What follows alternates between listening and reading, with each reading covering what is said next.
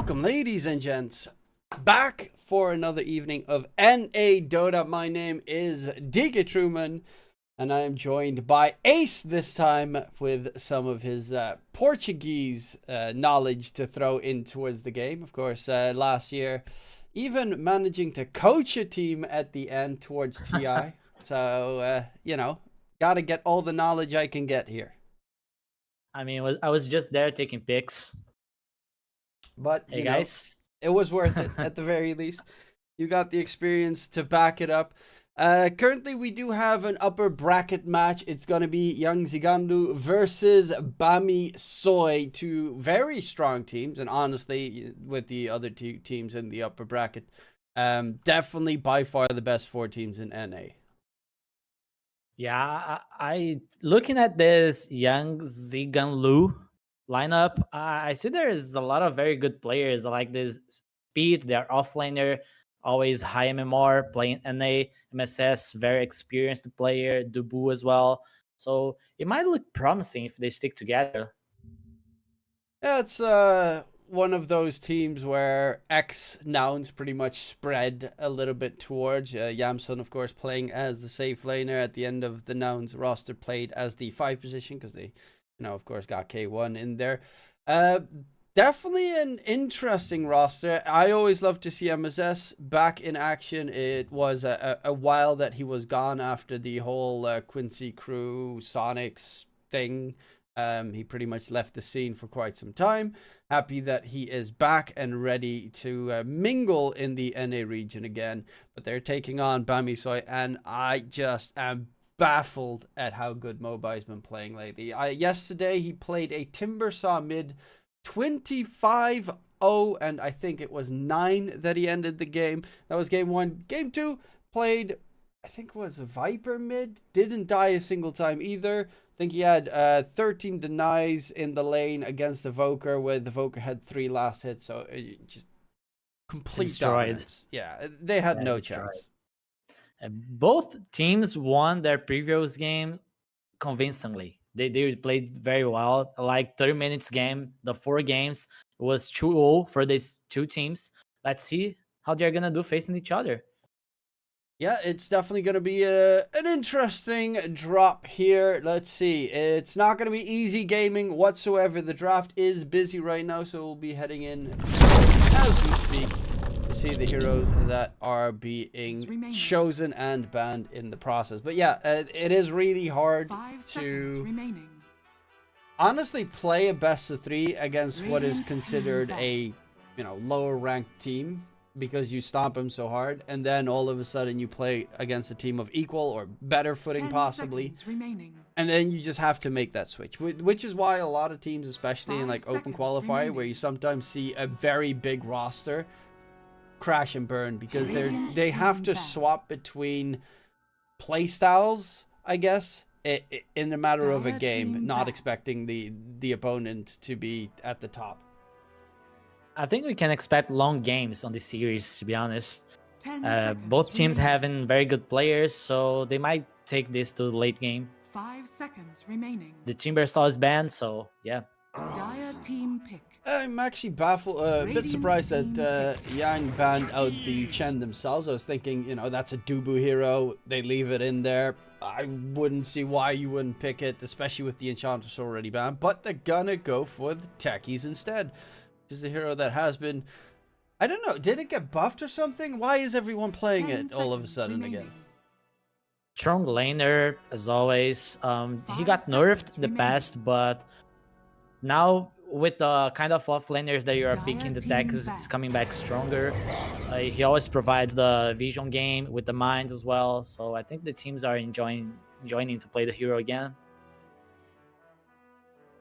Well, definitely a strong one to witness going forward. The Abaddon on the opposing side, a good save against all that magic damage. Doesn't really care about the Techies wombo combo one-shot potential either, and I think that's the more important factor. Does have a bit of flex. Techies tends to be a support. I've seen a mid Techies once in a blue moon, but I don't expect anything else but just to support Techies this game. Yeah, I know Dubu plays it, so they can play this hero as a 4 and as a 5. It's a flex support for them. Of course, Dubu plays it. Chen. Yeah. techies. He's like, I want to win my 5 pubs because seconds I'm remaining. cruel. Just play like any other support Radiant does and team just get back. Crystal Maiden or something. Something that He likes I to be don't really care annoying. about. Exactly, annoying heroes. It's all those mines all over the place. There are a couple of heroes that do that. Zeus, you know, as a support player, myself is probably the one I hate the 10 most because he seconds just remaining. takes care of all your freaking wards, just like Slark, and you're 5 very upset seconds the entire remaining. game. If you play a hero like Crystal Maiden, you're annoying your own Radiant team. Dire So team pick. yeah, just go and play In the techies. spirit. But she gives Ooh. auras though. Think of the aura. Ember Spear is pretty good though. He's a Mage Slayer builder, especially against a hero like Techies, who is completely magic damage based pretty much. You hit him once with the Sleight of Fist and his damage just 10 drops down. seconds remaining. He's so tanky right now. This hero is just so good. He's back, baby. 5 You're gonna seconds see a lot of remaining. Amber mid. We actually saw it a couple of yesterday, a game as an off lane and as a safe lane. I think, was it in the same series? I can't remember if that was in the same series, but I definitely saw it as an off lane and as a safe lane, which was a bit surprising on the flex. I think it was actually specific. Yeah, Bamisoy played it as the safe lane. Sammy played it in the safe lane. Interesting. Wasn't really superb or anything. He was the least farmed in his from the cores in his team, and that was the game where they I think that might have been the Timber game of 25-0-9. So the real carry was the Timber. Oh yeah, 100%. But the mobile tends to be the real carry anyway. You know those Germans that are moving to take over the mid positions in NA? They're doing a good job. Okay, on the buck, you have now some catch for December. You can silence the Abaddon as well, so you can prevent him from using the shield. Very good response. 10 seconds remaining. Can turn into a heavy damage dealer as 5 well. I think seconds that's the more remaining. important factor on the Yep. hero dispatch with the upgrade of the Witchblade being so dominant. You get your shard, you get your Aghanim Scepter, and all of a sudden late game puck is a real threat. They can now show their offlane hero. They can pick another support here. Not sure if they want to tell their support duo here. They only see the Abaddon, as you said, could be a flex pick as well. Not sure if they want to expose their side lanes Radiant team with the pick. supports. Still doesn't give it away completely, even though support does look pretty likely for a gyrocopter. I haven't seen Yeah. much. I know there was Jenkins played it offlane, yes, but there were really weird offlane picks, and all of them 10 Yes. seconds lost. remaining. You can count that. He was 5 playing seconds against a lone remaining. druid, I think, on the lane. Yeah, Got and he got crushed. demolished, absolutely demolished. But then again, they were never really in a position where they probably would win that series. No disrespect, But of hey, course, but Great team fight with the puck. This new gyro, a lot of magic damage. Can be a good duo to rotate with the puck on the map. You had it's hard to catch the Amber with the missile, but it can work sometime if you lash the Amber Spirit with the Dream Coil. the downside is you also have a Baton that can get rid of the stun from Yeah. the rocket, so it's not really that good. The plus side of Gyro is that he's just really fast, so being on top of him the entire time is a little bit tougher. Wyvern plus Lion. You're playing against a lot of magic damage, so Wyvern might not always immediately be the best choice. I mean, you could throw Cold Embrace on an ally. 3 techies mine spawn right next to him. It doesn't matter if you Cold Embrace him. He's dead. Unless you're planning to play this 5 Winter seconds Wyvern as a remaining. carry. Artis did it yesterday against Fort Studios. You can like lane the Abaddon with the Winter Wyvern, having the magic amp during the Winter's Curse. Buy the Maelstrom, do a lot of damage on your right clicks. That was another Maybe that's the game plan. where you didn't really need RTZ at all. Like the other two lanes Yeah. already just won the game, so having the Wyvern was like an extra, kind of like when Sammy played the Ember yesterday. It's there, not really required for them to win because it was a two-man Stompfest. Don't know if Sammy plays Dire Wyvern team safe. back. I wouldn't be surprised if this is a Wyvern offlane either. That tends to be pretty solid for the most part. They might even put the Wyvern mid, because I know Moba used to play Wyvern mid, and then they put the Ember back for Sammy, 10 because seconds Wyvern versus remaining. Buck Radiant should be a pretty team back. decent matchup, I think. Yeah, it should be a pretty decent match, but what do they pick here for the carry role? I think this Puck has a great game so far. There's this Lion pressure, but he can play around it. I think it's a great Puck game. If you have 10 the Winter seconds Ravener as a remaining. backline hero, Puck can always be there. 5 They have the Tide seconds Hunter as remaining. well. If he buys the Radiant dagger, team they back. have great jump with the Puck and the Tide Hunter. I'm afraid what Bamsoy can achieve with this Wyvern. Well, if it is a Team core back. Wyvern and you get Aghanim Scepter, Tide is completely useless. Yeah, he can itemize. They're very weak to the Wyvern actually just being farmed. And I think that's a bit of a problem for them. Cold Embrace doesn't do anything, but his right clicks can be 10 really seconds powerful, remaining. especially with, it's a universal hero, and the new 5 items seconds these remaining. days with the upgraded Witchblade are, well, I think a little bit overtuned. They're insane. This hero can become a real right clicker. It takes time, but if it goes to late game, Dire this hero is team pick. scary to play against, especially if you're trying to push high ground against it. Now the Monkey King ban just to secure the Tide Hunter lane, kinda secure. It could also Let's solve easily the be an mystery. Abaddon safe lane. You're playing against Tide. Abaddon Yep. safe lane is not a 10 bad choice seconds against Tide. remaining. Because you constantly, even if he gets rid of the 5 Curse of seconds Avernus remaining. debuff, you just reapply it right afterwards again.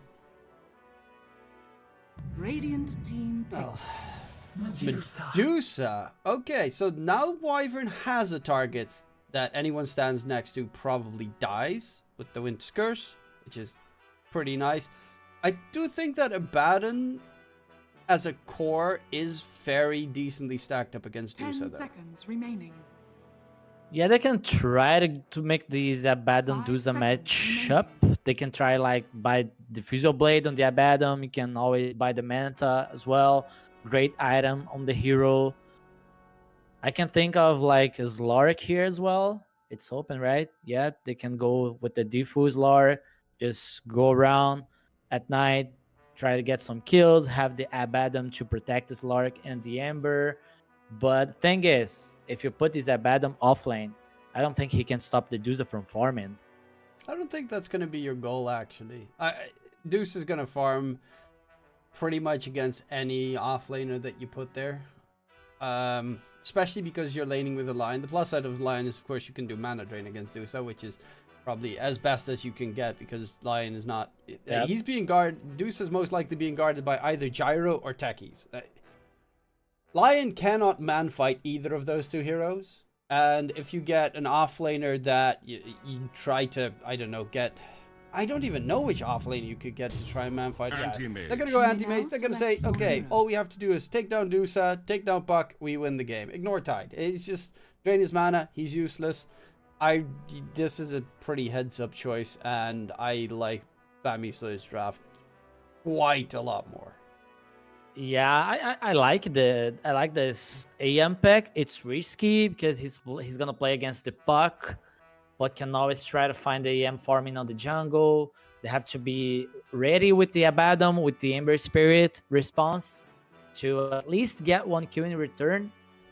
If the game goes late, of course, the AM can just destroy the Dusa, but the tempo, the young Zingan Lu can use with the Tide Puck and Dusa 24 minutes with 2-3 items pushing the game.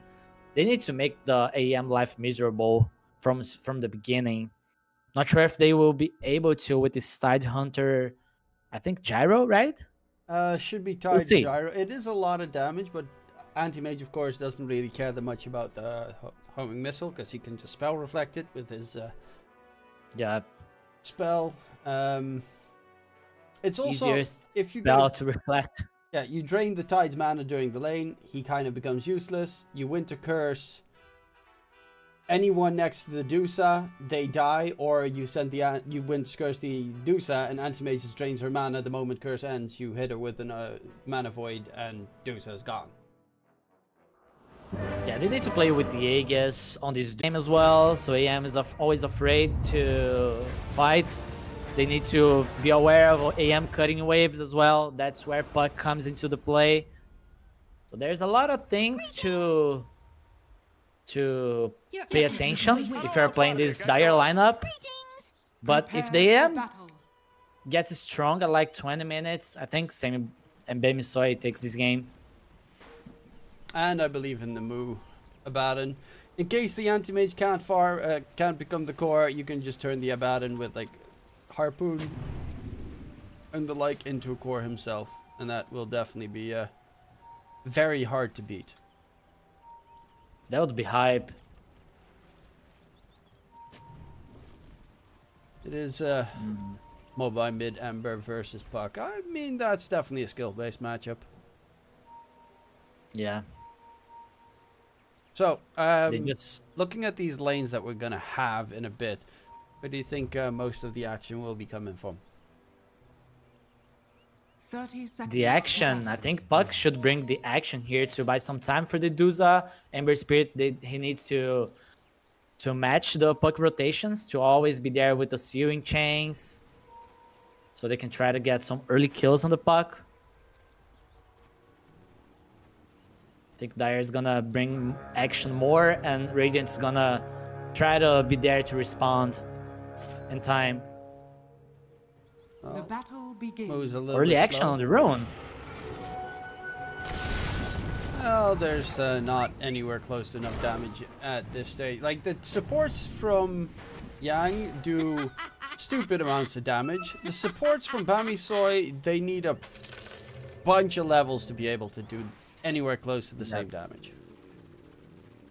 They need a lot of levels, especially if this Lion decides to max the mana drain.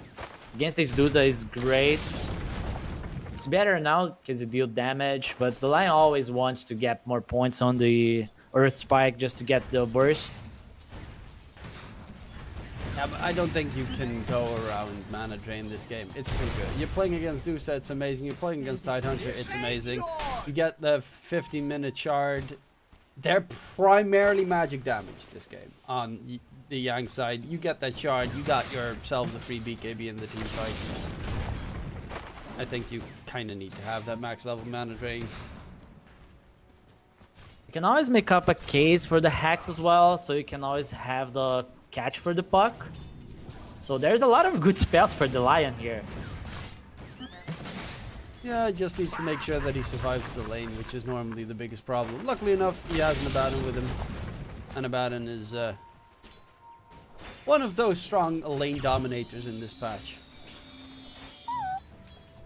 Doesn't really care about the Deuce as long as he's got enough mana. The Tekis did a good job preventing the Lion from blocking the first pull, so Dusa can keep farming.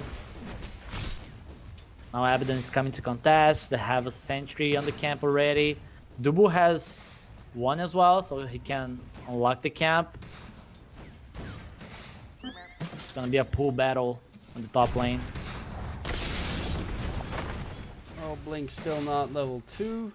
Just got his level 2 for the mana drain, and I just, you know, go away and annoy Yamson for half a millisecond. Dire's turret has been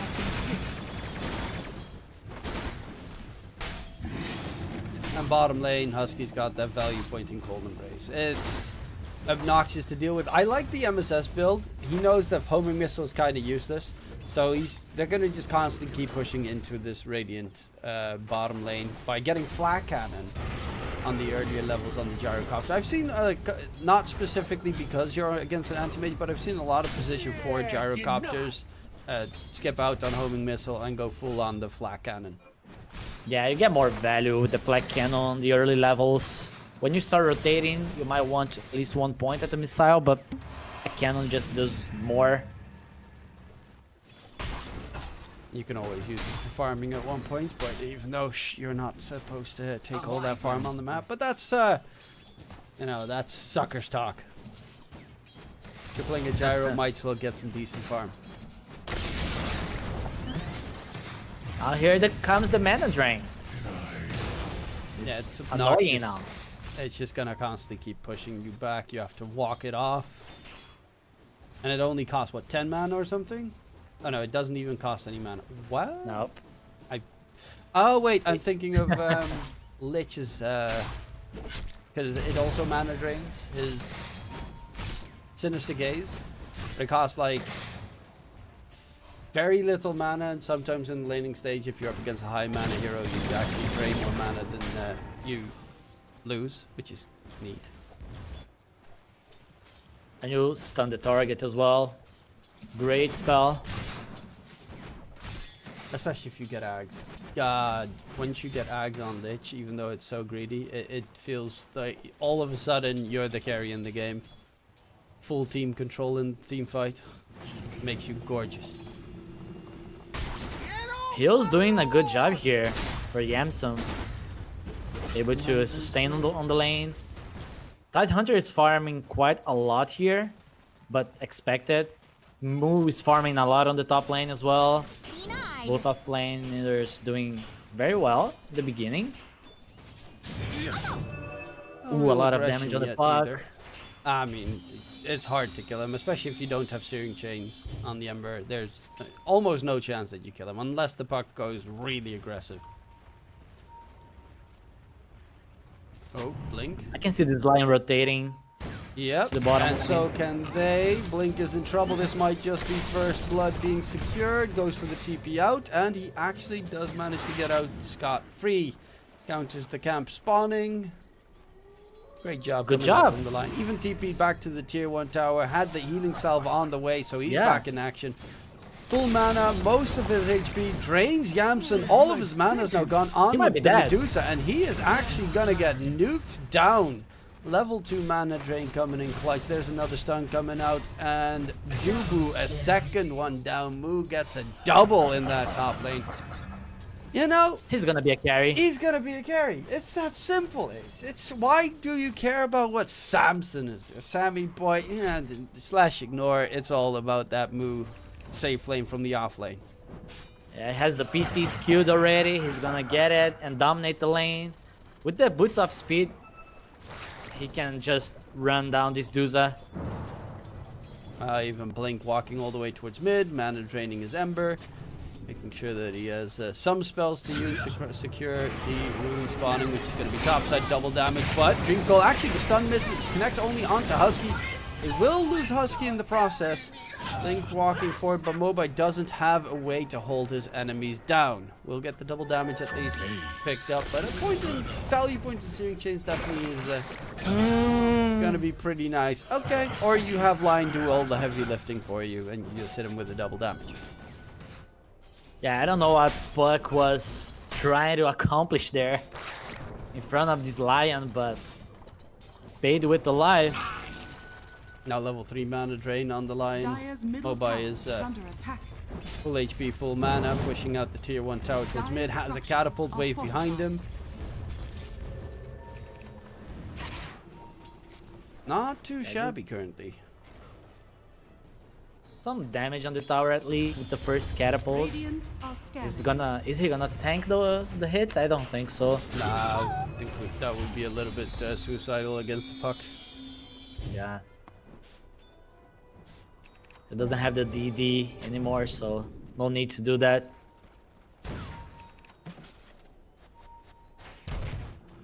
Nice stack.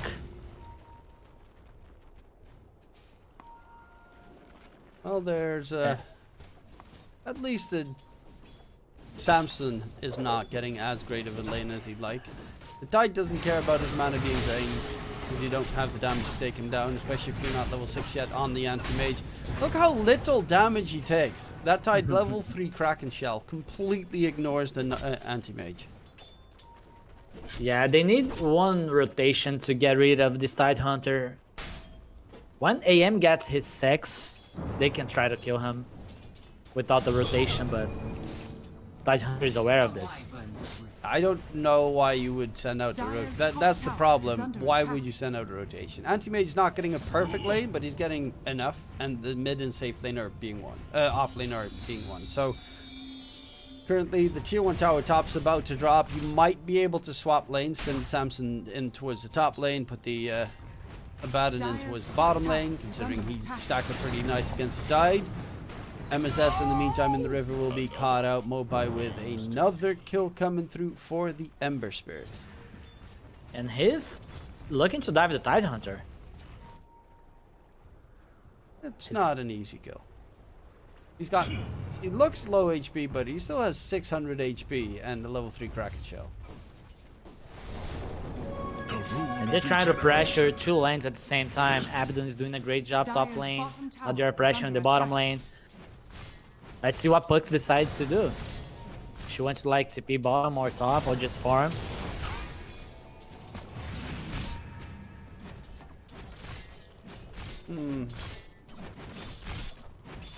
Just farming at the moment.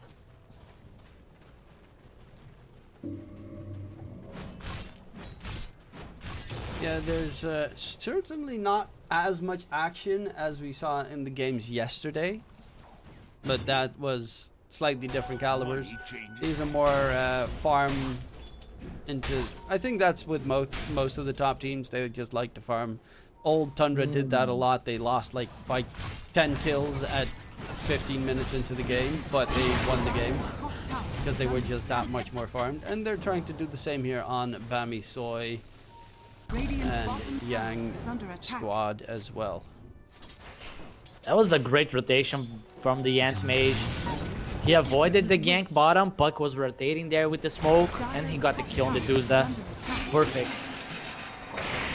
Towards mid, nice two-man Dream Call. Mobai might be a second one down, dropping low. There is no curse for the White One to help out, but Mobai gets himself back. Husky, Splinter Blast, trying to kill off MSS.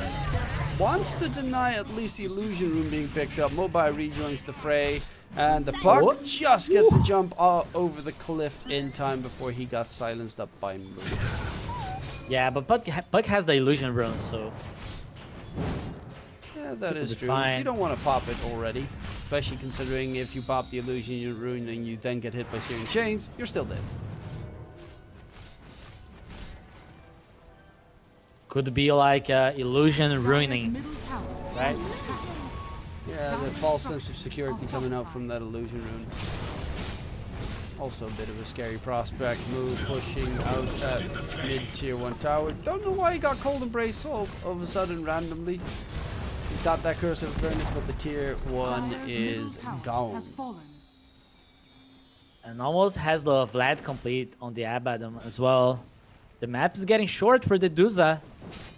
They need to make a quick rotation with this buff. They need to get the tempo on their side.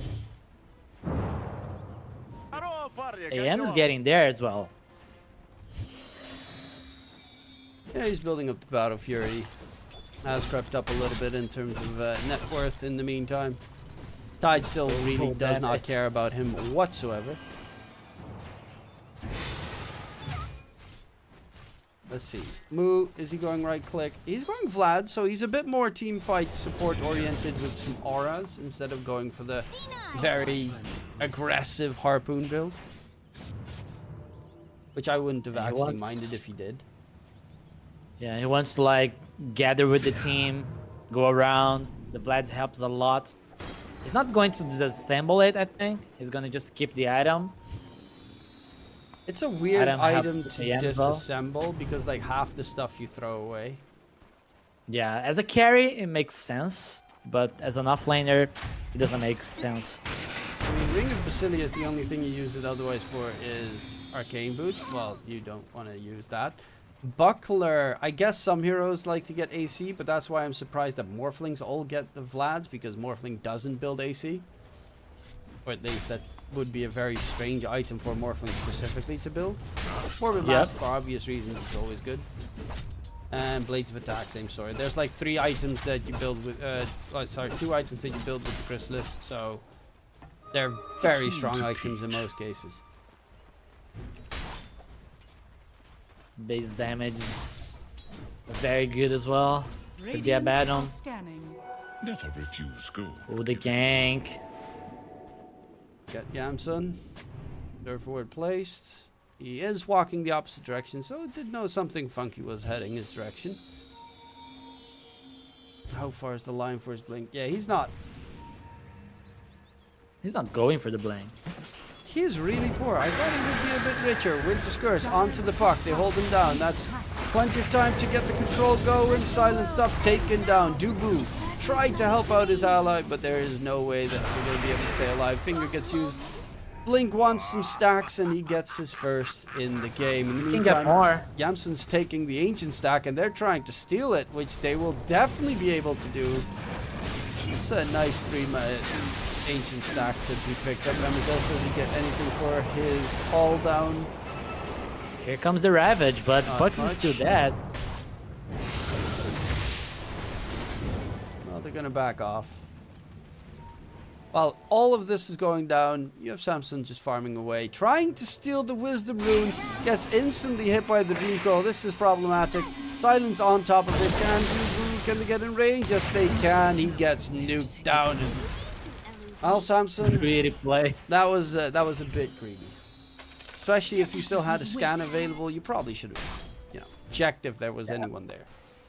At least he tanked like 2 ultis. That's a But plus. yeah, it's worth it for the Dire. Dire's middle tower is under attack. Well, Mu is going for that Manta style, so you're Radiant's going to bottom be... tower is he under is going attack. back into I'm a Radiant right-click are core. scanning. Everybody fear me. Speaking of which, 2-man route from Mo by walking forward.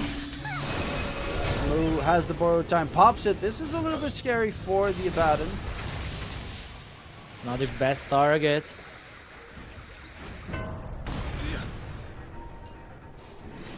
And even without the ultis, they were not able to fight against Bam Soy. Yeah, they're actually being forced back. Deuce is just farming topside in the meantime. They even rotated Samson over there to help out in the bottom lane. Takes the gateway top so that he can at least try and get some farm going. See some nice waves. Still doesn't have the Battle Fury, and it's starting to become a very slow Battle Fury timing. There's a lot of farm open on the top lane. Ember Spirit bye. might die. There's the little rocket coming through, but he's got a nice fat Radiant aphotic shield on him, so structures Mobai will just stay alive, easy peasy. Move on a killing spree. Yeah, I think the Abaddon is the Radiant's biggest bottom problem tower this is under attack. this game. Obviously, Very Anti-Mage hard to will kill. turn into that, but right now, how do you control this Abaddon? They need to like hit him with the Ravage and with the Puck Silence Radiant's and bottom try to tower get has kill on the other heroes, like both Sports, Lion and Winter not having great positioning items. They can start off a fight trying to blow the supports, but they might need a Blink Dagger on the Tide Hunter. A wyvern's bread. Yeah. Not easy peasy lemon squeezy. Don't mind. It's definitely going to be a bit of a rougher game for the Yang squad. Dusa is a great late game core, but it just... You're against arguably the strongest Dusa counter in the game. Yeah, they are not comfortable going late here.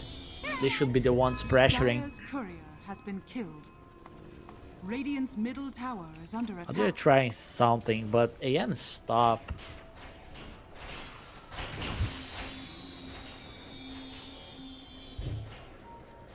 Maybe they're just getting some farm on the Dire's puck. bottom tower is under attack. Well, what is he building? He has the Witch Blade. He's going for the Blink Dagger. Yeah, they need it. Yeah.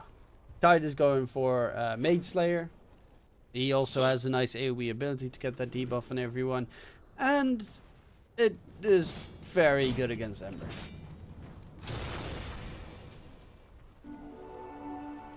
Are they going to Roche here?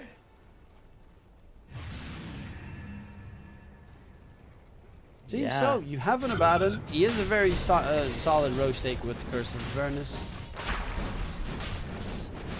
I never look at some specific heroes' talents.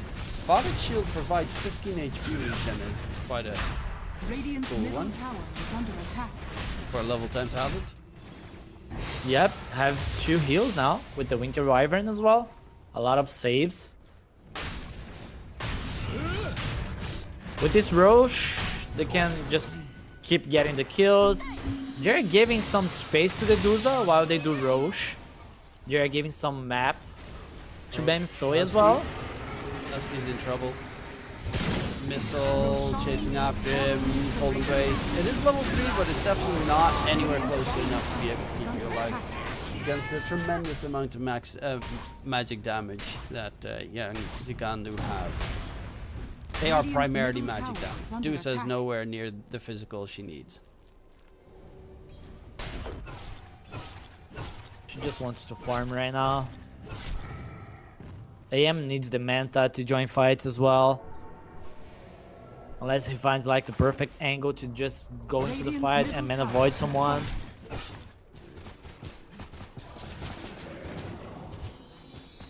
I do like the fact that young Zigandu are playing quite aggressive on the map, taking away Bamisoy's map advantage that they had. And try and clear it out. Mobai needs to be careful. Does have a Fire Remnant down, but if he gets hit by Dream Coil, that Aegis will be very quickly lost. Silence comes out. He's tanky Well, though. afterwards, he is tanky, but Techies is like the anti-tanky. Yeah. Fire Remnant. Oh, it actually was about to just drop away. If they waited probably 1 second longer for that kill, he wouldn't have Fire Remnant to jump to. It feels like he wasted the Aegis running down this bottom lane, killing the wave. He seems on the top side. He wants the room. Well, speed does get caught out. In the meantime, Samson has gained a lot of net worth, is closing in towards his Manta style for obvious reasons. You're playing against Buck. Silence is probably one of your worst enemies as an anti-mage. Buck is on the run. The biggest annoyance of playing against an Ember with the Mage Slayer is that Mage Slayer throws a 6-second debuff on you, and Sleight of Fist has a 6-second cooldown. So in a sense, you can never blink out because you always have the debuff on you.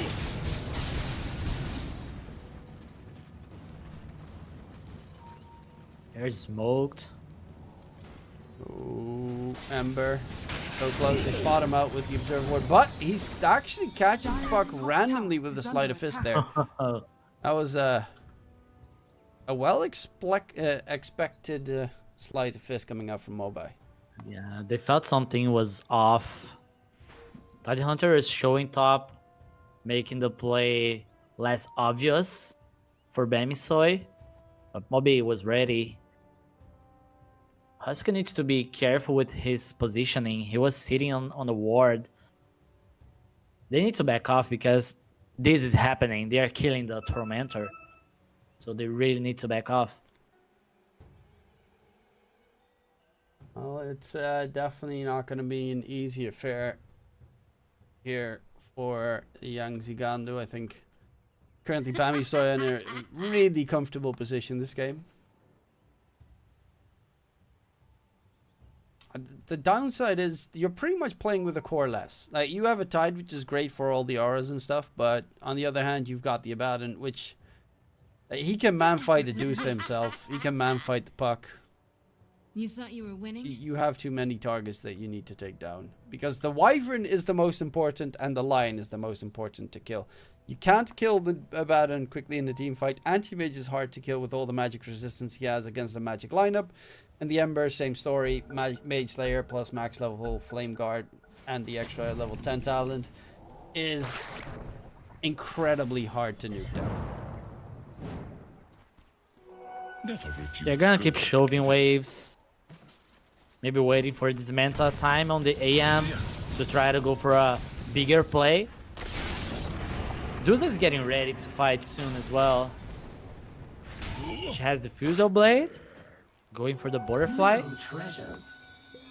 She's gonna build a lot of Agi with the Double Eagle Radiant's song. bottom tower is under attack. She'll soon become a real right clicker.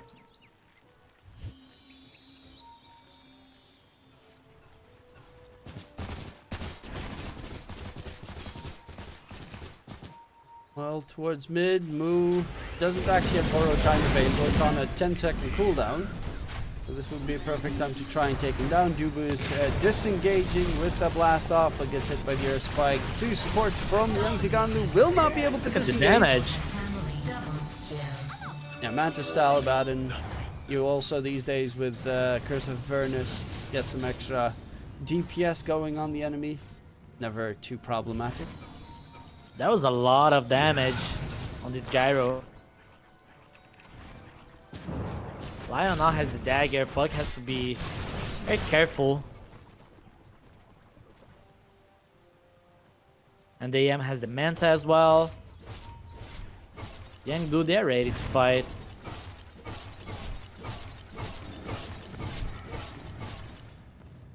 Samson. He's going for Diffusal because the Disperser is such a good item. To have this game up towards mid, Moo is in the front, Speed going in from behind. They're trying to pop his first life. Actually is getting all of his mana drained thanks to the Dusa. And with the Borrowed Time being used, this is a bit problematic. Samson looking for the supports, knows that supports are the best targets to take down. They actually lose Moo already. Husky's going to be a second one down. Can Blink get himself all the way back? The chase from the puck comes out. He's actually building into a Maelstrom puck. So this is turning into right-click puck this game. That was a heads-up play because they saw the AM farming bottom. Then Puck decided to fight mid. They killed the Abaddon with the Puck just going after the supports. They could not help him. Very good fight. Now they have more map for the Dusa. She farmed the Ancients, got the wave top. Is under attack. Yep, they're getting there. They're definitely keeping the advantage at an even position, but you did not manage to take down either Samson or the Ember of Mobai, who is the big, tanky, bulky hero that you need to get rid of. He's building into Kaya Sanj and then into the Shiva's Guard. At that point, he's got magic resistance, he's got physical damage resistance. He is going to be the most obnoxious possibility in any team fight. They need to get to that point where the AM can hit the Dusa on a fight. I don't know if you will be able to do that because the Butterfly is almost finished, I think, right? Yeah, it's getting very close to being done. Butterfly will be a huge factor against both the Anti-Mage and the Abaddon, but of heroes that don't really want to build MKBs, it's not a great item for them. Could go for possible Bloodthorn instead, which obviously has about the same properties, where you get True Strike on the target that gets debuffed. But it's a little bit more risky.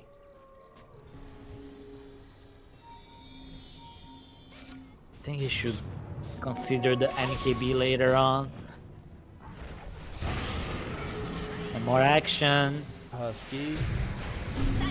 Homing Missile chasing after him. Blink's taking care of. Curse being used, but Homing Missile holds down Husky. Double kill. They again find the two supports. And with the two supports dead, Bamiso really has a very weak fight. Like their cores are incredibly strong, but the supports are the ones that either need to save them or set things up. Yep, if they get jumped, they don't have fight. They can't see fight. Dire's bottom tower is under Samson stunned up. Do they have the damage to move them down? Yes, the homing missile perfectly spread their dots around to make sure their CC lockdown would be there. And Sammy even gets a tip from MSS right there. A little bit of extra BM added in. MSS now also has a Ghost Scepter. Will be able to survive any jumps coming out from the anti-mage. Later you can even upgrade it to an E-Blade if you want. Make sure that you can save anyone from the curse. Yeah, and pick off after pick off, suddenly the 5k advantage is no longer there. The Roche is... Maybe it's about respawn, let's see. Ooh, 2 minutes. They need to protect the Roche area. They cannot afford to give the Aegis to the Duza team. Yeah, the problem is as well that Puck's closing in on his axe. And that's going to be a big spike in teamfight damage. They have Especially so if you're much fighting on the Roche pit. Well, they are at least waiting in the area. The problem as well is their Roche is pretty okay. Not the most amazingly fast on Bamisoi, because they don't have any armor reduction. I mean, they have a bit with the Orb of Destruction on the Abaddon, I guess. But it also gives that beautiful roar of, hey, they're taking Roche! Which is the downside of taking the first Roche of the game, is that the second Roche makes things kind of awkward because they know exactly when you're taking it. Yep. Oh, a tier 3 token actually gets forgotten at the Ancients. He doesn't have time for that. Radiant's middle He's tower AM. is under attack. Oh, well, he Keep has farming. time to get hit by a Dream Coil here. Samson snaps the coil, Ravage is blown, and Samson is dead again. Taken out, but in response, will he be able to take the fight? Speed barely took any damage. MSS is going to get hit by the curse and should drop low. Moo coming in. Has that Ghost Scepter, is not going to be able to keep him alive. But Saturn, without the anti-mage, Medusa is feeling immortal at this stage. It's a big fight around the Roche pit. Luckily enough, it's still a long cooldown before Roche respawns. Did he miss the Cyrus? I think he did. Radiant's top tower There's a is under attack. weird silence miss. The leech comes out, dead in the water. No movement coming in. 15 seconds for Roche respawn. And Ember is 35 gold away Radiant's from top a tower buyback. is under attack. Would you even go for a buyback? I don't know, but currently Yang Ziganu is looking really solid. I mean, the fact that they just keep on catching Sammy, it's been the Puck 3 times Radiant's so top far tower that is has under managed attack. to catch Sammy.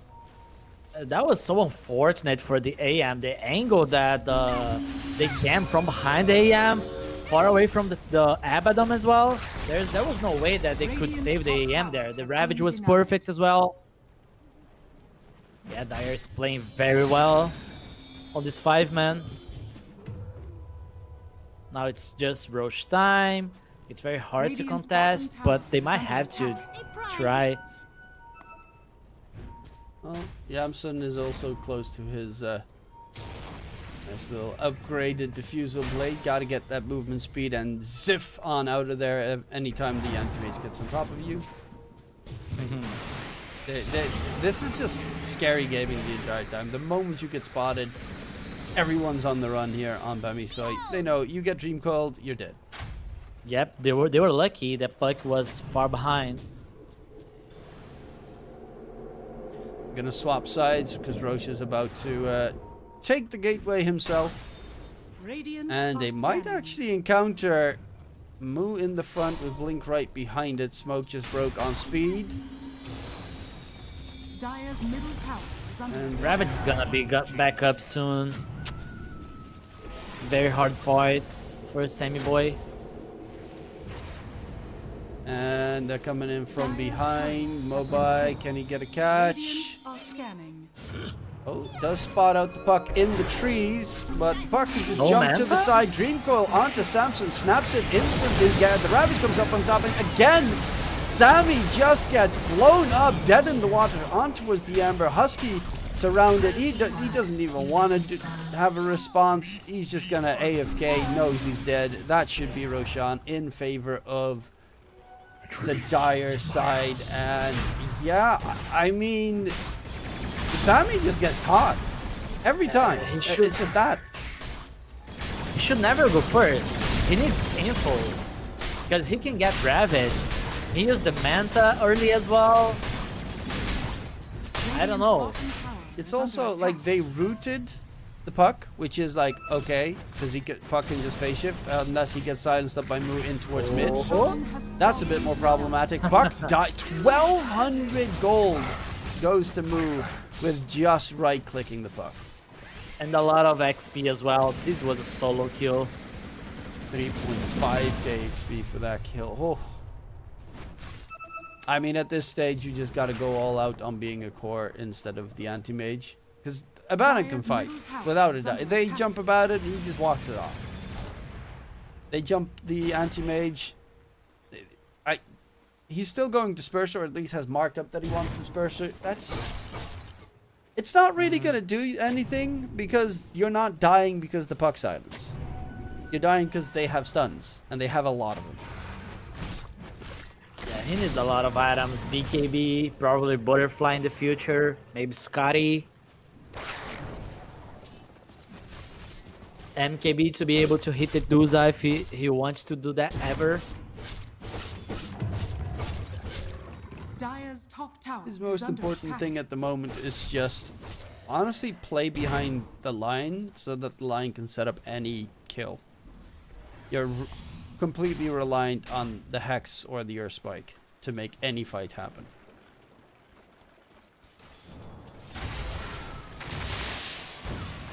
At this point, I think they should not try to get these peak-offs, these kills. They really need to play from behind.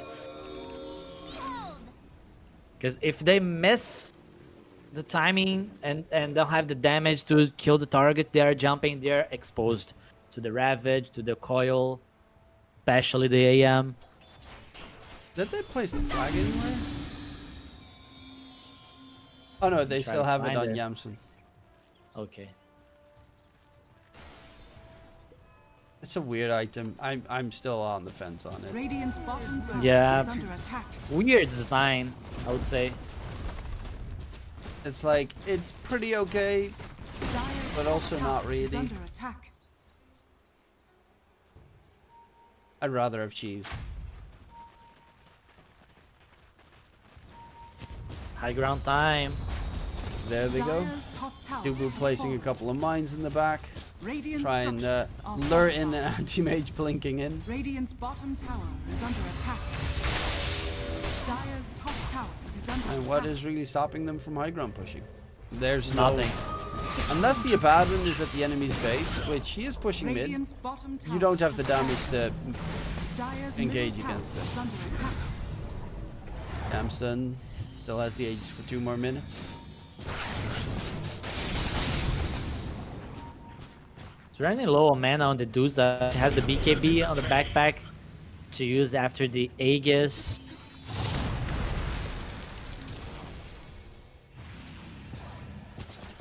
They're respecting the high ground defense with the Lion and the Feast from the Amber. Dire are They don't have to rush things here, I think.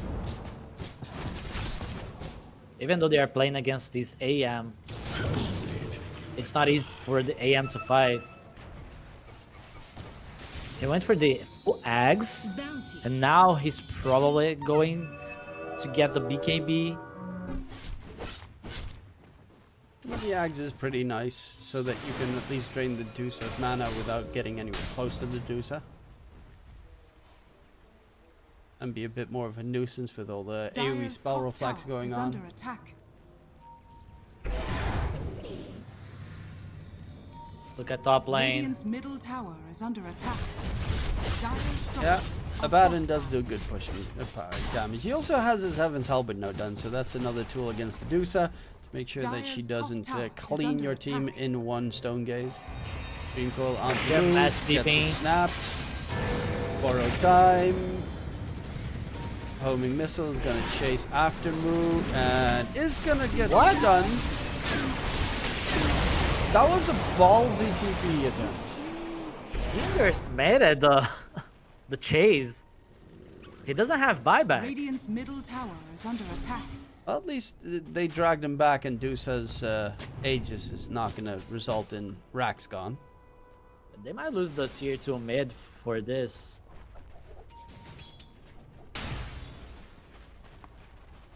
Dusa's joining the party. Radiant's middle tower is under attack. And he is going for the Daedalus, which is not that surprising. It's a very capable item on a Dusa. Of course, now you can't get crit with the Silver Edge anymore, so you don't see that one anymore. And with that, AM can't stand his ground against the Dusa. It's a lot of damage.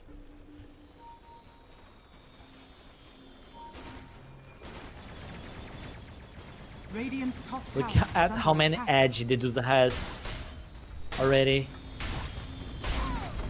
It's a decent amount, over 200. Radiant's Got top tower has 39 armor, with of course some auras included in the mix. He's got the Vlad because of all the edgy with the Vlad's aura nearby. He does a ton of damage, but still dies very quickly if the Dire's anti-mage middle gets on tower top of is it. under Like, attack. it's one bad move, you stand next to an ally, you all die. Radiant's top tower is under attack. Because this game is completely open. Anti-mage can still blow up a Dusa if he doesn't get caught by the puck, which has happened pretty much the entire game. He doesn't have the BKB yet. It's definitely a window for the Dire to try to catch him on the fights.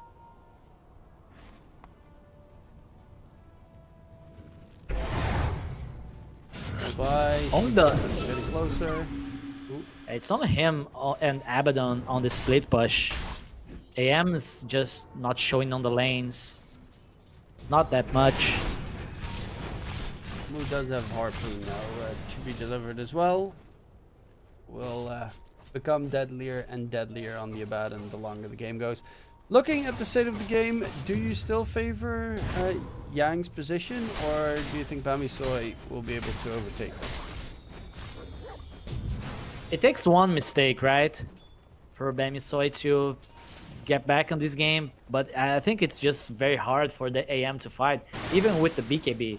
If he gets ravaged, I think it's hard to survive that. It's a lot of physical damage coming from the Dusa. Dire's middle tower is under attack. So it might take like one mistake from the Yangdu to Bamisoy to get back into the game. Only thing they can do is split push. And they're doing a good job. I mean, Mobai is cutting the mid wave. He's taking the tier 2 tower mid in the meantime, while all of Yang is taking the gateway towards bottom. Now they have to deal with two lanes being able to push onto his tier 3 towers. Mobai actually needs to be careful, gets hit by the silence, but with the BKB there is Dire's bottom no tower is lockdown under until attack. puck gets level 25 to hold the Ember in position. Yeah, you need to get something out of this. 1.4 minutes to rush. They need to try to find kills on the map, try to push out the waves. This BKB matters a lot for the Ember.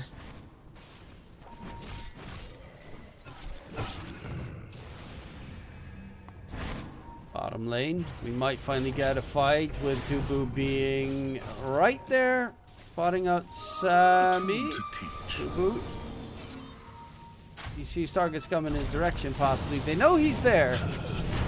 He's gonna try and glimmer. In the meantime, jump onto Mobai, blink with the mana drain coming out. I hear a Ravage being blown. I see a lot of stuff happening. I don't know who's dying, but now we are back in the full view. Moo coming in from behind on towards the Dusa, disarms him, keeps him out of the fight. Sammy needs to find the Dusa himself, who is actually currently running away with that disperser as fast as he can, but he's gonna get surrounded. Dusa, Stone Gaze comes out.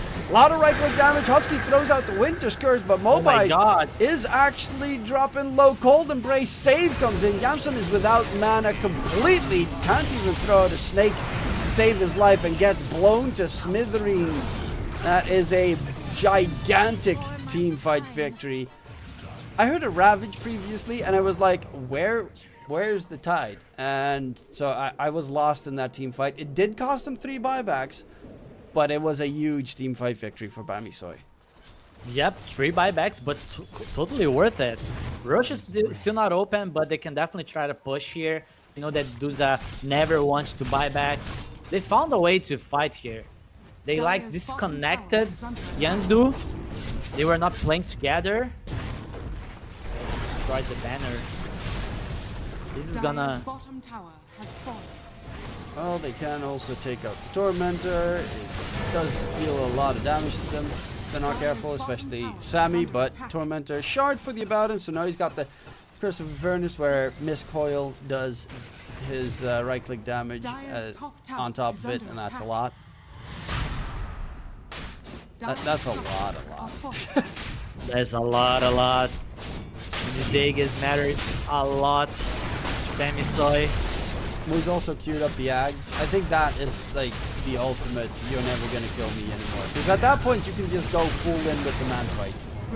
Your teammates with the shard, with the Aghanim Scepter on that farmed Abaddon will never die. As long as they are together. Yeah, that was the one mistake from the Yangdu.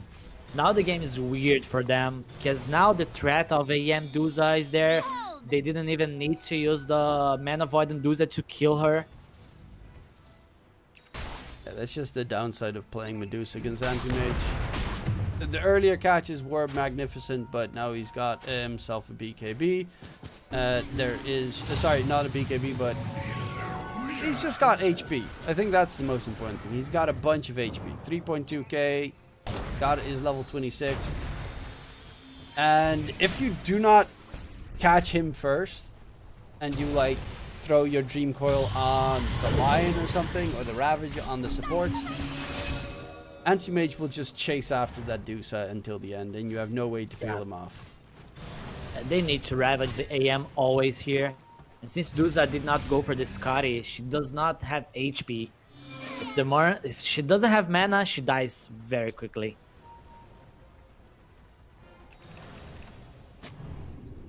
And the evasion really did not show any advantage in that fight. He just got nulled. They were close to kill the Amber and have a dieback there, but the Cold Embrace came clutch from the Winter. Yeah, always a nice spell to have. Also itemizing for it, has the Splinter Blast Shadow Radius with the Shard. So you're gonna have a nasty Winter Wyvern on any defense. Oh, we're even Stevens in the game. MSS has a BKB, by the way, on the Gyro. He's got Ghost Scepter, Force Staff, BKB.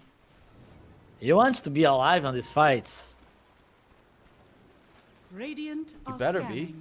Otherwise, Boss 4 getting a BKB without any, you know, other items. I mean, he does have 2, but they don't really feel like items. Makes it a bit problematic. Yamsun closing in on his level 25. I think that's the important one, though. Dusa 25, split shot use modifiers.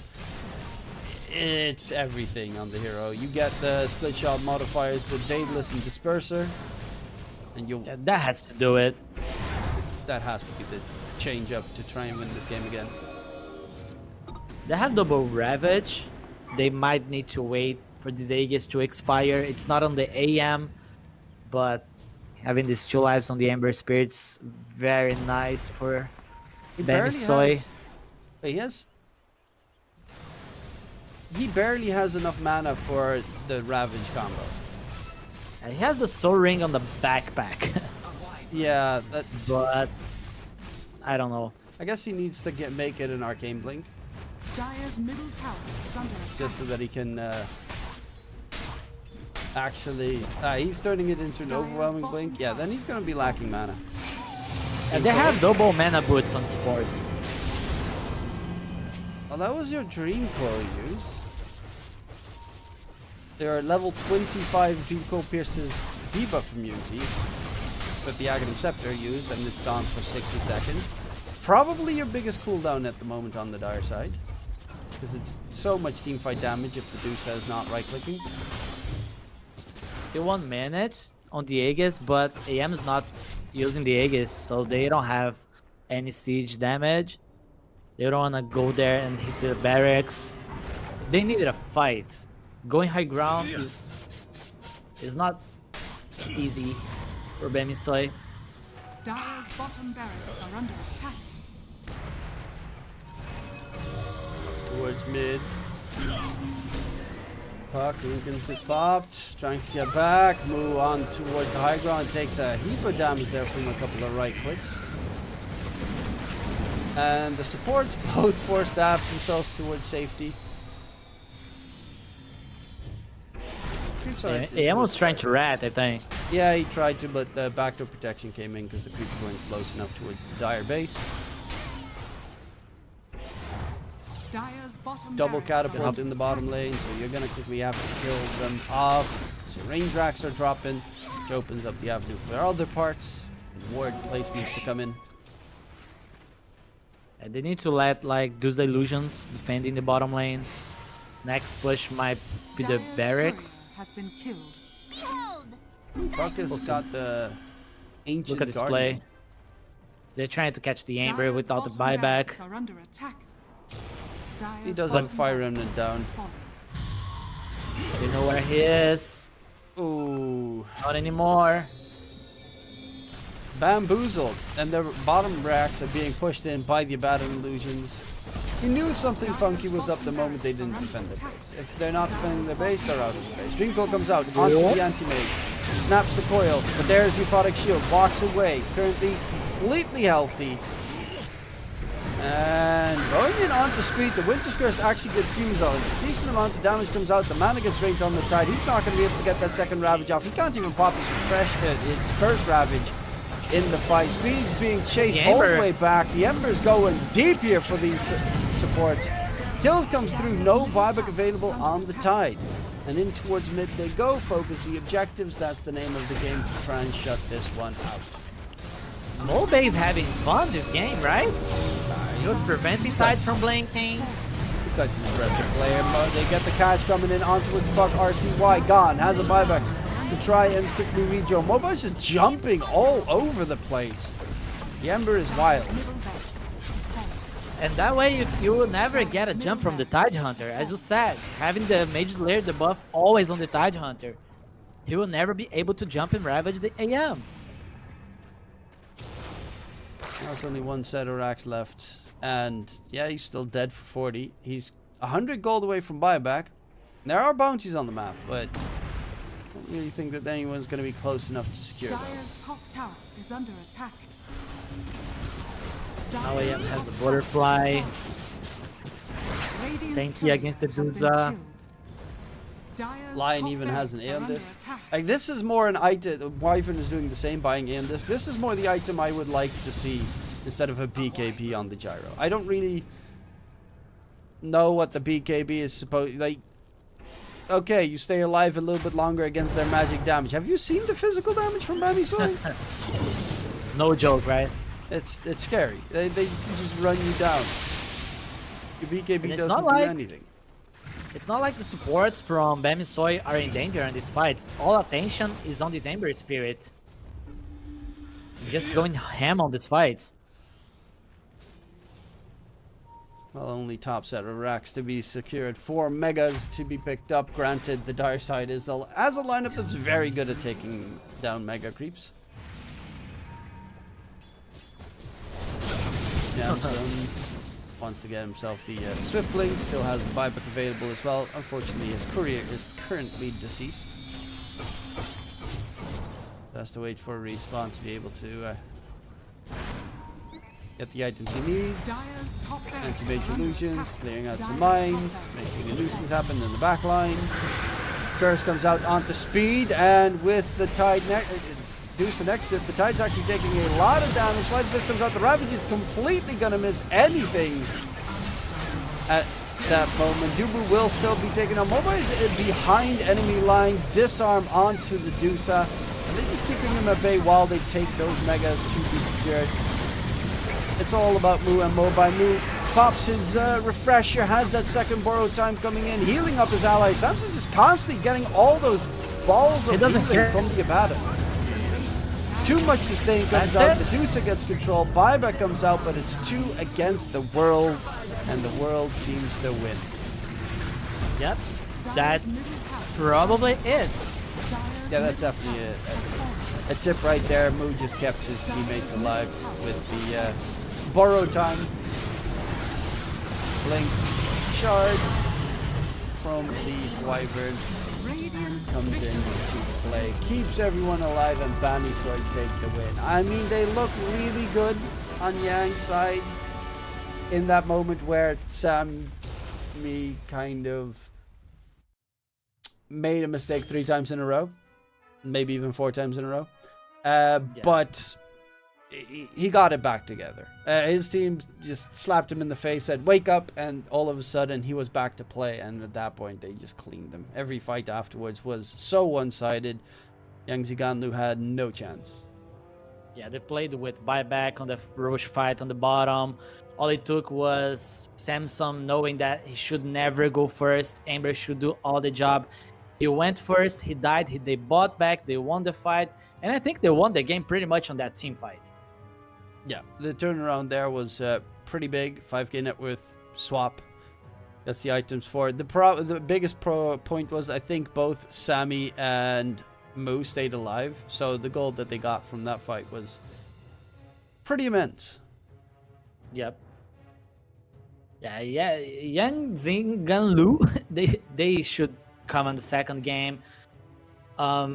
Maybe considering not picking the Duza and letting the AM open if they are not planning on finishing the game early. Yeah, I think that if you're playing Dusa, you can't play against Anti-Mage. It's that simple. It's the oldest rule in the book. He's just such a 1-for-1 counter. Granted, they did a really good job. Don't get me wrong. They played super well. RCY managed to find Sammy multiple times alone and be able to take him down with the rest of his team. And then they trickled in and all one by one died. But in the end, the matchup was just so unfavorable for them that Bamisoy just could relax on the fact that their chords, even Moo late game, he got the equipped Aghanim Scepter. The healing in that last team fight single-handedly kept Sammy alive. Yep, that was crazy. The Moo Abaddon, the Amber Mobe as well. I think more heroes for Yang Zinganlu to consider banning on the first phase. That's how they approach this on the next game. Yeah, we'll see in the next game. The problem is you can't really ban out the mobile heroes because he's got a ton of them. Dude plays everything. He plays the weirdest stuff, even Nature's Prophet mid if he wants to. You'll have to be careful of what he picks next. But to check out what he picks next, we'll be going towards a short little break, and we'll be right back after these messages.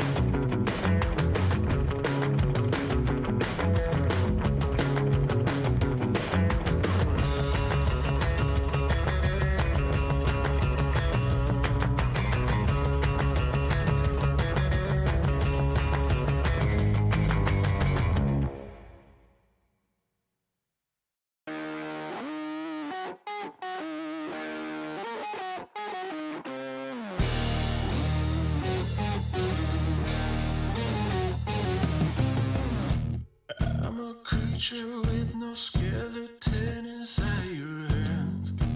Got no home address, I come and go as you command.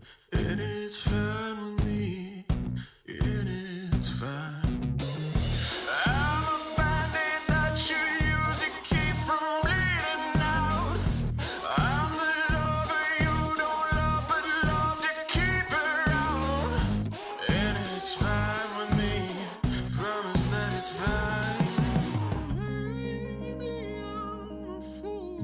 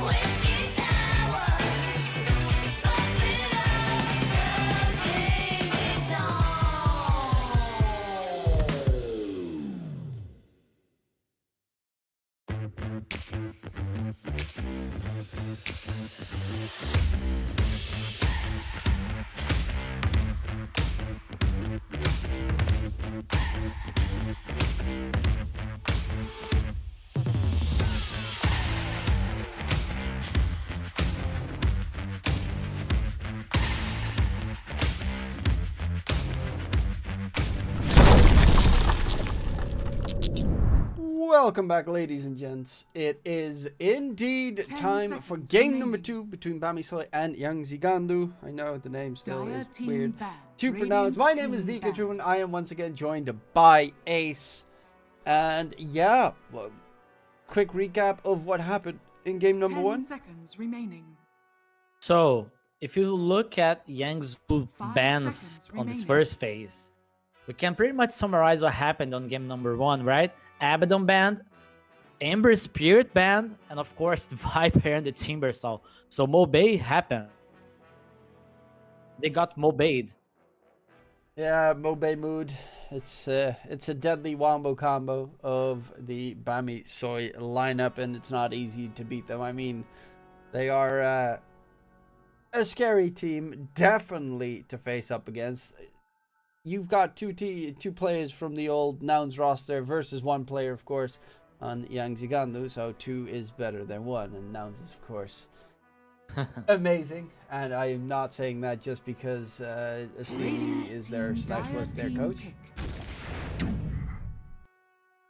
pick. The Doom first pick. Not a classic. It's not really. I mean, it's still a very strong hero.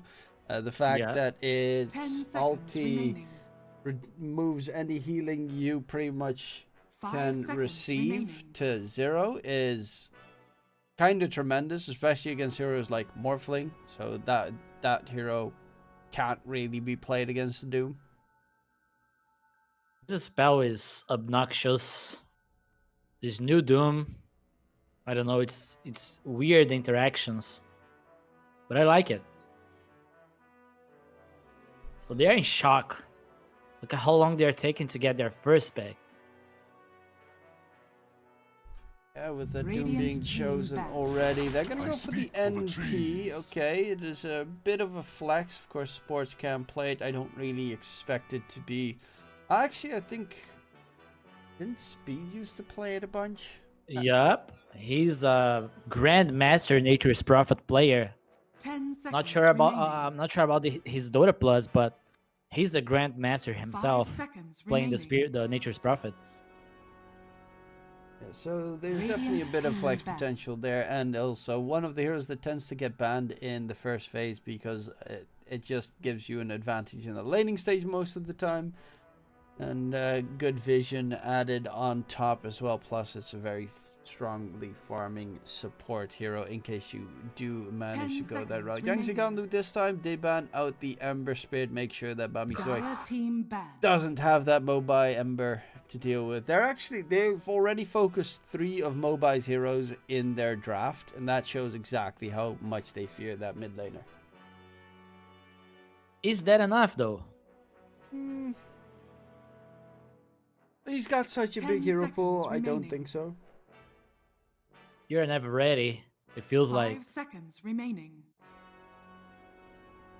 I'm curious to see how they are Dire planning to team play this Nature's Prophet. Of course, everyone knows that Split plays it, so it adds the value of being a flags hero. It might just be a support. Yeah, I would assume so. Doom could 10 also seconds possibly remaining. flex in that regard. I do know a couple of people that like to play 5 a seconds position 5 remaining. Doom, position 4 Doom. So you never should, in the meantime, keep it in your mind as it's going to be the off lane. Hell, it wouldn't be the most surprising if Radiant Sammy would team play it pick. safe lane, for instance. Admiral Conker. Alright, Kunkka first phase. I mean, not first phase, but as a second pick. The offlane Kunkka is kind of nerfed right now since they nerfed the spells. 10 seconds remaining. Can still play it on the mid lane. You can probably 5 still play it seconds on the remaining. offlane as well, but it's not as great as it was. It really does depend on what hero you're playing against.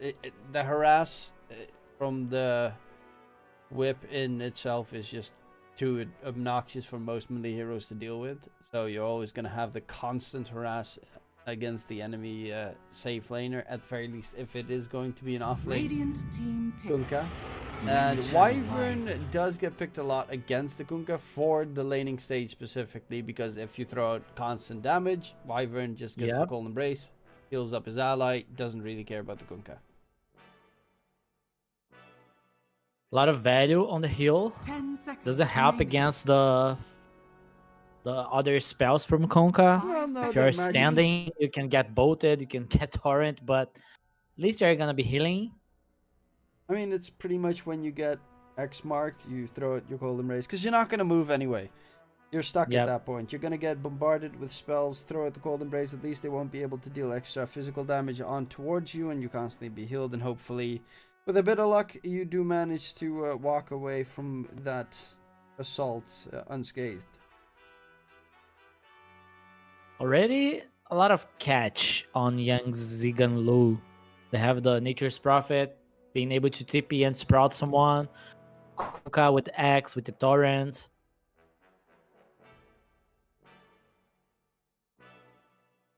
So they might be looking to... They're taking a lot of time away from their reserve time on Bami Soy.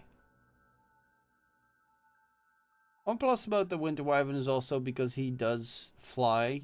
You don't really care that much about the Nature's Prophet sprout, Dire which is, team pick. you know, it's not super big, but with the addition of Batrider as well, it makes the Nature's Prophet's sprout ability very weak. Now he's sad. It's probably pos for Batrider to play with the Doom. Of course, there's a 10 lot of seconds mid laners that love this hero. They're always making a case Mobile for the does play Batrider mid. mid back again. So yeah, it could be a good matchup against the Kunkka. If it's a Kunkka mid. I mean, you could also play Winter Wyvern mid still. It's mobile. You can expect him to play anything mid, to be fair. I don't currently see a Meepo ban, so you always have to be a bit respectful of that hero being picked up, especially... I think at last game, it was Fur's phase banned by Young Zigandu, if I'm not mistaken, so you Who definitely... plays it on Bamisoi? Sammy, I think? Sammy? Wait, didn't I see it yesterday? I might have actually seen it yesterday. He play losing heroes, so he might be able to play Meeple. I have a terrible memory, Crystal Maiden. which is a bit of a downside there. In if I can remember who played. I mean, Moo could probably play it as well. It's not... It is a fun hero, but it's a little bit hard, of course, because you 10 have to seconds keep remaining. an eye on all the Meeplings at the same time. Nonetheless, on the opposing side, Face of 5 Void plus seconds Crystal remaining. Maiden. The problem that you sometimes have with Face of Void is chrono damage tends to be weak. Especially if you're up against a Winter Wyvern, because you chrono someone, Golden Brace comes out, Faces doesn't do any damage, but the Crystal Maiden does circumvent that problem. Together with the NP, you throw out the NP ult, Crystal Maiden ult, it's a ton of magic damage. Radiant team ban. Old school with the Enigma Doom duo. A lot of team fight coming out from Bamisoi as well. Okay, Moo plays the Enigma off lane, so then you're going to have a Doom that might actually be a 10 safe lane Doom. seconds remaining. Safe lane Doom. I think Sammy is going to play 5 this as a seconds safe lane Doom. remaining. I'm not... Dire it team could back. easily be a 4-position or a 5-position Doom. Because Husky could definitely pick up that Doom, but it wouldn't surprise me. Sammy tends to play whatever the draft entails for his team. That's why we saw him yesterday play the 10 Ember safe seconds lane. remaining. It wasn't a great Ember safe lane game, but it was because 5 the last seconds pick really remaining. sealed the deal for them. It was enough, right? I think they last picked the Enigma yesterday, and they were up against like Ember or so. No, Ursa, I think, and then Ursa just had no lane.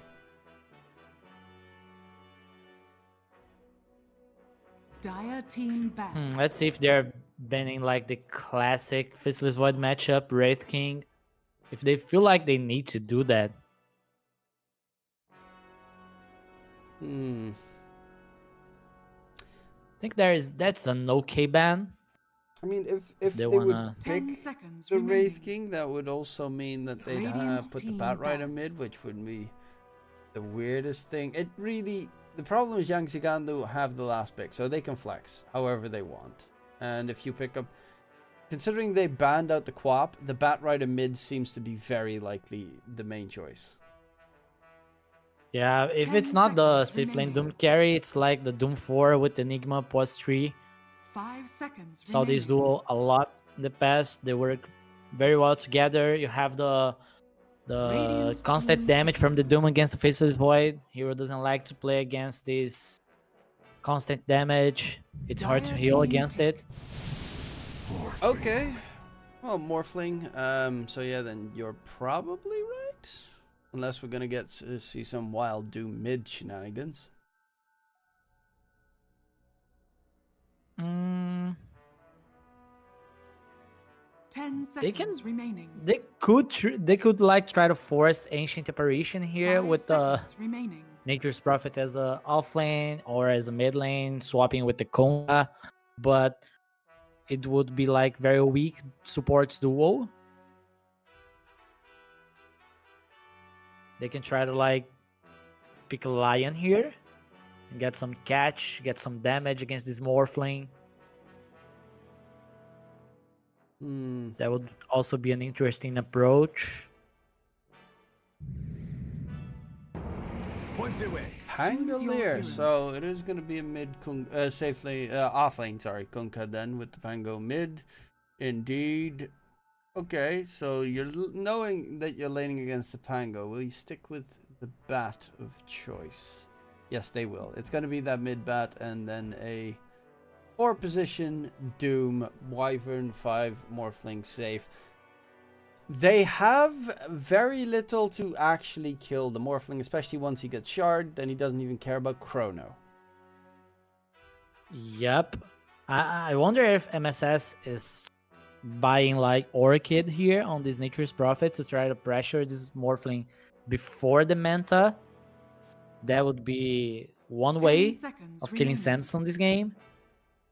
Besides that, yeah, it's 5 very seconds hard. remaining. Seems like a very good Morphling game. They got a decent amount of lockdown. The Pangolier's Diffuser is probably going to be the most important factor against the Morphling, but I think I like Bamisu's draft. It is pretty greedy with, of course, the Doom plus 4. Granted, Blink has been playing off lane for most of his life, so he's definitely very versatile in playing Doom. He's even got that weird Cthulhu skin that, by the way, looks absolutely amazing. Amazing. I love this skin. It's so cool. With the tentacles and, like, he's got teeth between the tentacles. Kind of like the Faceless Void Arcana, right? Yeah, but the Faces Void Arcana is like, that's just a disgusting squid. Doom looks like Cthulhu, Destroyer of Worlds. Cool. So this Pango can do a lot of work here with the early diffusal. He can try to pressure the side lanes. There's the Kunkka also. These two heroes are gonna be playing the side lanes, trying to find kills. With that, they will try to create some space for the Faceless Void. Yeah, They can. it's definitely going to be a rough game, I would say. Prepare for Faces battle. Void gets hit by a black hole, kinda dies. Gets hit by Knowledge Doom, just kinda unfair. dies. Gets hit by Lasso, kinda dies. Then eventually you're gonna have Morphling with the. I'm curious if he's gonna go for the Vlad's first item or the. The Kanda. Yeah, well, not the first item Kanda, but the first piece of the Kanda. The phylactery. I always Phylactery. get the name. I quickly had to look it up. That's what you saw on the screen. But yeah, it's a solid item to have against the Void. It's all about nuke damage. And it's a great game for Wyvern, honestly. Anyone that stands next to Void 30 dies. seconds to You've got Cold Embrace against Chrono. They have very... I mean... No, they don't have that much damage inside the Chrono. Except for the 2 supports. Yeah, but that should be addressed by the Batrider jumping, the Doom always in front. That should make it harder for the supports to deal damage on the Chrono. They spotted The out that there's an battle observer ward. begins. Their own observer does get cancelled, and it's going to be a 2-for-2 bounty rune trade. No surprises. Thompson actually walked up to get the bounty rune himself, which is kind of impressive. Most of the time, Morphlings don't ever leave their tower. Considering brave. level 1, you go for attribute shift, and it is terrible to stay alive.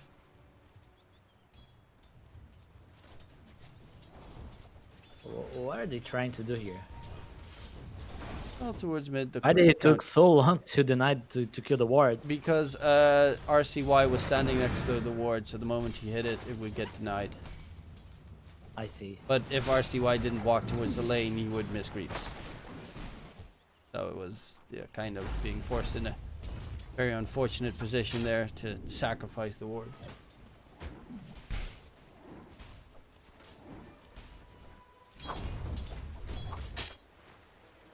Hey, Sammy's got all Dire's of the turret first has been wave's killed. creeps. That's not a bad way to start.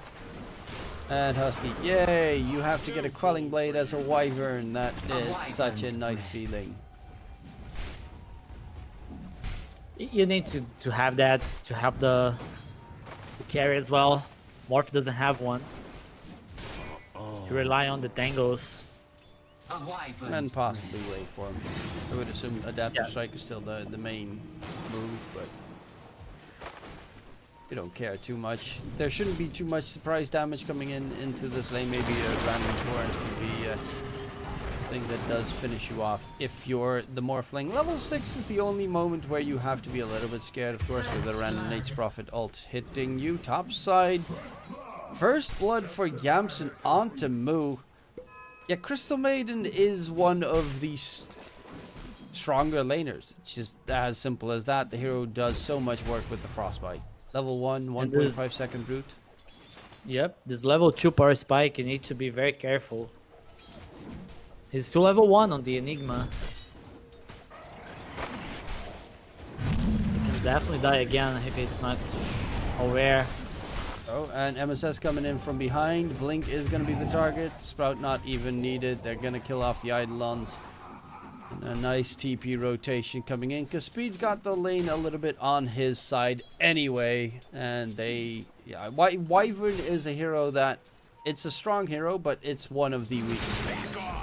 You cannot bully out a hero like a Kunkka from that lane at all. He's going double bracer, so he will be fine on this lane. Later he can get like 9 drops to tank the shotgun from Morphling. Yeah, it's true. It's kind of the new shotgun these days. I miss the old one though. E-Blade, Adaptive Strike. That was such a fun build. I see that you don't play sport, right? I play sport? I do play sports. So did you enjoy the Trio Blade Morphling? Dying out of nowhere? I mean, I love the fact that you a got wyvern's breath. a hero that has a different build with a certain item that he goes for.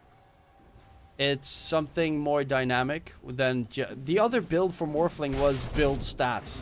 That's it, build stats, which is really Spring, boring. right?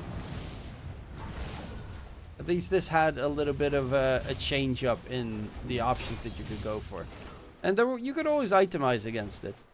It wasn't like the ultimate you can never beat it build, but it was just fun to see.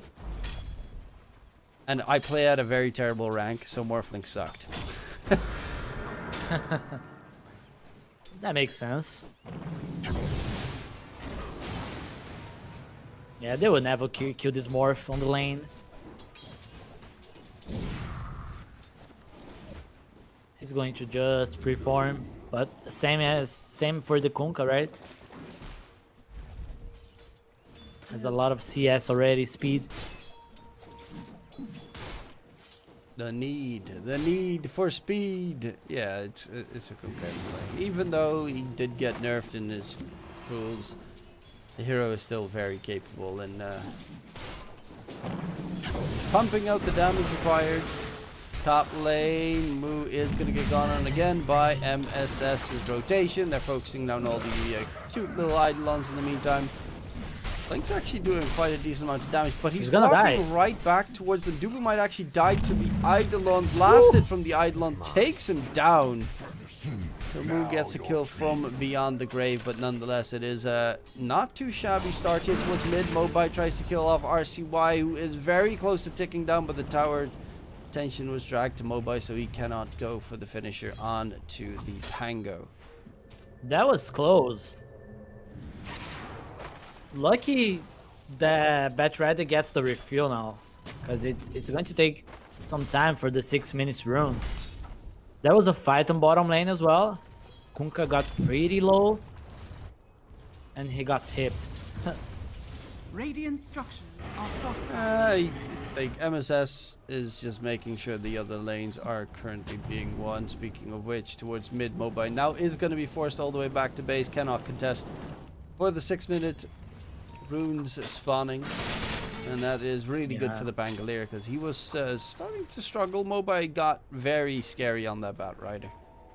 Yeah, even with the refill, he was not able to stay there. Oh, Blink. No way to get out of there. TP rotation again. MSS is everywhere on that Nature's Prophet. And now he got earned charges as well. Radiant's middle Hey, tower. playing against try to the get- Wyvern, so Vessel is a must-have. Yeah. There's a pretty good ward on the bottom lane. Oh. Not like this. RCY, bit of a sad bounce coming in, but it is a double damage Pangolier going in on towards the Batrider, dropping low, bottle charges sipping, MSS again coming in from behind, still in the area, not really required. RCY gets that kill secured, and they're looking very strong at the moment. And it seems like Bemisoy is not ready for these rotations. They're always late with the response. Radiant's Oh, middle there's a tower rune is under battle attack. on the left. Yeah, but the he doesn't have pointed That's Inferno Blue Blade, Kid. so can't interrupt the TP. Mu top side, rotation in from speed, got the X mark. Yamsun is very low, so it is a little bit scary. Speaking of which, he's dead. Oh no. That's why it's scary. Black hole. He just got no. level 6 onto speed. Is the damage going to be enough to take him down? dead. Dropping low. Needs one more hit. In comes Blink from behind the Eidolons. Right click needed. It's a little bit far. Speed being chased down. While on the other hand, Mu gets the TP back to safety. Speed stays alive, but Mu, same thing. And he got himself a kill secured on the face of Boy Blink going in. Speed dropping low. Taken down. Mu gets the kill from miles away with that one Eidolon still alive. He got lucky that Scale. Blue lost vision on him before. Scale, Blue died not to lucky. Malefit. Scale. Yeah, okay. Mu's a beast. Mu's a beast. Look at his item build. He's got double bracer. Now infused raindrops, magic wand. He's a universal hero as well, so he's got right click damage coming in. Keep forgetting some heroes are universal. It's weird. We're just mirroring the Kunkka items. Blue is gonna burn down. Mu doesn't have black hole. Gets hit by the sprout. Mu taken down. Mobai, X mark, go ship, flying out. He has a haste room pop, but he's not gonna be able to get out of there. MSS will die. These Eidolons have gotten 4 kills this game. All 4 kills that Mu has are Eidolon kills. He was 1 and 2. Now he's 4 and 3 with the Enigma. And look at the Nat. He's back. Yeah, and because Speed has left that bottom lane, Samson has been AFK free farming the entire time. The only downside is for them is Mobai's been having a little bit of struggle, and MSS is fairly farmed. Dire's bottom tower is under Oh, attack. Blink trying to kill off the Observer Ward, but he gets hit by the nice frostbite, so he actually can't get the right click in, and it even gets denied. Dire's middle tower Doom is dying under a attack. lot this early game. Died 5 times already. Doom without Doom. What you gonna do? Yep.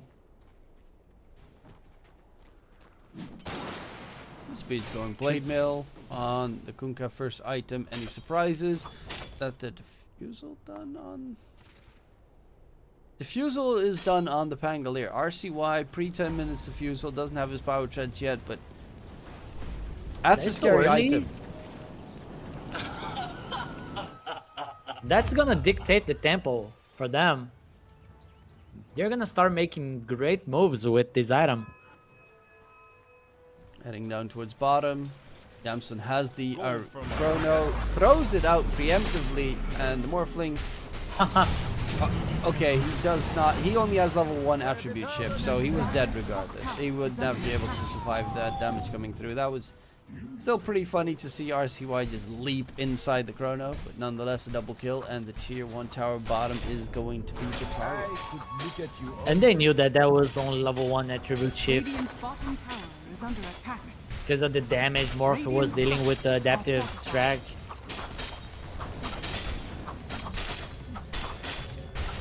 He's coming back. Winter cancelled. Sammy, not again. Swapping towards strength is such a slow swap. The chrono onto 2 though, coming in from Moog. Keeps Samson alive for a bit longer, but not long enough. Yamson charging forward. There's going to be the Eidolon army. Everybody be careful. It has gotten a couple of kills so far. Link still doesn't have a Doom available. We will get the kill onto Moog. TP out by MSS, but there's going to be the X-Mark onto more. Blink. Look for more. Look for everything. And Blink the Doom will be another finished kill. They desperately need level 6s on these supports. That's how the supports work. Chrono, Radiant's bottom tower is Doom falling. plus Winter's Curse are such incredibly important tools for them. And that's what I said. They are just too slow in their response. Winter Wyvern canceled the TP. Enigma is still going to get the Twin Gate. Radiant's middle tower is under attack. They should be there in time to help the Morph. Yeah, Morphling. He did go for the Vlad's build. And it seems he wants to go Manta style with probably a Diffusal afterwards.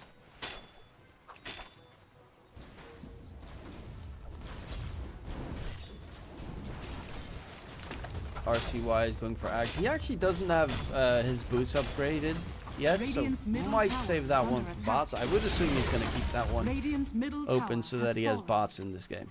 Dire's top Yeah. tower is under attack. Spirit Vessel done on NP Probably. with 2 Vessel charges. He's going for the Atos next to get more catch to his team. It's a bit of a struggle for Samson. There's also this nice little addition of Moo playing Enigma, but never wanting to buy Blink Dagger. So you're not going to have that big surprise, 4-man black hole most of the time. You just use it every time it's off cooldown. Blink is going to get jumped here. Throws out the Doom, but the Kunkka is very fast with the run buff. And he is out of there. Crystal Maiden, ulti used. You can't go back in. The Eidolons are actually found out. Will be at the very least able to TP out of there. But it is a little bit Pretty dangerous. sure Dubu could try to use the Frostbite. Oh, the lasso. Is it going to be enough damage though? The Winter's Curse gets used. TP gets cancelled because otherwise it would be a full duration. And RCY rolling through. BKB by Mobai popped. RCY is a little bit of a weak roll. With these rotations coming through, Mobi's BKB is about to end, gets hit by the root from Dubu. Blink coming in from the side. They will find the kill. RCY dropped, 8 kill streak picked up. That's a lot of gold in favor of the Radiant side. Speed is running away and will be able to get out of harm's way in the process. Yeah, RCY underestimated the damage from the Flame Break. That's a lot of gold to the Bat Rider. He just got his BKB and he has already almost 1k gold. I need not beg for scraps. Yeah, that's it was looking like he was going box first item, but instead chose to go for the BKB. To be fair, doesn't make sense. They have quite a decent amount of control. You especially don't want to get hit by an X mark wombo combo. Honka is going the shard before the Aghanim so they can keep the pressure. No Blink being caught by RCY. No Roll Thunder available, but not really required to get this kill. MSS TP's in, gets the last hit secured. And Wyvern tried to TP out, but they place a high ground observer ward to make sure that the Wyvern will not be able to disengage. I mean, They are dying everywhere. once the Doom respawns, he does have his ult available, and with the Winter Wyvern, they can make some plays. The problem is they need to get close without getting blown up, and that has been really problematic for them. They need vision. And since they don't have the blink dagger, it's hard to find the target. They need to like bait one hero and then go with the lasso, with the Doom.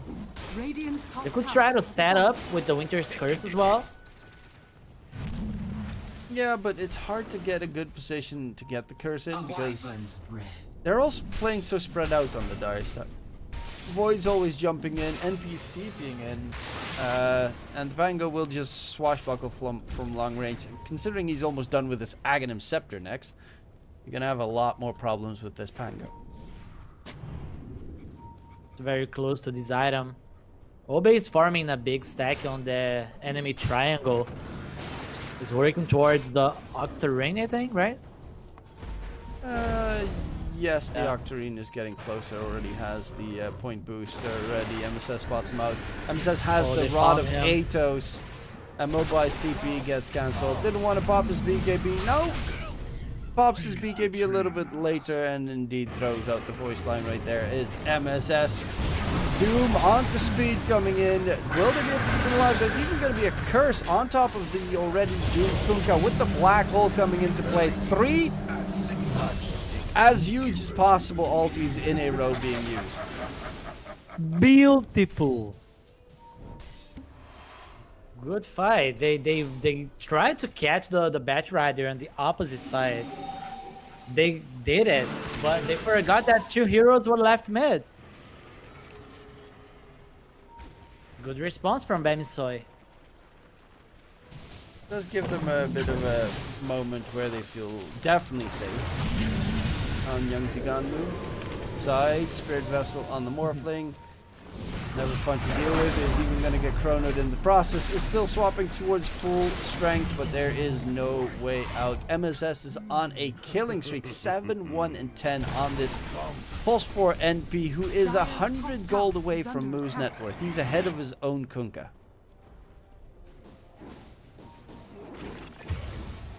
He's making a lot happen on the map.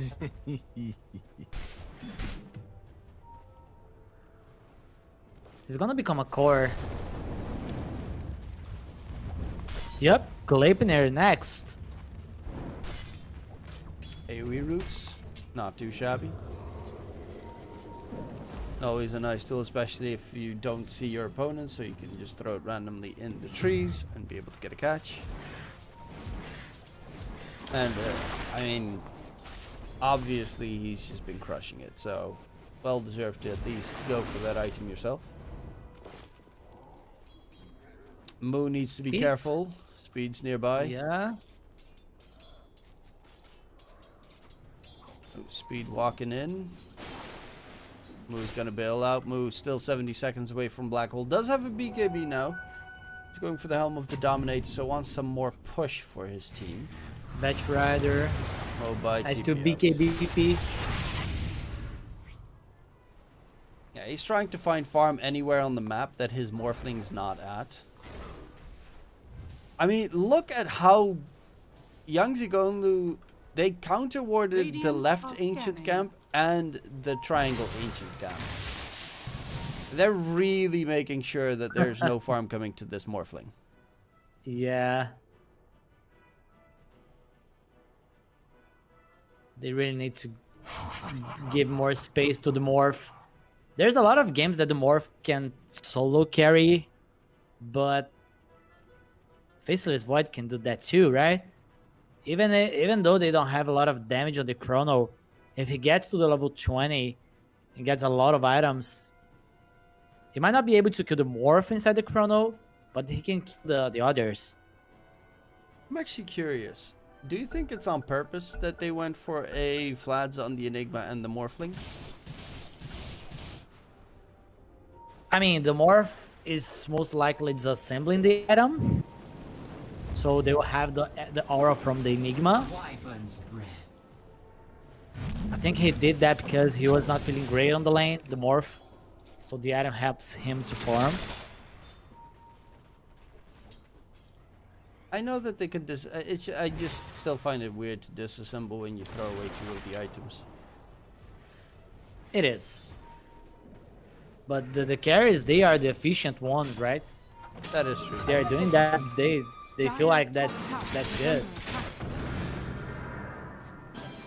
Well, he does have the Mantis Style now done on the Morphling. Diffusal Blade will be Radiant's next. middle tower is under And attack. that's just, you know, a bunch of agi means a Dire's bunch of top strength tower is under and attack. vice versa. He's also close to Omu. max level attribute shift, which is going to be pretty big.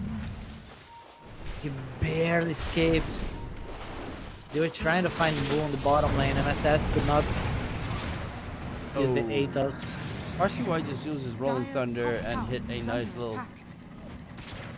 wall instantly. Like half a second Radiant's into his bottom roll. tower is under attack. He's been struggling with the walls, I would say. Yeah, he's been doing a really good job this game. His Rolling Thunders have been a little bit problematic, but just in general with the swashbuckle shield crashes that he's been doing, it's already more than enough Yeah. work done. Good for him that they don't need to land the Rolling Thunder every time. Still getting the kills.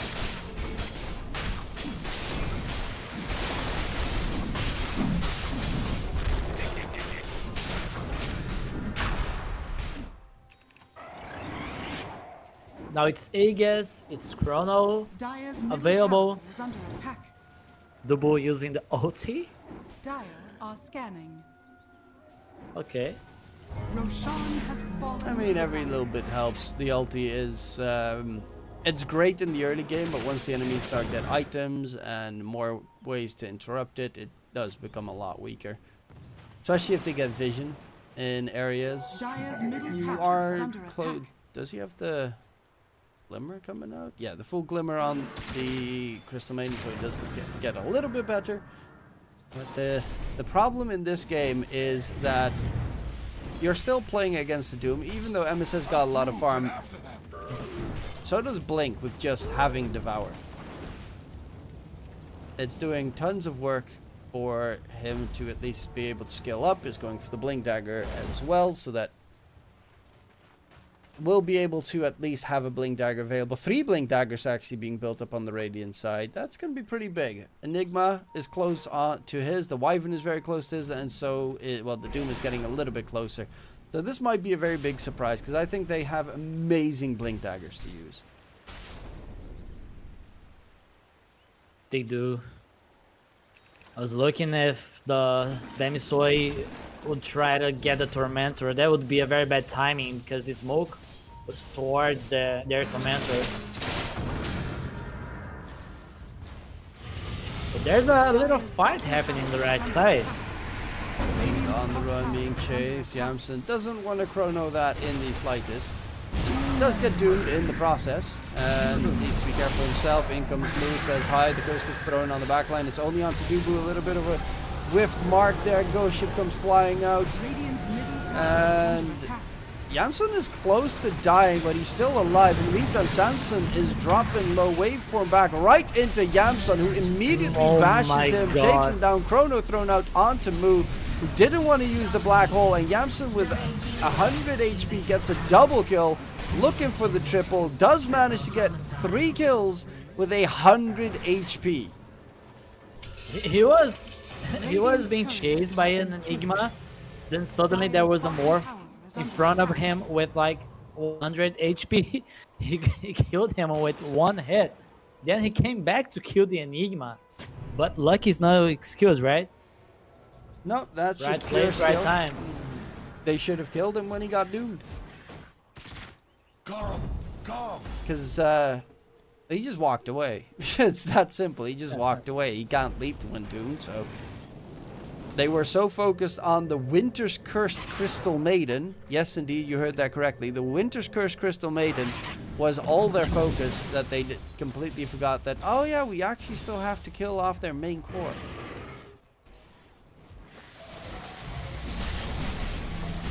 Losing their Morph there is game losing. You cannot afford to go into a fight like this against the Aegis and lose your carry. Well, MSS gets a free shard. It's not too shabby. Doesn't have to buy it himself. Is closing in on towards the Maelstrom part of the Gleipnir. That means once he's got that secured, the Gleipnir is not too far behind it. He is now 4th in net worth, right below Mobai.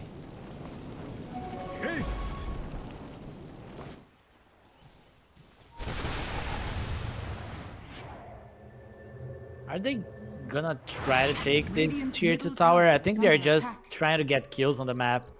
Look at MSS. Looking for Mobai. Another BKB TP. 6 seconds already.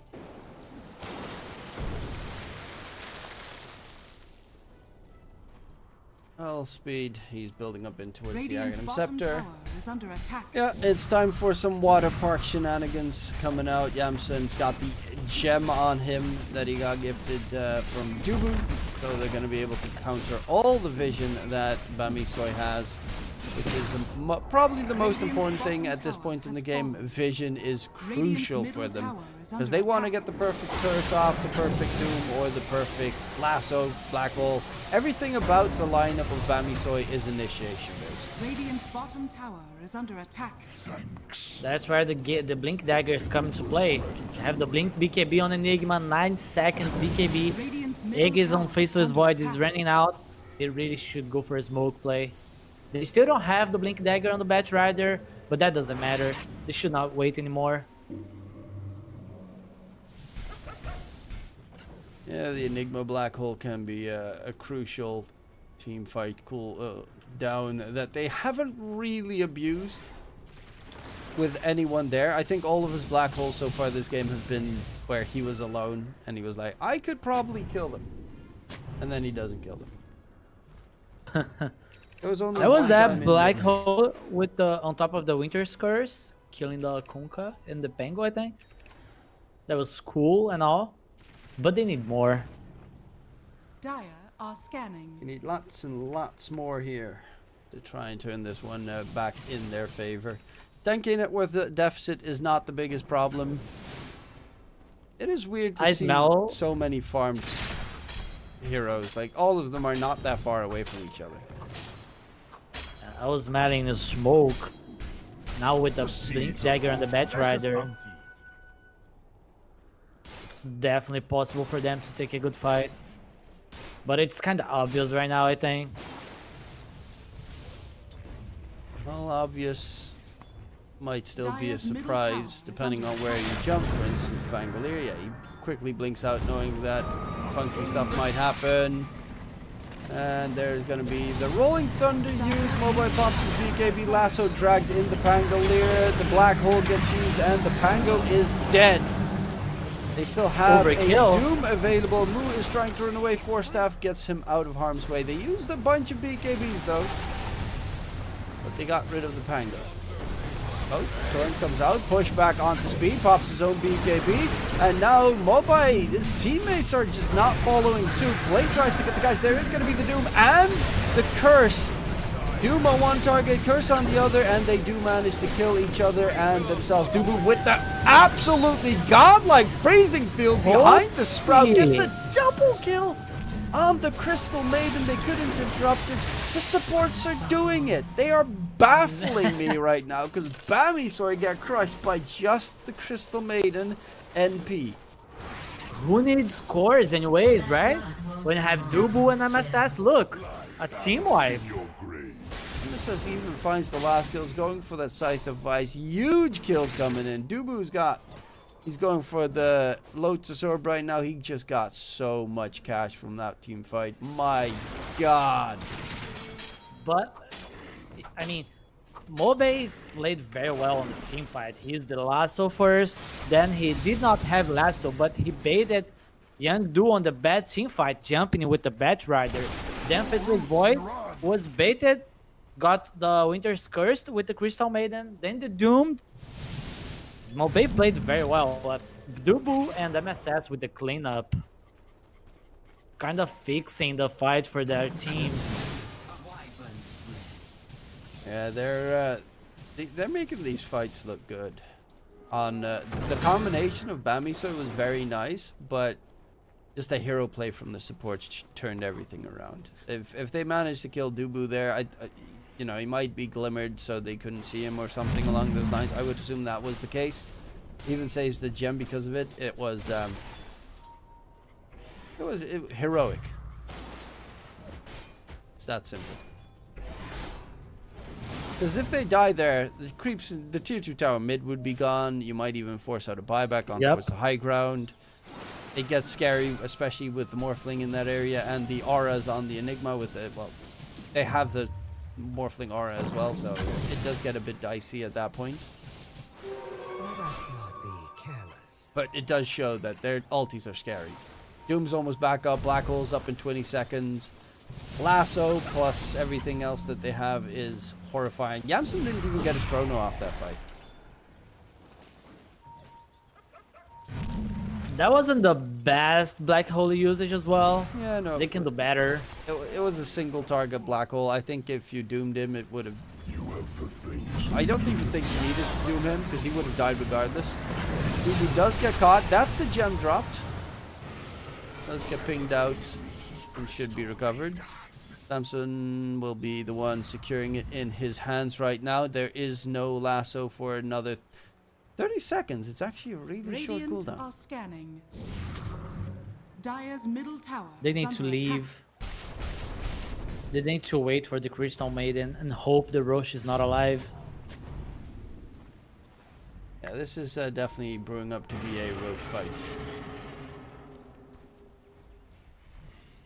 They can constantly keep scouting it with the Treants, the one that they have in the pit right now, for instance. But do you really want to fight around the pit against Black Hole, Lasso, Curse, Doom? It's a very scary team fight. Even though you're 10k, 11k ahead, if you get doomed on the Void, you're pretty much... Okay, he does have a Lincoln, so that changes things. Yeah. I think they should. They have the chrono, right? So they just need to send out the Treants to scout. They need to get info. Radiant's Maybe top throw some tower heroes is with under buybacks to die first. The problem is, will they... The moment that the Void shows himself, they will throw a Doom on him, and they won't realize that he has a Legion Sphere. Coming forward, the two-man chrono is there. Samson, nice man to dodge from Yamsen to make sure he does not get caught. They find 3 quick kills. Yamsen pops the BK, he needs to get out. Double buybacks from Bami. So Crystal Maiden ulti in the process. Dubu will die. Yamsen and Samson lost so much HP. They could re-engage, of course, because they do have the Cold Embrace, and there is no chrono. That's the important factor. There's no chrono. Radiant's middle tower. Yeah, is they're under very attack. expensive already, though, for Bamisoy having to use these 2 buybacks. Radiant are scanning. But with those They need- buybacks, you have to contest Radiant's those. You middle can't tower let Yeah. it go, otherwise you just lost the game. They still have the black. They still have all the spells. It's hard for the Young to contest it. They can try to delay it. They can try to poke and force a mistake from Bamisoy. But it's definitely not an easy fight for them. And now the Enigma is rejoining. They are smoked up nearby. They're looking to take another fight. They see Konka. Random Torrent. Samson doesn't get connected by it. Yamsen charging in. Mobai has a BKB in 5 seconds. The problem is it takes a little bit longer. Cold Embrace keeps him going. There's the curse thrown out on the Kunkka. A little bit willy-nilly early. No one to really do any damage on towards the Kunkka because of it.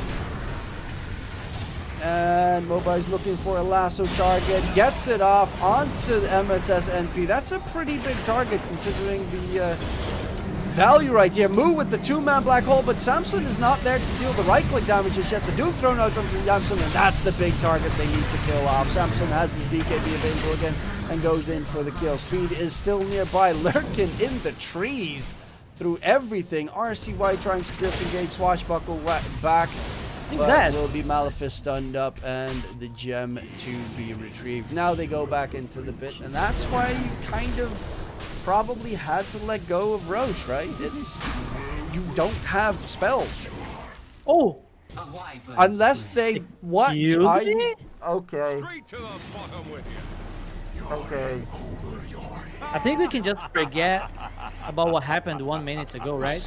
Yeah, that They entire just won the amazing team fight, but team fight that they managed to win, blah blah blah. It doesn't really matter. Void's even alive before the Morphling is alive. It's going to gonna be spawn round Dire 3. side, so it's going to also have the cheese now. This should never happen. I'm actually Such a facepalming right big now. mistake. Like, I understand on a Huskar that has, like, just built armlet and he's trying to do it as early as possible. It gets a bit scary and close. But come on. Yeah, but Morphling, he you was do full that agi. as a Husker. Yeah, you do that as a Husker because you need to. You don't have to do that as a Morphling. He was greedy. But that happens, you know? Sometimes you go full agi and just die to a random creep. Yeah, that's a possible game-losing mistake. Because now Yeah. Yamsu's going to have a second life, so if you doom him, it doesn't matter too much. Morphling doesn't have a second life, so you can just chrono and nuke him.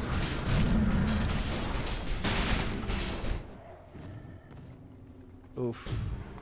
We can say that they got lucky. Roshan That On was, the that was angle. lucky that the enemy made a mistake. That they had Yeah. no impact in. I guess Roche is MVP.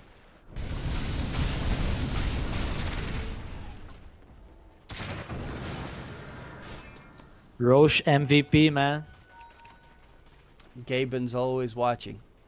Choosing his Dire's favorites. middle tower is under That was Ice Frog controlling Roshan. Yeah, he Radiant's just top randomly tower gives is him under like attack. a Earthshaker extra Radiant's top 400% tower damage has buff. fallen. Elemental gets yoinked. Radiant's top That's tower is under Dubu attack. Shard. That Crystal Clone is now really good with the changes that they added. Yes, it is. Radiant's And structures he's doing are work with the fortified. ulti. Radiant's top tower is under attack. Top Dire's side, bottom tower MSS. is He's under got a attack. Shadow Blade looking for Mobai. Going for the Dire's TP bottom out, but didn't pop the BKB again. Why? Being caught. Well, he would still have probably been stunned by the swashbuckle regardless. That's the gem even drop that MSS manages to pick. Bro, MSS is third in net worth. He is Dire's bottom playing tower so is under freaking attack. well. If you lose this game, you ban the Nature's Prophet 100%. Yeah, but now, Dire's bottom tower is under attack. I don't know. Haste. There's no Mobai for 85 more seconds. They know that because he bought back previously. Radiant's top tower is under attack. Still have Chrono. I mean, you definitely have to still be careful. One big black hole, Radiant's middle tower has fallen. Winter Scourge plus black hole, and you're all dead. But Yeah, they have great late game spells, but they have Aegis on Yanglu. Yamsun, I mean, he does have that Aegis. Cold Embrace comes out onto move. Curse gets used on the back line to keep the Kunkka away, but the TP comes out from MSS and they find a double kill. There is no Wyvern buyback. They could get moved back in action, but the Curse was also used in a Radiant's top tower not is too under fortunate attack. position, so they're kind of losing Yeah, their well spells played. at the moment. Radiant's middle tower has Well fallen. played going for this play on the Winter and the Enigma, knowing that the Batrider is still dead. Even if he buys back, he doesn't have the BKB, so it's very hard to fight. Going in, Samson forced the waveform back. It's only one set of racks. But they did force out the move buyback. 21k net with advantage right now. And looks like they want to go for more. They still have that Aegis for 2 more minutes. And even has the cheese. That he Radiant's instantly... They have is under a attack. Sight of Eyes on the Nature's Prophet as well. They can try to surprise the enemy. Gives away the gem. That is now going to be wielded by Pango Pango. Yeah, he doesn't need boots anyway.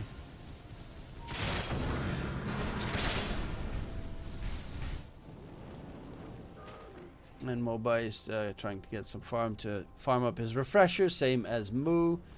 It's a long way before they get their tools. They need to do something about it. Yeah, they can just slow siege this very easily. X mark, walk up the high ground, hit, drag them back, unless you have a Yules, which they do not. They do actually have a Yules on the Bat Rider, so they could technically hold Yamsum in place and take him down. That was a lot of damage. But he still has the Aegis. 1 minute left. They need to plan their next move on Bamisoi. They need to have a smoke ready to try to like wrap around, get the back line. Hope they don't have buyback.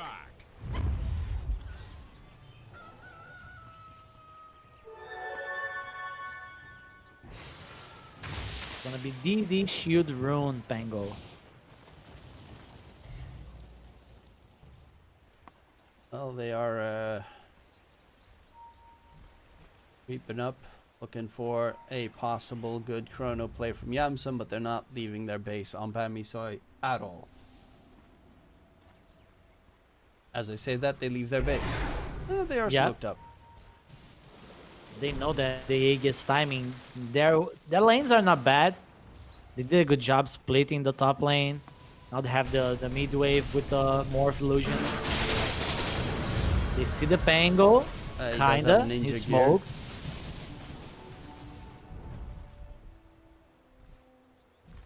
And no free can do the targets coming in. tension.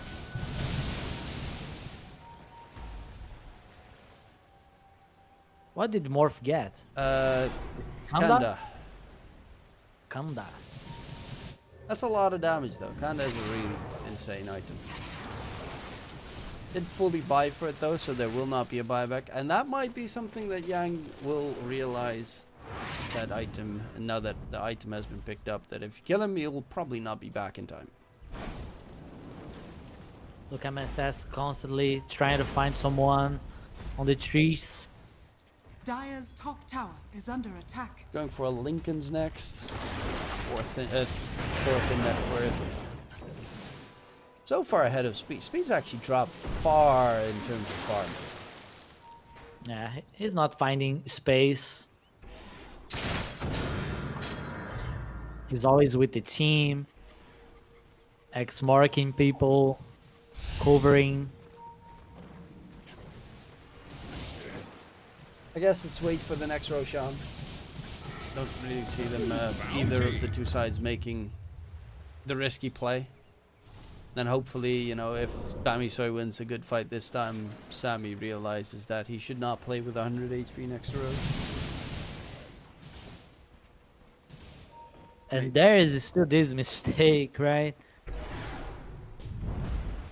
This game should not be that bad for them. They had that last Aegis. Yeah, it would definitely be a bit of a different game. Chrono comes out, but they should have a Golden Race to keep the Bat Rider alive. Lincoln's gets popped. Second Lincoln's gets popped as well. And Mobai will stay alive. BKB is going to go cooldown, but the Chrono has been used. Can they punish it? Definitely not, because they're all bailing out. This would be like one of the best timings for them to try to find a fight. They need to force something with this. They don't have great waves. They need to like the more illusions on the mid lane, but they really need to go deep here. Let's try to find something. in. Dubu has been taken down. There's going to be the curse to hold RCY in place. They also doom him at the same time. While he's in mid-rolling thunder, not the biggest value, but that's a big black hole. A 3-man catch coming out by Mook, and they find Yamsun. He's going to leap all the way back. RCY taken down, and Moo, the hero play. Black hole comes into play. Buyback by RCY. Yamsun still not dead in the process. Samson's going to go for the right-click man fight. Dude, speed next to Blink, neck on neck. He does have the Aviana's Feather, so Blink is really hard to catch, actually. He doesn't have my back on the about, Pango. and Pango, he just die-backed. Yamsun's still going strong, though. He's leaping forward, trying to get the control on Mobai. Mobai has a lasso, dragging in Speed, who also just bought back into this fight. Samson is dead. They should not be able to have any more damage now that the Morphling has fallen, who does buy back to rejoin his teammates.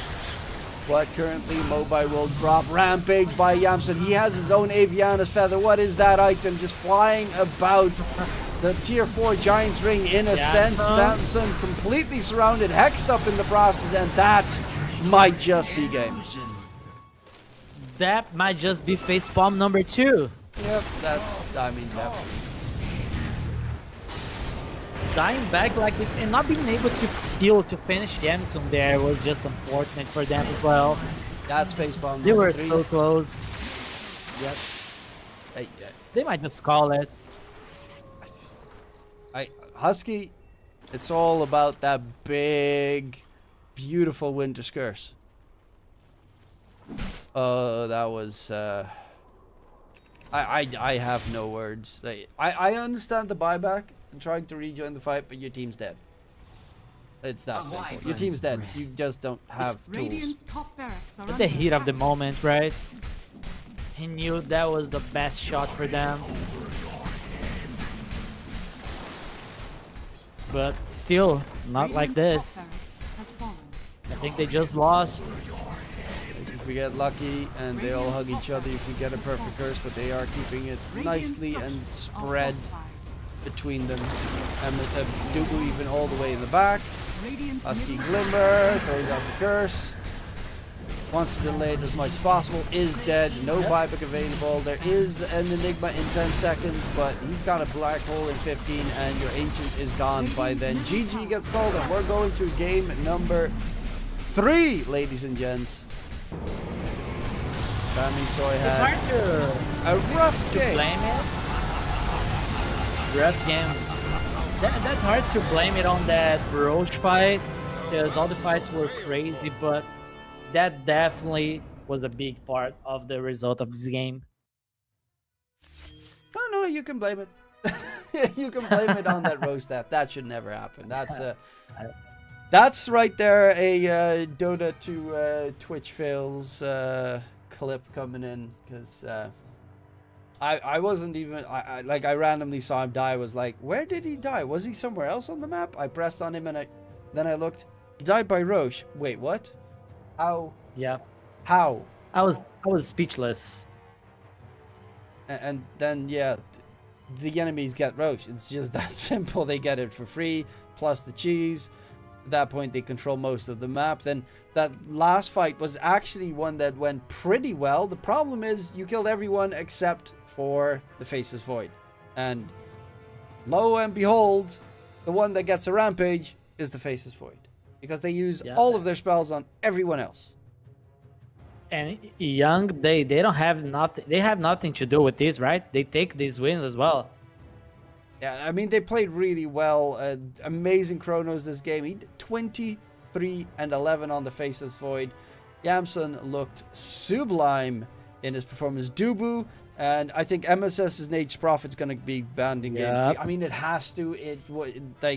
I think his Nature's Prophet single-handedly was the main reason why they lost. He was too good. He was everywhere. He pushed out lanes. He got everyone caught. Like, he caught Mobile like 3 times this game. He was pure chaos. They should definitely ban the hero. Yep, but that is, well, that's me happy that MSS is back in N8 Dota. But also, that was me for game number 2, together with Ace. We'll be back for game number 3 after the break. We'll see you in a bit.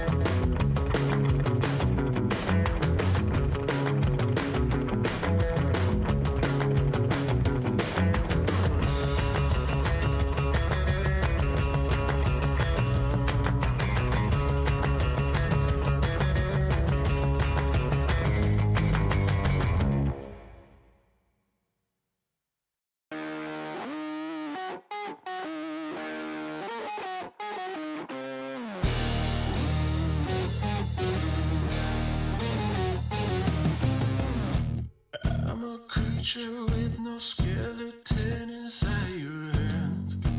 Got no home address, I come and go as you command. And it's fine with me, and it's fine. I'm a bandit that you use to keep from bleeding out. I'm the lover you don't love, but love to keep around.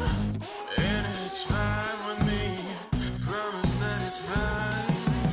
Maybe I'm a fool, it's not like I'm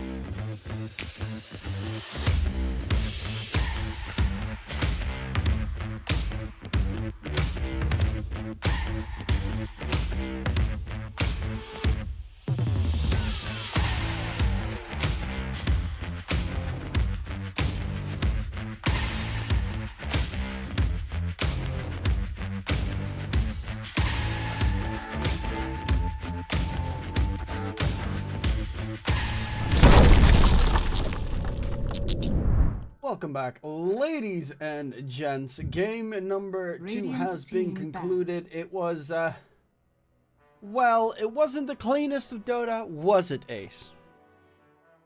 I mean, it was not. I just saw a tweet from I Yamson saw that. that says, yeah. fix the Roshan bug. Yeah, Samson. He Yeah. he 10 posted seconds that remaining. tweet, by the way, before the game was over. Oh, 5 during the seconds game, yeah. remaining. He So died He probably Then he died had and time. tweeted it. to tweet that. Yeah. Yeah, I mean, I don't know what bug he's talking about.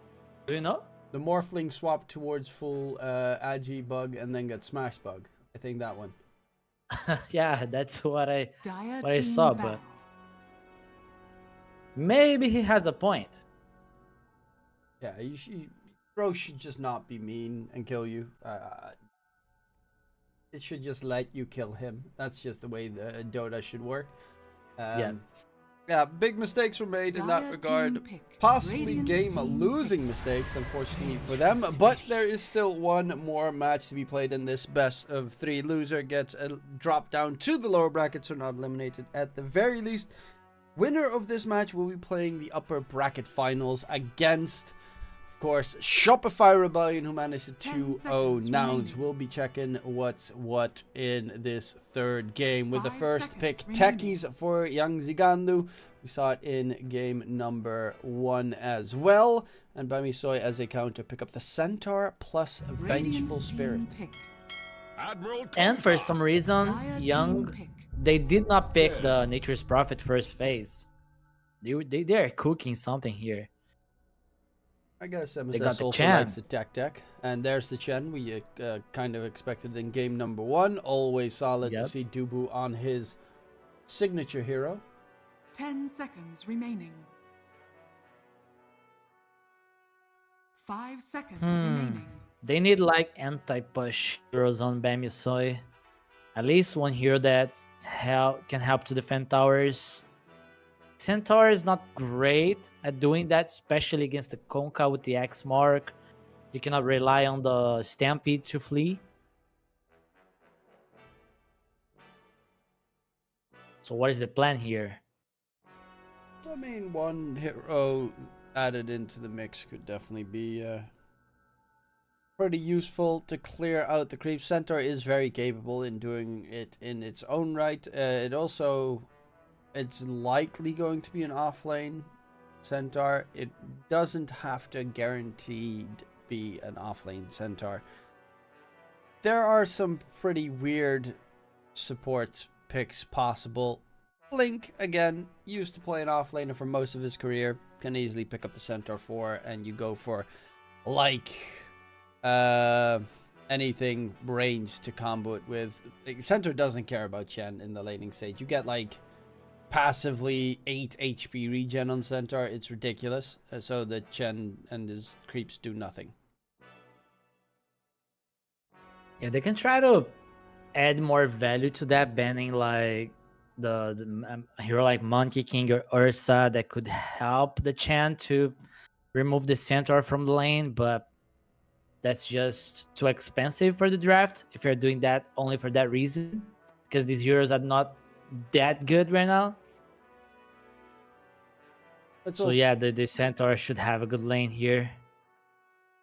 Most of the time should be the case. It's also a bit of a flex in that regard with the support to offlane potential. Like if they pick Monkey King and you throw it, I mean Viper is banned, but if you randomly throw out a Feno, which is a terrible hero in this current patch, but still a very good hero against Monkey, they could get surprised. Lina is also flexible. Mobile plays it a lot in mid, but Samson seems like a player that definitely would play it in the safe lane as well, like a lot of safe laners have in this current patch. I would say that this Lina pick makes the 10 Centaur seconds remaining. possible to go 5. It could be a flex 5 Centaur, like seconds Lina remaining. Centaur lane. Husky used But they'll to have to play. show something here. Husky has played Centaur 5 in the past. Yeah, that might be the case then. Radiant team pick. Bat Rider. They're Still not tiling anything. flexible, possibly, but probably going to be another mobile mid. expecting it to be a Kunkka mid. It is a good matchup against Kunkka, at least. They have the 10 last pick as seconds well, so remaining. And next they have a lot of room to choose. 5 seconds next round they'll remaining. ban Quap, because obviously Quap is pretty much the strongest counter to Bat Rider in the laning stage. And then we'll see what Yang Ziganlu will choose. I mean, they probably know what their their safe lane is going to deal with, so I'd expect them to go for their safe laner and then last pick their mid. They can do that. They can try to get like Faceless Void here, even though it's against the Vengeful Spirit. That can still work for Yang. They have this Chan Faceless Void lane. Very Radiant hard team to banned. shut down the Void. Faceless void. Yeah. Why fix what ain't broke? You played a superb game, Yamson, on that Faceless Void last time Dire around. team And this time there's no Winter Wyvern, so it's even easier to play with the Faceless Void than it was last time around.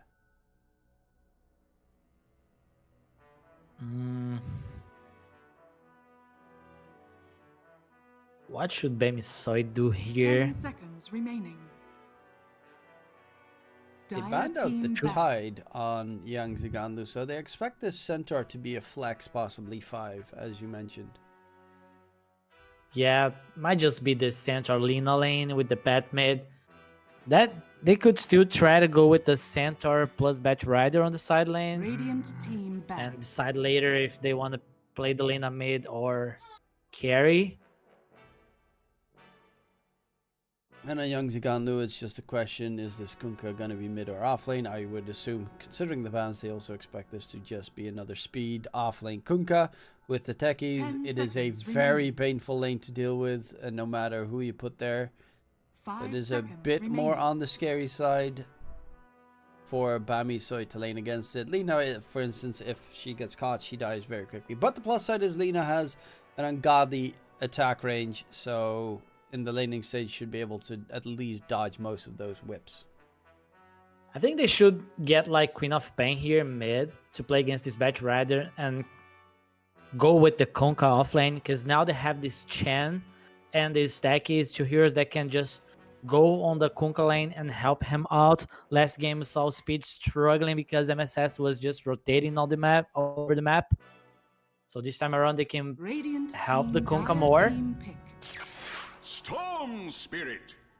I think they're gonna do that, but in a different way. Not with the Queen of Pain, but with the Storm.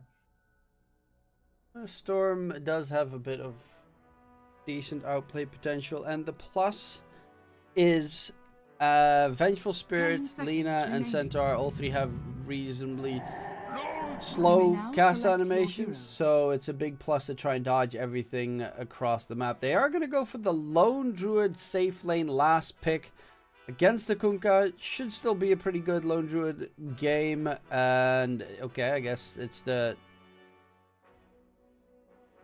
Is it going to be the Lina mid? I assume it's the Lina mid. It should be the Lina mid, but It has to be, I think. I mean, Lina plus 4 wouldn't be the most surprising. But That it is can gonna be work Lina with the mid. Centaur, but yeah.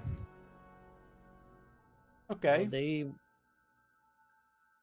Interesting. confident on this Lone Druid. I mean, They it also is have good. this Lina. Lina Storm is good for Lina. This lane is very 10 nice. There are more seconds remaining. focused on lanes here. As we can see, the Lone Druid pick. 5 seconds remaining. Lane very strong. Lina against the Storm, very strong as well. They have the Bat Rider to protect the Centaur in case he needs protection. I'm liking Bamisoy's draft here. But then again, Me I too. liked it all 3 games. So I mean, they won one.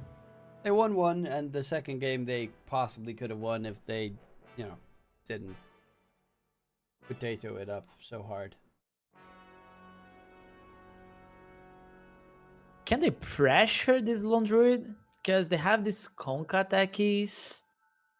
I don't know. I think they will have to like move the chain and gank the Lone Druid. It is definitely possible. I think Kunkka plus Techies is actually one of the few lanes that probably can win against the Lone Druid. Mainly because you hit him with the torrent, you just ignore the bear. You throw everything on the Lone Druid itself. He doesn't have that much HP. He has a decent amount of HP, but not that much. So you hope that you just burst him down before the Lone Druid bear does enough. The thing here is that with the Aurora, you can mess with the Kunkka timings when he tries to combo you with the X. But still, it's hard to. It's not that easy to play this lane. You'll also spam the whip, which will damage the bear and the Lone Druid at the same time, the entire time. Yeah. Which is a plus. The problem is, of course, the Lone Druid has, like, the bear is stupidly tanky.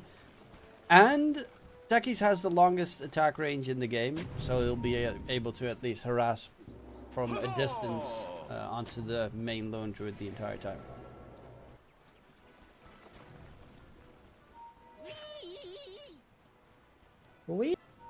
Yeah, I also hear the stupid Techies. Yeah. I'm happy I don't Weird have the this Meepo voice voice line. lines equipped. Me burned! Because the problem is when I might have it still on random rotation for my voice lines, which is a little bit, I should probably 30 remove that, because seconds sometimes to I get the battle. Meepo voice line and then he just randomly throws out Meepo voice lines and I say them Out of on nowhere. broadcast randomly. Yeah. I just follow them. I'm like, Meepo! And I'm like, oh, no, he's not even in this game. Sometimes you forget that you're not alone, you're not live. I'm not just in my room, just chilling, Yeah. watching Dota. The Man's at battle work here. begins. Alright, no chaos, first runes, but Samson doing work with the bear already. Got a good yoink there, 2 for 2 bounty room trades. Oh, Batrider saw the camp being blocked. Doesn't have a sentry yet, but he's queuing one already. Ubu going for the right click fight against Blink. Gotta be careful, the center does so much damage, especially if he gets a couple of points in double edge. And yeah, passively 7.8 HP regen on Centaur. It is insane. It kind of feels like Ogre used to, where he just kept hitting you the entire time. I think that Ogre was... I don't know which one I find more annoying. I think probably the Ogre, because he had a nasty slow. Void can definitely die on this lane. Yeah, When Mu hits 3, he can get like 2 points on double edge or 2 points on hoof stomp and surprise Yamsun. and of course, if Yamsun does a time walk a little bit too close, Blink gets himself Firefly, he just runs him down. Yup. Mid lane, Mobai, this is more a hero to dominate a lane with, and that is definitely one of the things that he is capable of. Last game, had a very unconventional game on that Batrider, made a lot of mistakes. It was MSS, of course, that caught him every single time, but I haven't seen Mobai struggle that much in a while. Yeah, he had to do a lot that game as well. But he was just a Batrider. He was not with his Timber, his Viper.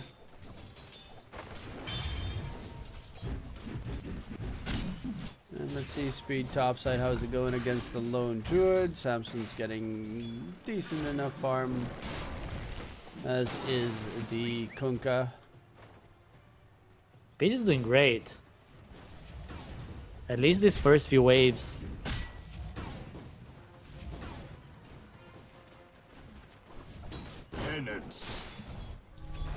Penance. I'm just waiting for the level 3.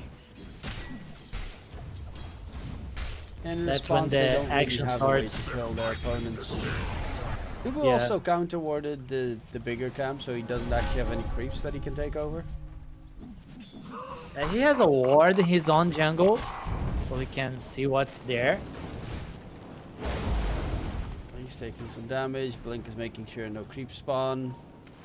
The other camp was also blocked by Blink, so Yeah, that's he unfortunate. throws out the counter ward. Yeah, Dubu is being owned. He might as well just remove his own sentry ward at this point. The Blocking problem the big is camp. he cannot leave the lane to do that. They are always pressuring the faceless void.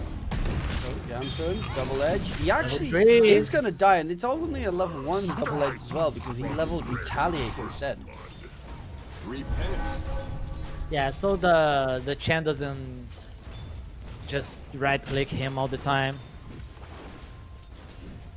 I mean, he still will, 'cause, Yeah, he has to. yeah, he gets a decent amount of damage in response. It's the only thing that can really bully him out of the lane because Yamson's not going to bash 50 times in a row. Mid lane, Mobai is destroying RCY, by the way. As expected, right? This matchup is very bad for the Storm. For the last big storm, well, you knew the enemy had a Lina. Granted, we were also thinking could still be a safe lane Lina, but they can always just easily swap it towards mid, which happened, and now your lane is nigh impossible. And he had to buy a healing salve that got burned. Nothing to be And gained. nobody's dying on the side lanes. He wants to to get refill the his bottle bottle. refill. He kind of needs a support so that he can guard one of the runes. Luckily enough, this gives him a chance to get the top bounty rune. Dire's structures Oh, are fortified. fortify the range creep in mid as well. Just for good measure by Mobai to make I sure die. RCY doesn't get gold. Yeah, he cannot just go back to the lane normally, I think. Look at this. This is really... I mean, obviously there's other stuff happening, but I'm just... MSS dies in the top lane. I'm just enjoying the sight of Mobai zoning out his opponent in its entirety. Who got the kill top? Was it Lone Druid? It was the Lone Druid. It's very good. Yeah, his farm is still pretty obnoxious to deal with. He's also getting levels on the Lone Druid, so then once levels come into play on Lone Druid, it becomes really tough to recover. Currently, they even have Husky smoked up towards mid, so he is getting full free experience underneath the tower on Samson. If you have an advantage, you want to max it. You want to bring one more Are scanning. just to really stomp the lane. Blue getting jumped, and bottom is still pretty tanky. Will grab himself a bounty while dragging all the creeps with him. Chen finally does have a creep Radiant's though, middle tower and it's is the under Ogre attack. Frostmate, so nice armor buff. Be able to at least keep his allies alive Man, towards mid. Dubu. He lost another Radiant's ward middle at the tower same is under spot for attack. the same sentry. Well, He Blake placed is gonna be another happy. one. Easy money.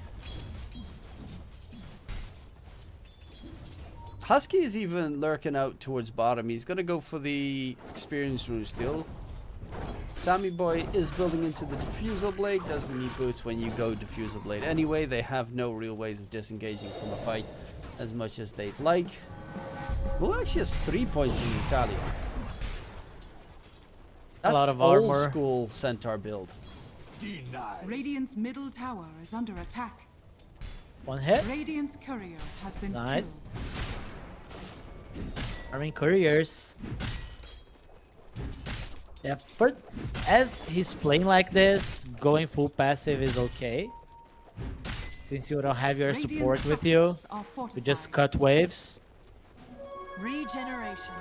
The There's storm a is storm heading coming. his direction, and this might be a dead move. Needs to make sure at least the creeps die before he does. Storm zip in. Stun comes out. He's almost level Radiant's 6. middle He's tower is under attack. trying to get it, Yeah. but will die beforehand. And unfortunately won't be able to get the Stampede going. In the meantime, the tier 1 tower mid is gone. I'll take that trade any day. Yeah, I'm not Radiant's sure if middle that tower was has worth fallen. it. But for the Storm, you know, he would not be getting anything on the map, so getting this kill on the center is okay. Radiant's He would middle lose his tower tower is under anyways. attack. From the new teams in all the regions, which team are you most excited about? Falcons. Really? The Falcons? Okay. Yes. I like seeing Crit on a new stack. I can see that. I definitely can see that. I think, you know, in general, players that have been stuck with the same roster or lineup for a very long time, I love to see them spread their wings a little bit. Yeah, I think the way I saw it is that I think he lost his light playing an A for that long. Talking like NA's cursed. Yeah, something like this. I can understand it was, you know, they always tried for the prizes, but it felt like all the other teams tried a bit more. If you're the best in the like if you play in Western EU, there's always a tough battle ahead. If you play, like, for them it was they were the best. I mean, in the end, a little bit less, but they have been the best in NA for years. And now Falcons is even trying to become the best in, okay, that RCY MENA? just, yeah, in the MENA region. Which is a funny region if you see, like, the teams that are playing MENA. You've got, like, some insanely good teams, and then the rest. Yeah. It will take time for the region to develop. They might need to bring more players, more teams.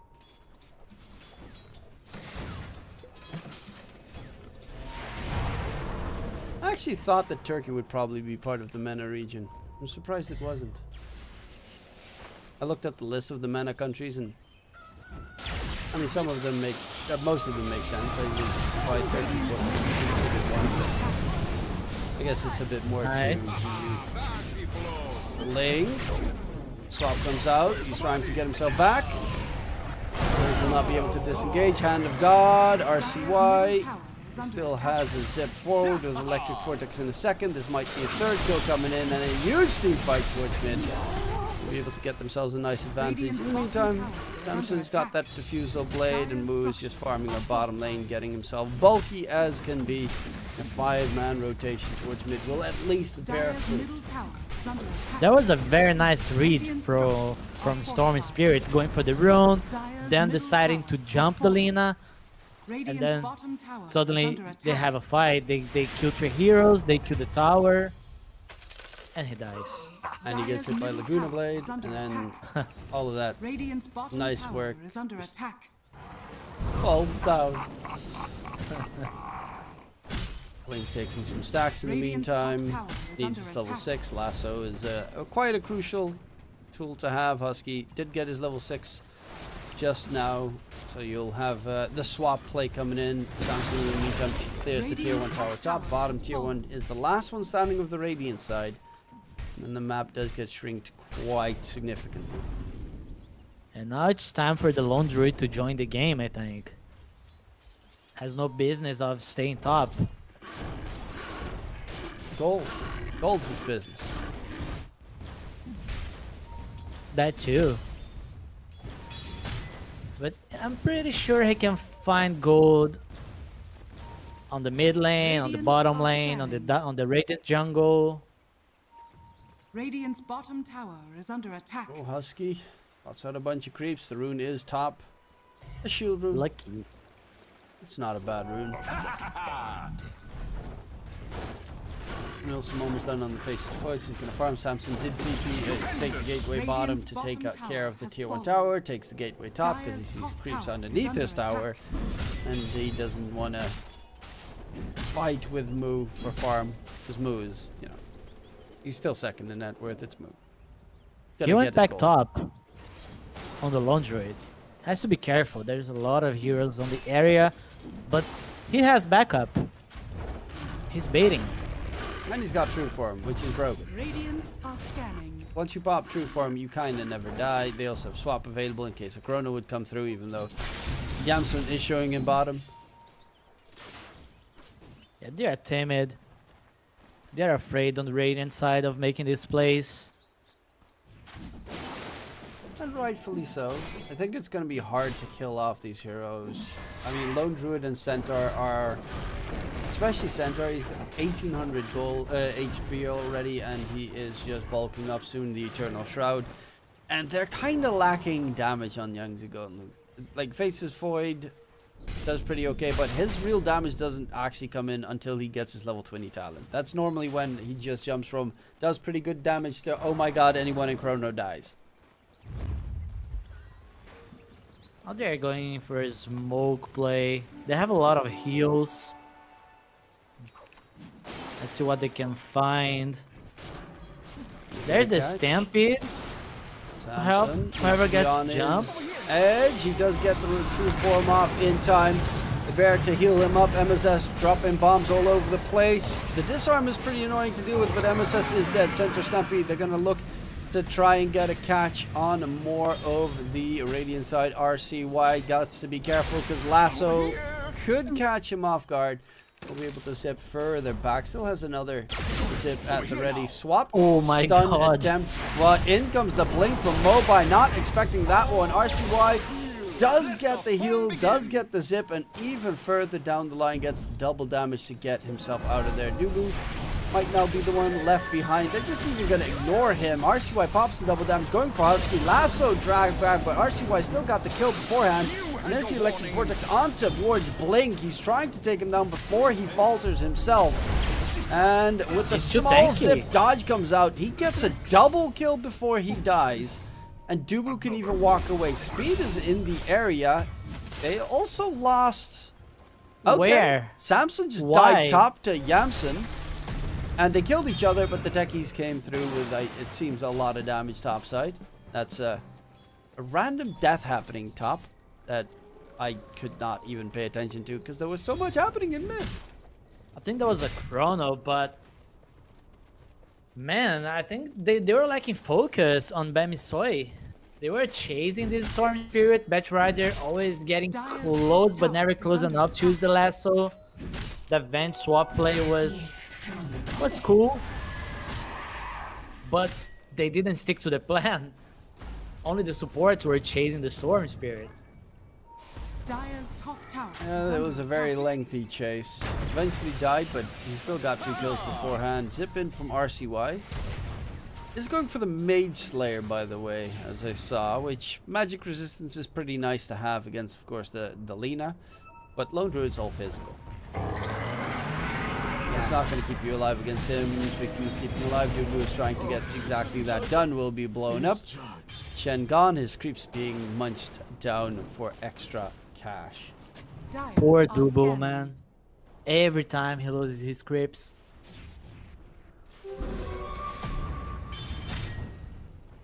RCY stunned up. Problem is they're a little bit too slow. Are they? Oh, the lasso swap play comes out, but the Torn Ghost Ship. And again, the two supports die together. Moo. RCY made a weird zip, but Moo won't be able to find a target. Mobi is invised up, spots out RCY. Laguna Blade, does he have the damage to take him down? The stomp is just out of range, and in comes the drag back. The mine explodes. Emesis is doing so much damage with these proximity mines in these fights. Speed's getting his mana drained in the process. There is a Dubu creep running forward. The Centaur Conqueror has rejoined the fray. Chrono is not up for 25 seconds, but they're keeping them distracted while Yamson is in the meantime farming up a storm. I'm pretty sure Lina could wait a little bit more before using the stun. I thought he probably had enough damage, but Mage Slayer was a bit of a surprise there in his damage nullification. RCY, he's got to be careful. His mana is almost empty. Yeah, if he gets swapped and roared, he dies. Dire's top tower has fallen. All net worth wise, they're pretty close to even Stevens at the moment. Kunka's going for the Ags, which is great for the lone against the Lone Druid and his bear. Speaking of his bear, it's going for the Manta style. We're gonna have Triple Bear gaming coming through. Blink in trouble, trying to disengage, but MSS got so many mines. Lasso, a bit of a nuisance. Laguna Blade, but so many heals. RCY doesn't even care. Zips in further, going for Mobi. In comes the Lone Druid Bear. RCY might have made a bit of a mistake here. Can this team keep him alive? The Chrono my from behind God. is a huge 3-man catch. Sorry, 2-man with the Bear included, and Husky a second one down. Somehow RCY survives this. How is he not dying? I don't know. He's playing insanely greedily, and he's surviving somehow. He's playing like he has nothing to Oh lose. no, RCY. Yeah. Your name shall be forgotten. Yeah. Well, yeah, that's playing with nothing to lose. You just walk around with no HP.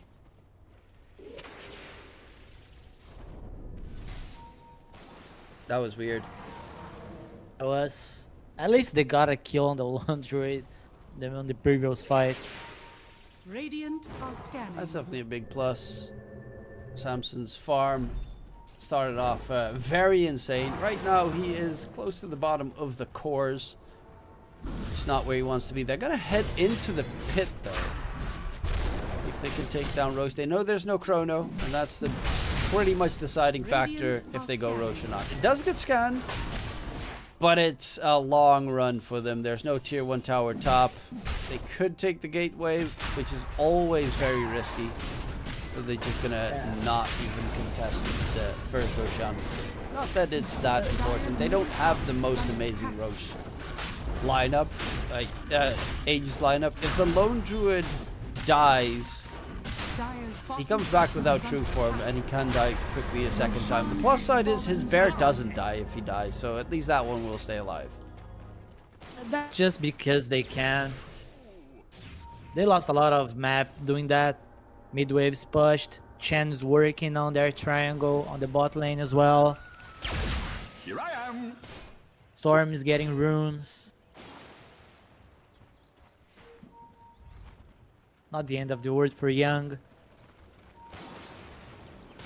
Oh no, Young is actually playing a really solid game. Mobile definitely is lacking the damage against the Storm. I think, I mean, that Mage Slayer pickup was a godsend for him, because he just kept surviving 3 fights in a row thanks to the magic resistance. Touche. Seems like they are gonna go for a trade here. Tier 2 for tier 2. Radiant's middle tower is under attack. Lone Druid can kill the Tormentor, which is a plus. Dire's bottom tower is under attack. Radiant's I top always tower think that is under when you attack. have a lineup in Dota, you should have a Radiant Tormentor killer, structures are at least. fortified. The game is so much Dire's worse if bottom you tower have is a under lineup attack. where you have to send 4 heroes to kill the Tormentor. Instead of like a Slardar or Meepo. I mean, Dire's obviously you should turret always has have a been Meepo in your team, but you can't always get what you want in your pubs. If you have these Tormentor killing heroes, oh never mind. Fight not start. MSS is gonna get taken down. The swap to interrupt Dubu's TP out. And they'll find the 2 supports and quickly make easy work of them. Mobile gets a double kill, closing in towards his Aghanim Scepter.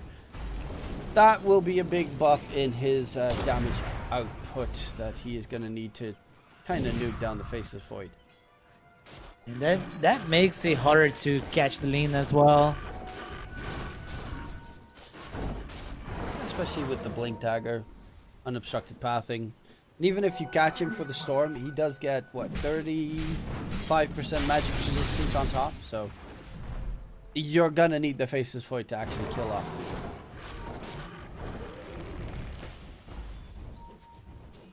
Samson's got the Mantis Cell done. Next item's gonna be the Radiant's Disperser. bottom tower is under Fast attack.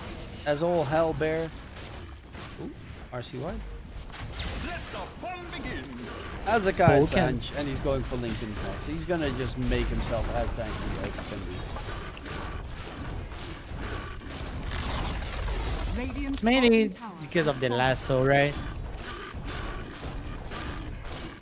Yeah, well, Lasso, the swap, the stun, Lacuna Blade has been thrown on him multiple times. They have a couple of pretty annoying spells. And later down the line, you'll probably get yourselves a Lina with the Scythe of Ice anyway. They put another smoke, so They're gonna make a play. Radiant's middle tower is under attack. Maybe on this top area. Make full usage of these Aegis. Take care of more towers. Tormentor was cleared on the Radiant side. Who actually got it? It is on to Dubu, so he can get himself some ancient creeps. Building up an army of auras for his team. Hope that that's going to amp their damage and survivability in these fights. Over here now. Dire are scanning. Who also look has at the this shield play. now done. The Lone Druid shows stop, so Void feels safe of playing bottom. Well, the mine did just make a Guess sound, what? but he still did not manage to realize it in time. Or does he? No. He's going to die. Center Stampede with a couple of creeps hitting him will be enough to seal the deal. Faceless Void dead for 50 seconds. Will they be able to get anything out of it except for just a Dire's middle random tower kill? is under attack. Doesn't look to be that case. And that Venge tip on the Lone Druid tells me that Lone Druid made that call.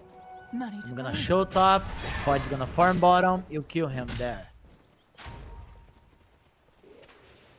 Well, that's some good communication. Definitely going to be needed. If that was the case, If that was the okay, case. we'll never obviously. know. I mean, you could always ask it, and then Sammy is 100% going to say, "Oh, my call," guaranteed.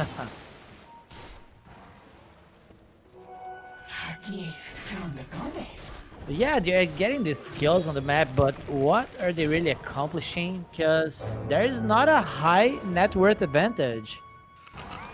It's a random kill that slightly slows down the Faceless Void, but you take no objectives, you gain no map control.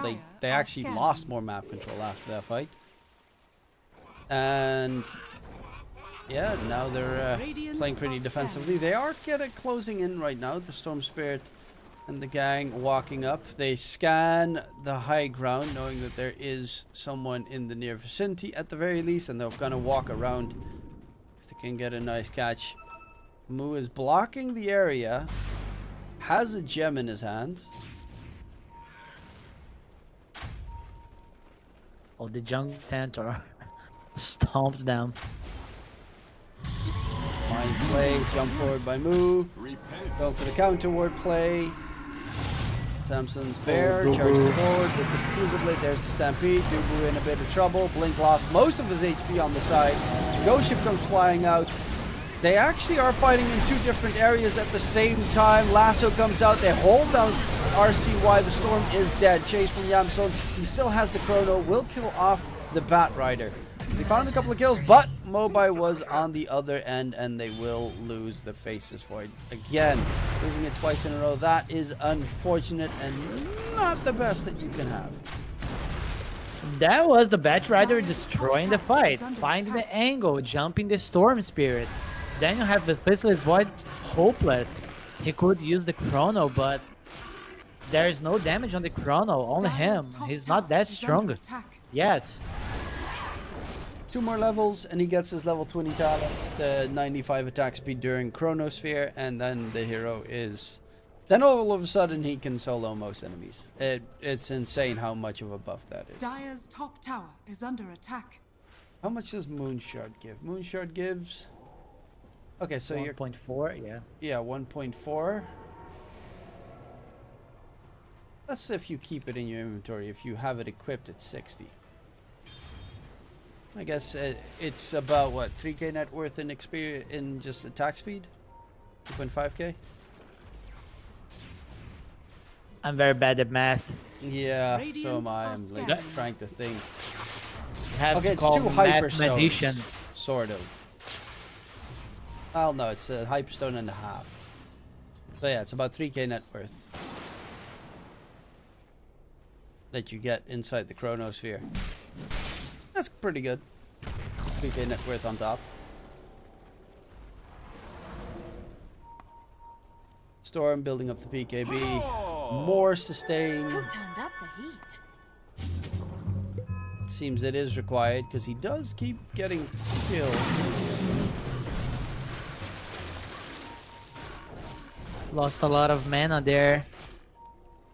The Roche only long response today, huh?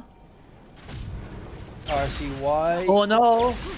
That, Oh no! that should have been a catch. Luckily enough, he does manage to get away in time. I think there was a tree there blocking the vision, something like this. Yeah, it did look like he cut down the tree a little bit later. That was next to him. Sometimes you just get a little bit lucky. But they already got lucky last game, so... Can Gaben, the RNGesus of our time, give him more than enough luck? God, I miss watching competitive Hearthstone. You ever watch competitive Hearthstone? Never. It was so I used to watch it in like the beginning of the of it existing, and it was always just like really good players, obviously insanely good tactics in their decks and stuff, but sometimes it just came down to a top deck or just a random RNG spell, and you're like, bro, Dire are scanning. how do you lose a tournament just because of random RNG? I mean, to be fair, Not Dota cool. has some decent RNG as well. Like roach respawn timers can be crucial. But it's not to the same degree where it can make or break your game if you get bad luck. Dire's middle tower. That's why Dota is still there.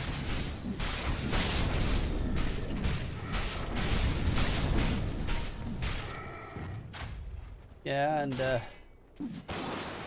we're now even getting ourselves big tournaments outside of TI. That's how amazing Dota is. We got Riyadh Masters being built up with this whole gigantic ESL DreamLeague tour. I think ESL Birmingham is later in the year. I think it's in April. So you got Betboom Dacha, which is I think a LAN event in Qatar. Then you got DreamLeague. Then you got ESL Birmingham. And other events that we don't know of yet, or at least I don't know of yet. ESL should just buy Dota, you know? Yeah, yeah.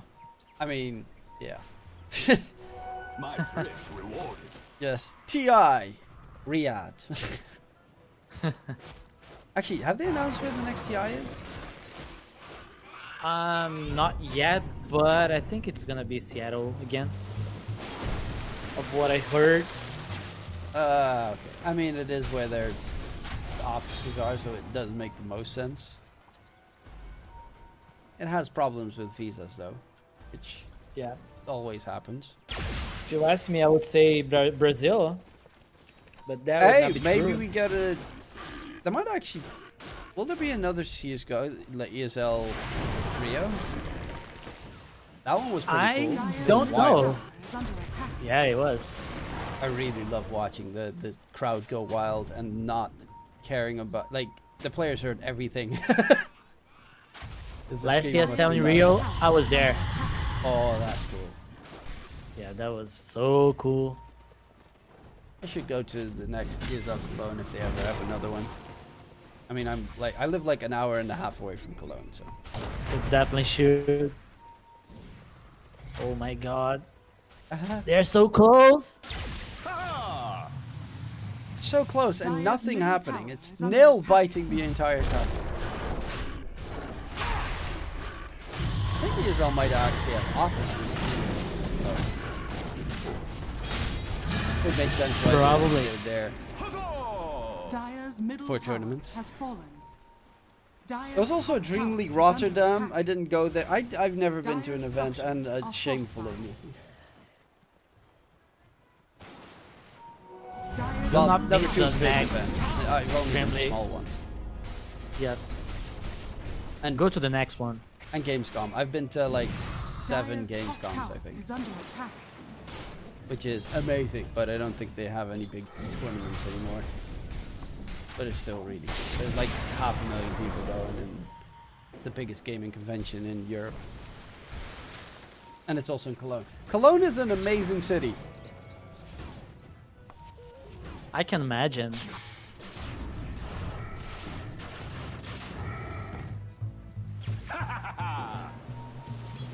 Yeah, the Netherlands has really crappy cities. We don't even have a single city with 1 million people living in it. Really? Yeah, I think Amsterdam is like 900k or something. Nice bird. Well, Samson is just cleaning up some nice random creepsy spots. Random creeps, right? Yeah, they're just standing there out in the open, like, kill me, Poppy, kill me. He's not getting to play his hero. But Chen, he can use penitence if he wants to, and hand of God Radiant's while middle AFKing tower in is base. under attack. I mean, you're playing an aura carrier. There's nothing more you can really do, unless He you doesn't have even like. creeps on the jungle. If you had a Lycan that shapeshift bit you could have fun. You seen those clips? You become melee. Yeah, but Of Chan? yeah, of Chen being bitten by Radiant's Lycan, top so that tower all is of under Chen's attack. creeps also get the Lycan shapeshift buff. So you get like massive ancients just charging forward and cleaning everyone. It's really cool. Radiant's top That would tower be has fun. fallen. No one's ever gonna do that in a professional match, but I've seen some clips in pubs and stuff. Never say never, my friend. I mean, I would love to Pretty see. sure Puppy would do it next TI. Puppy would definitely do it. He would be the Lycan. Yeah, and then it would be what offlane. Actually, offlane. I think it was that game that it was offlane Chen, and they got like a Lycan support, Radiant's middle tower is and under he only attack. farmed Ags. Okay, Lone Druid's in front of your base. You have to do Dire's something bottom now. tower has fallen. Demolish Don't is do it. insane. It's actually not that Bear insane. is at your door. He Radiant's doesn't middle actually tower have is that under attack. many items on the Lone Dire's Druid. bottom tower is He also under doesn't have attack. AC or. He's got 2 items in a 35-minute game. It feels so. Obviously, Disperse is very expensive in Man style as well, but this feels so meh. Yeah, it feels odd to see. But he's tanky. I mean, he is tanky, and he's fast. Bear's gonna die. Oh, Never mind. but it is resummoned, so if they manage to kill off that bear right now, that would be pretty big. They don't know that it's resummoned though. That tells me that they're not trying to go high ground again. They need 2 bears. Oh, that's great. Instead of the Vengeful Spirit getting the shard, luckily it went to the Lone Druid's bear. Okay. Oh, that's just like BS tilting at this point. Everyone has his shard in his team. Even the freaking bear has fetch. I don't even know what it does. It just drags someone or a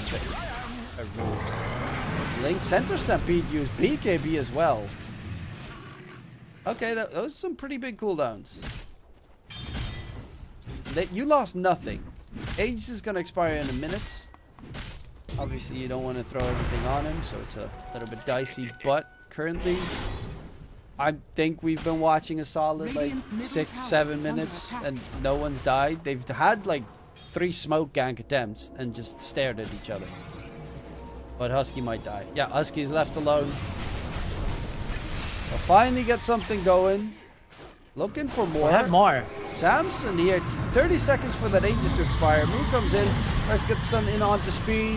Does have the water park to throw out if he wants to. Yamson, Quick Fly and Bash, Mobai as well. Luna Blade, Dubu is dead. The 2 supports are gone. They did buy back previously. Chrono comes in onto Mobai, and the Lina is nuked down, taken out of the equation. Can they continue for more? Samson with his bear is Oh, trying the to right click, dodge. but the torrent is huge. It kills off the bear, and the problem is, as we mentioned previously, there is no resummon for 10 seconds, so Samson has to run back. They really won that fight. Nice chrono on the Lina. That's what he should do every time. Because if Lina is outside of the chrono, she can always use the Ethereal Blade and stuff, the Scythe of Ice. So just chrono the Lina. Lone Druid was not able to kill anyone, I think. He was just poking on the fights, being kited. Yeah, Lone Druid's not really had the impact just yet. He needs more, definitely. How much more time can you get, though? Moo is top net worth. God. Moo is so impressive. He's chilling on top net worth as a centaur. Who cares about the rest of the cores? He's not getting the basher. He's getting, I think, a butterfly for the bear. Yeah, butterfly. I guess attack speed's pretty nice. And then afterwards he wants to get a couple of Wraith Bands for the Lone Druid because it gives you double the stats after 25 minutes and adds a lot of armor. Yeah, a lot of armor. But they need to somehow kill this Faceless Void on the fights. And if he's killing Arlena, I don't know how they're gonna do it. Killing the Faceless Void is tough considering the Chen healing and auras that they have. Plus the Techies also has the Solar Crest coming in. He's building up the E-Blade, so they're building up into more saves just to keep the Faceless Void alive. And eventually Storm Spirit's also going to start doing damage. He doesn't really have much, but once he hits that level 25, maybe adds in an Ags in his repertoire with a Shard. You know, Storm Spirit all of a sudden bounces all over the place with all of his hits and it gets pretty painful. This here is gonna scale this game. The longer it goes. Oh, Blink The spotted bear out. from Storm. Jump in. The Bat Rider will just BKB, run away. It's 3 hits and instantly they're terrified. Is there really that much burst damage to take out a 3k Faceless Void? I'm not so sure. Maybe the Lena can do a decent amount because he does have Scythe, so yeah, they have okay control. But he has a Lincoln's as well on the Void. With the Lena, they definitely can. Yeah, but when there are like his 2 supports right behind him. Yeah, they need to be very quick.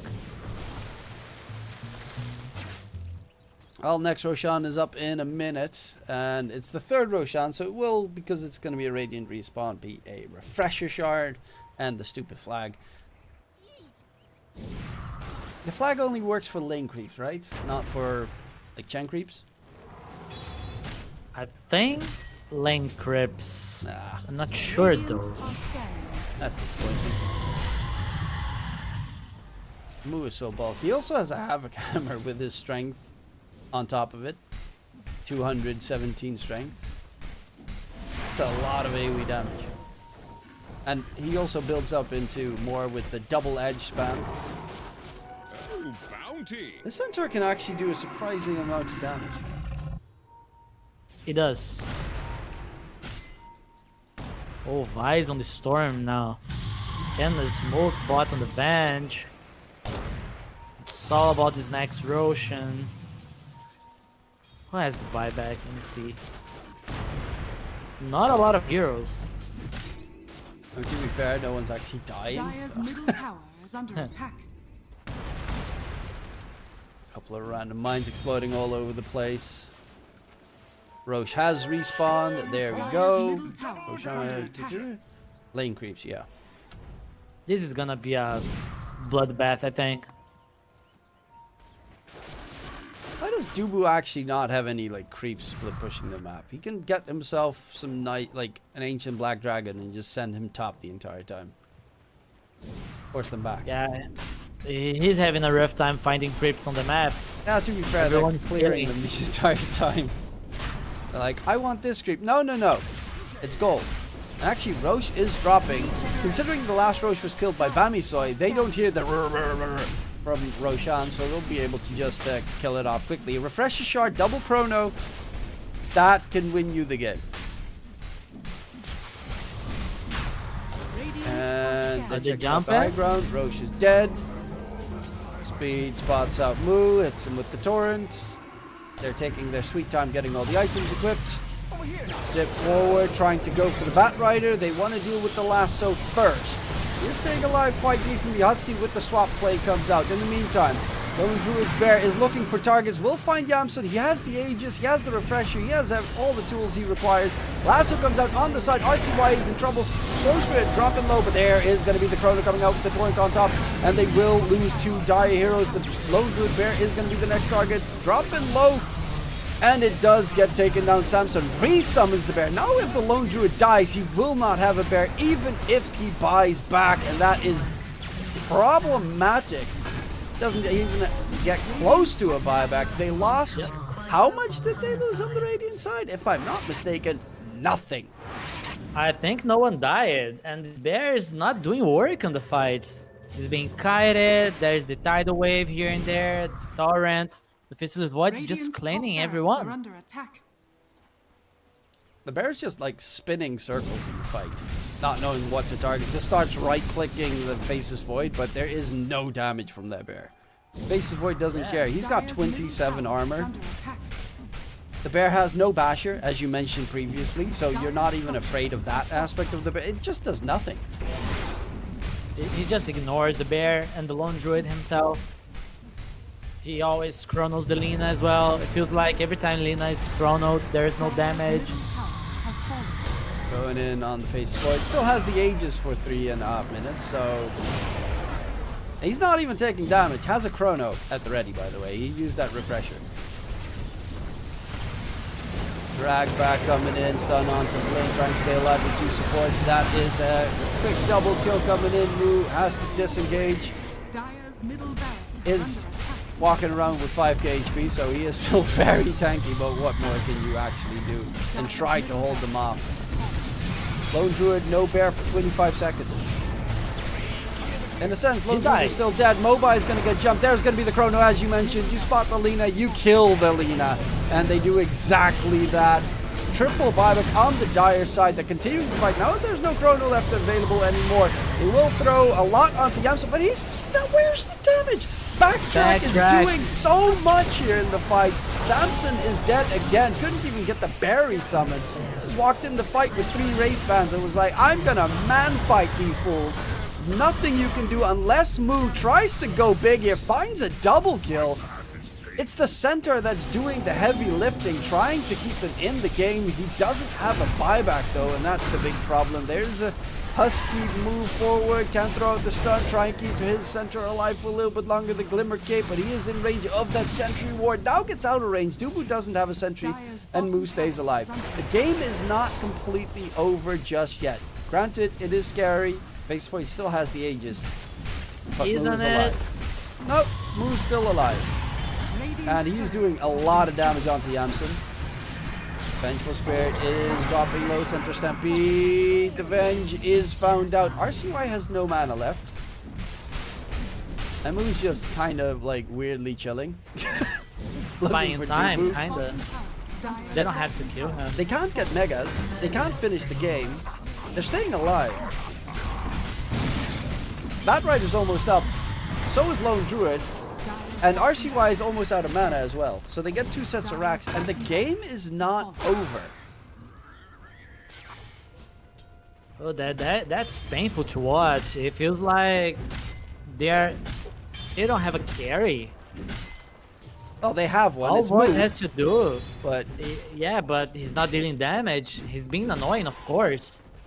But who is killing the heroes? is there any item that a centaur could Dire's get middle to tower make is under sure he does damage? I don't know. He can upgrade his Blink Dagger to deal more damage. Dire's middle tower is Equip under Moon attack. Shard? That's all, I think. Moonshard? Yeah, equip it. Maybe, you know, get some attack speed. He does do almost 300 auto attack damage per hit. Look at him. They find Yamsun. This would be a pretty big pick. The lasso comes out. Yamsun, he had 16 seconds on his Aegis, by the way. So he is going to come back alive and has a chrono. And there is Mobai nearby. Stun comes out. Lone Druid Bear's dead again. 60 seconds. No respawn available. They will look for MSS. And Laguna Blade him down. So all in all, not the worst. They got MSS and the Aegis kill, and they lost nothing. So yeah. Actually, it's pretty good. It's actually really good. decent amount of gold. Yeah, Samson. Right-click Lone Druid. Let's go. Farm faster. He's getting the nullifier. Not sure what changes with this item, to be honest. It does get rid of the nastiness that is the Solar Crest, the Ghost Scepter, the Radiant's Glimmer middle Cape. tower is under I don't know attack. if... Does the pipe buff get removed from Nullifier? I actually don't know. I think so.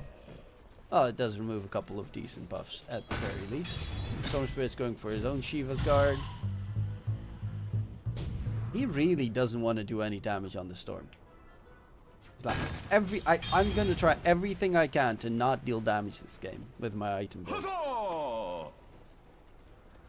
Lina is the one that actually kills me every single time. Let's get myself a Shiva's. With his next item, with the Shiva, he's gonna do a lot of damage with the overload. Really? Considering you Yeah. already have the Shivas on Kunkka. Yeah, because of the bounce. This bounce is so strong. Yeah, but then I'd rather see you get Ags. So that you, like, group them all together and then just go brrr. That would be a good plan as well. I don't think the armor is really required if the Lone Druid pair doesn't do anything. The Centaur is also just a ton of magic damage thrown in your face. It's only magic damage that they have at this stage. Lina is also magic damage. Lina, speaking of which, Mobai My god. is playing with the devil right there. Center Stampede back, and they actually get out. RCY is dropping a little bit in terms of mana. Chrono comes out, only catches Not Moon. like this. Not the greatest target to catch, especially with the E-Blade available. That's what was really unnecessary. And the refresher comes out from Yamsun. The Faces Void has the second Chrono available. Where's the And Lina? the bear is going to be the target. No! Samson! Not Biribu! Not again! It's dead, and oh, it's actually going to be able to stay alive. Moo saves the bear's life, but might have to sacrifice his own. As I say that, it's a Centaur with 7k HP. Blink, lasso onto Yamsun, but where is the damage without the bear? They found find the Lina. Lina, and that's the damage without the bear gone. The focus is going to be the Chen, but the bear is... He's just on the run. Moo is 1v5ing this entire fight for the last minute. He does find the kill onto MSS, looking for more, going for RCY. The Lone Druid resummons his bear. Yamsun still has a Chrono, by the way. Gets the catch, goes for the Bat Rider, and turns his attention towards the Lone Druid, who is still fairly tanky in his Ultra Bear form. Ghost Ship is going to be able to fly through. The fear was pretty nice to force them back. Samson, can they get the control in onto Speed? Goes for the TP out of there. Gets swapped back into position. Speed might just get taken down in the process, which seems to be very likely. These fights are weird. Oh, he's deep in. Gets slowed down, Nullifier connects, and Husky will be able to stun him. Take him down. And this game is literally all Moo. There's nothing else I can say about this game then. It's all Moo. He did 13.7k damage in that fight. Thing is, they don't really want to kill the Centaur. They can't They kill want the to kill the Centaur. Centaur. They should have by like something like Scotty on the Faceless Void, because he has passively, he regains 150 HP per second. They just Only can't with kill the him. Scotty you can kill him, but it's not worth it. You should get like Moonshard and try to kill everyone else. Yeah. But he's the one that's like in your face and hits you with overwhelming blink slow, Shiva slow, even the Havoc Hammer slow, just keeping you occupied. Muso, he's playing so well.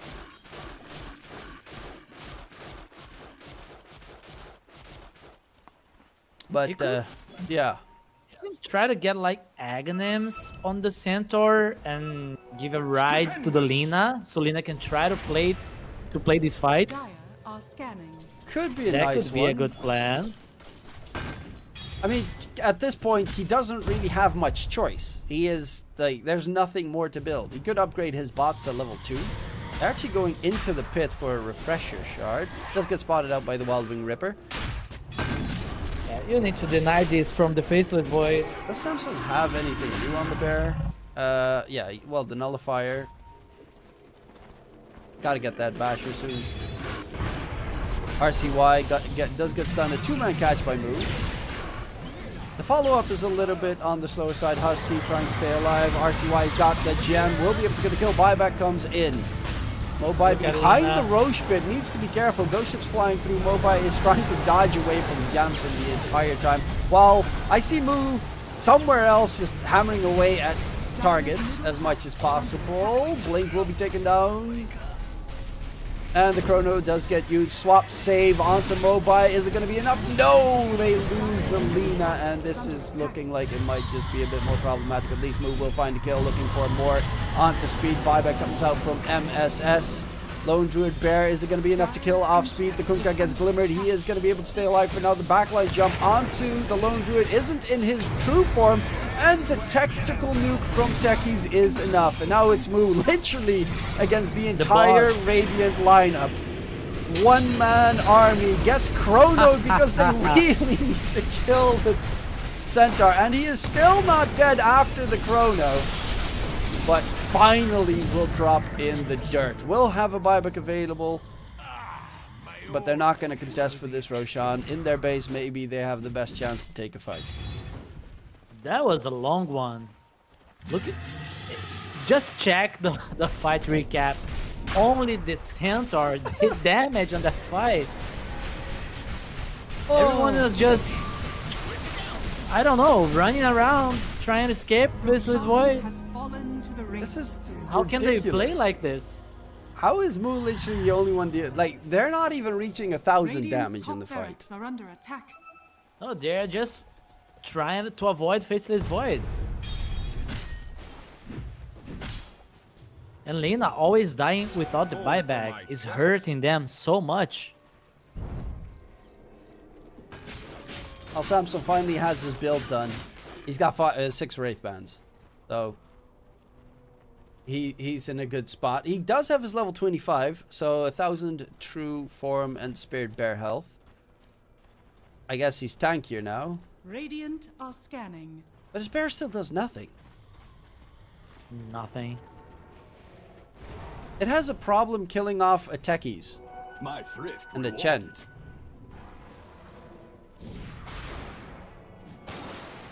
And And Dubu his is fan- really far. Like, he's got auras upon auras. He even has the Guardian Greaves now done. They have Invis on so many Radiant heroes as well. That's keeping them all alive. I am really enjoying this game, though. It is fantastic Yeah. to see Moo go ham. And they don't have a jam on the Dire. Oh, the Lone Druid Bear does get spotted, has a resummon. Moo gets a 2-man stomp, turning his attention towards speed. E-Blade. Yamson wants to possibly get a chrono. There's going to be the lasso onto Dubu. The Shen, pulse 5 is going to be the target instead. Blink dropping low. Dubu, will he die? Hand of God, still healing up. He's got the hot on him, and Dubu is not dead yet. Finally does drop. But they will lose their 2 supports. It seems Husky goes in for the swap and actually saves Move from the chrono. Don't really think it would have mattered because he's definitely not going to be the target. Where's now. the It's Lina? gonna be Moo and Mobai, the last 2 standing. Mobai is in the vicinity, gets hexed up by RCY the moment he shows his face. And Moo, what can you do? Your team's already dead, and again, he is the last one standing. GG called. Give me a quick fight recap. I actually kind of want to see, did he again? Yep, 10k damage in that fight center. Radiant Again, Lina almost 0 damage. It was time to realize that it was unplayable for Mobay this game. Yeah. I don't know. You did not have a Lina showing on the fights, and your Lone Druid was not dealing enough damage. Or any. It was damage. just, yeah, how long the Centaur could hold this game for them. Yeah, he Who did not deserve this loss, but 60, This is not almost how Dota 65k works. damage dealt by the centaur this game. A remarkable job from Moo. Unfortunately, Bamisoy just didn't have the tools. And with all the auras and defenses being built up on young Zigandu, it was too much to handle. But it does mean that we're going to go to a very short break because, yes, indeed, this series almost took 4 hours, ladies and gentlemen. So we'll be going towards a short break and get everything ready for Nouns versus No Bounty Hunter, which will start momentarily. We'll be right back.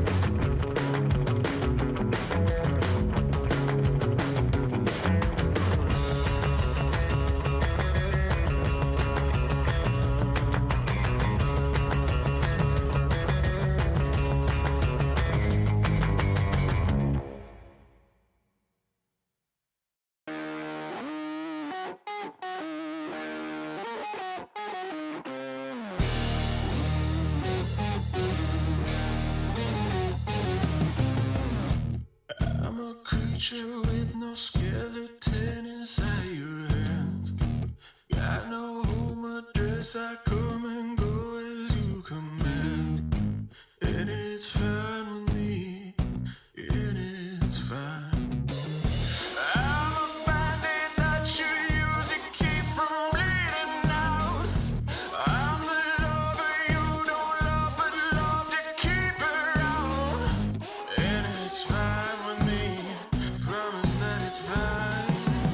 Maybe I'm a fool. It's not like I'm expecting something new.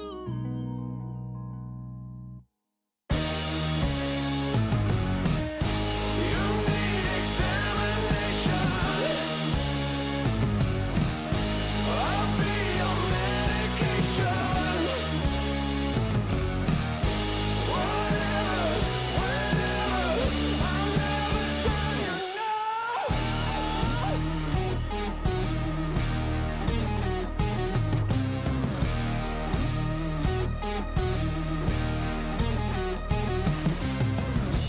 I'm a picture on your shelf that some days makes you smile. Then I gather dust and watch you go about your life. And it's fine with me. I swear it's fine.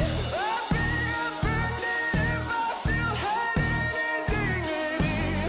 Instead of savoring the drink, you're slowly killing me. Say it's fine with me. Tell me that it's fine. Say you're fool, 'cause I don't have the will to run from you.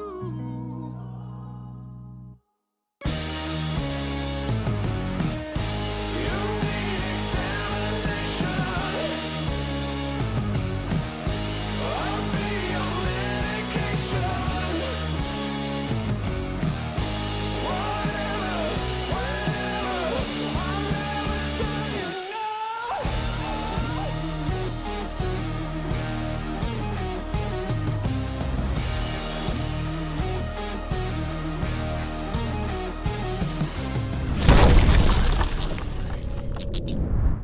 Welcome back, ladies and gents. We had a brief little break before between the first series and the second series, mainly because the first series lasted so freaking long.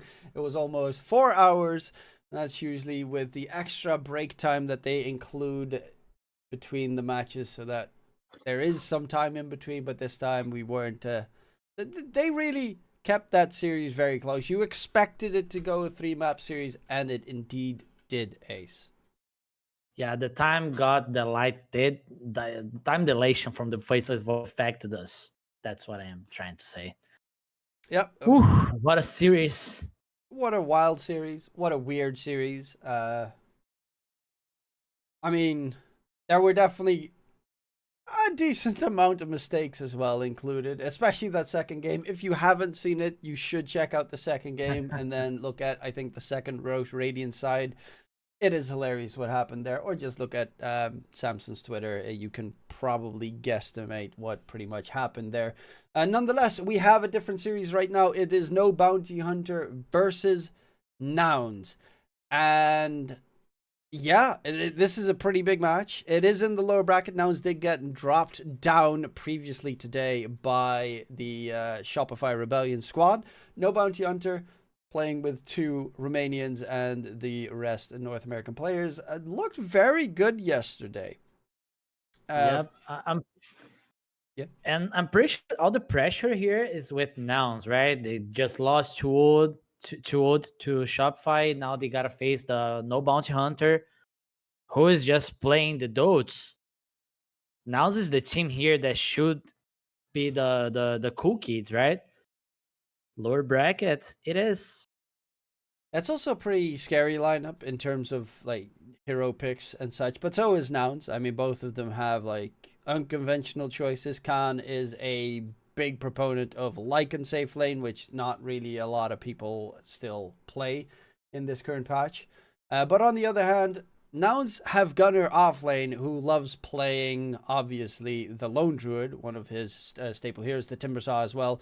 Very scary to deal with. They play Meepo. I mean, they've got Stormstormer, so they play Voker. And I think that in itself is Stormstormer Voker equals anything else that's scary in the game. He's Queen of Pain as well. Even though he lost with the hero previous years, he's still a beast with the hero.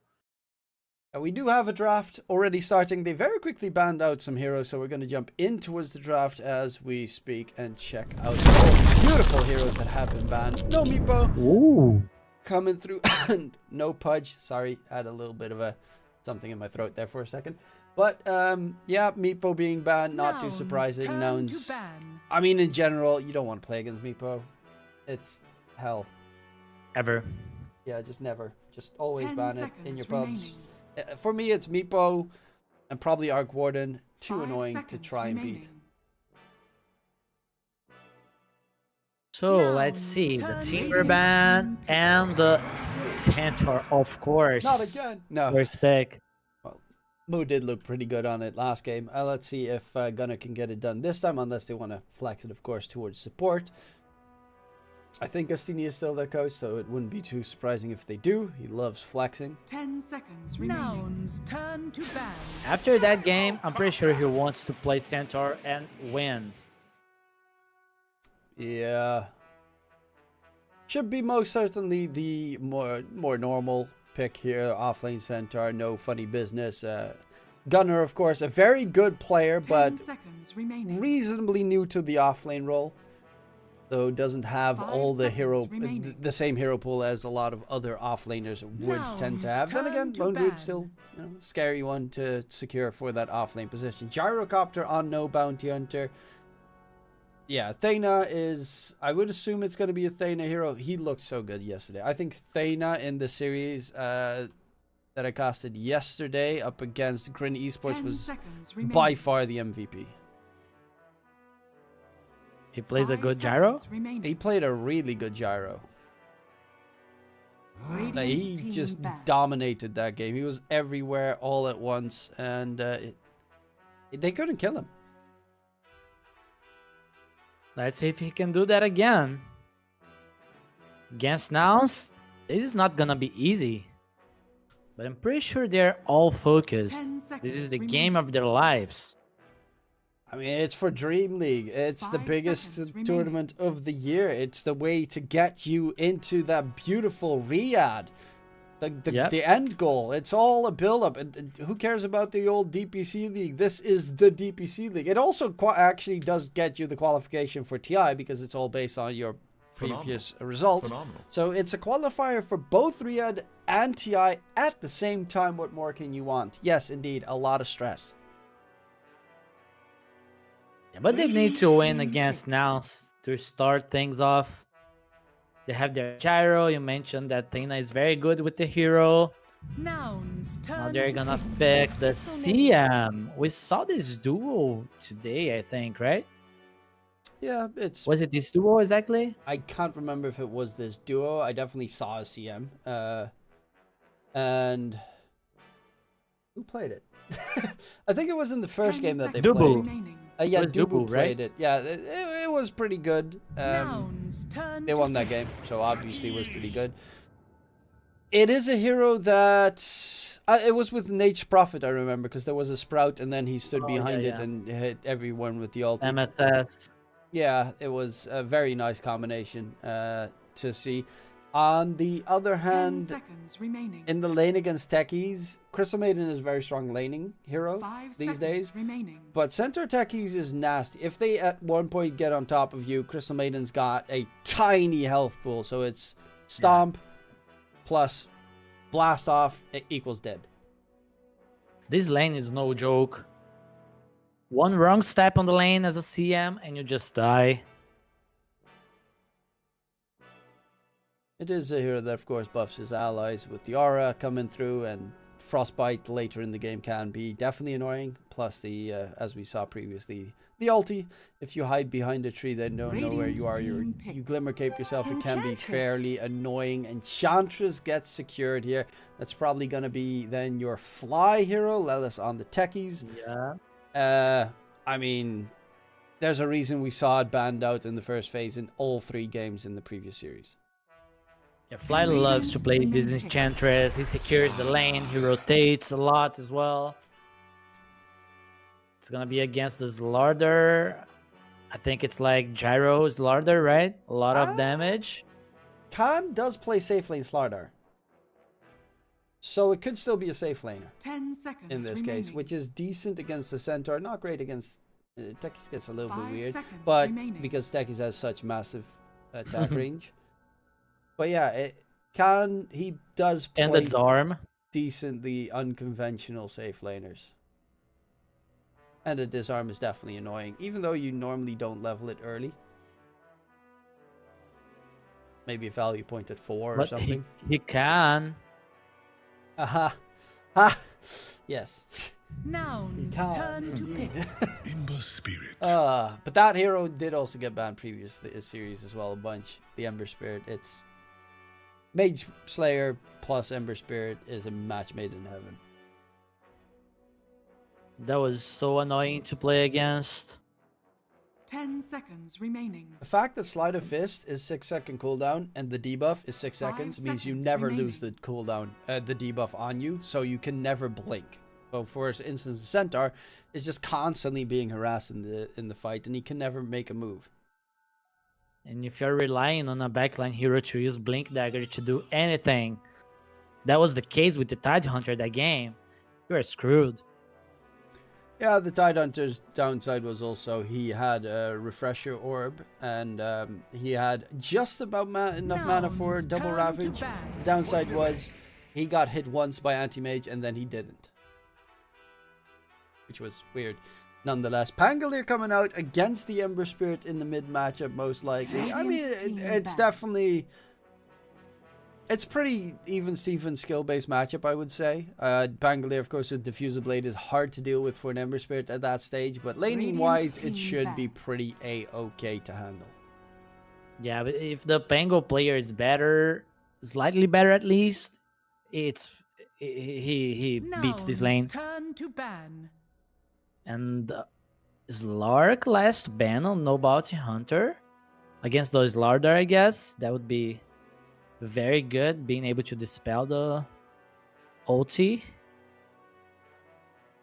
For me, it's actually going to be the interesting point, because yesterday there was a game, if I'm not mistaken, where 5 seconds remaining.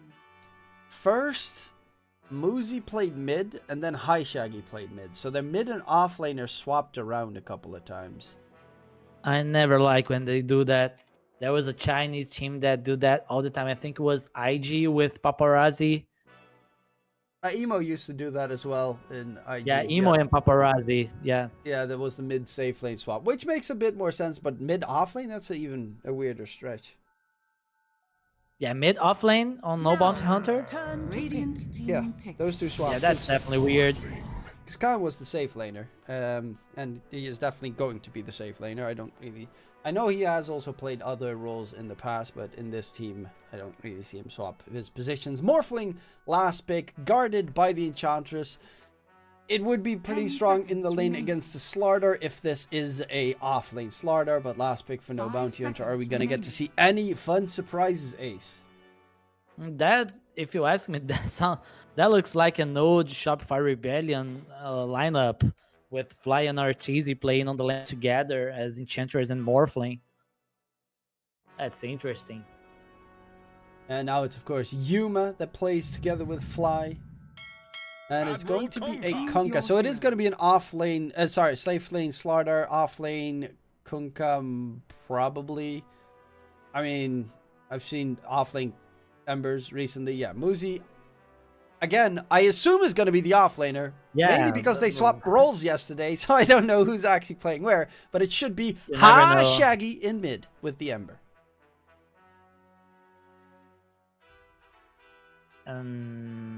Yeah, interesting draft from No Bounty Hunter, and this Conca being picked again shows that the nerfs were not enough to stop the hero. I would just be afraid of going late game against this Nouns draft. They scale very well with the Pango. The center, of course, we saw last game that if he has a proper carry, he can just hold the game for him. Yeah, but very interesting what No Bounty Hunter is trying here to achieve with this Lardar Ember lineup. Let's see if they can hold a little bit at least. I think it should be they're fine. all online on like 25 minutes. A lot of early game heroes. Khan is a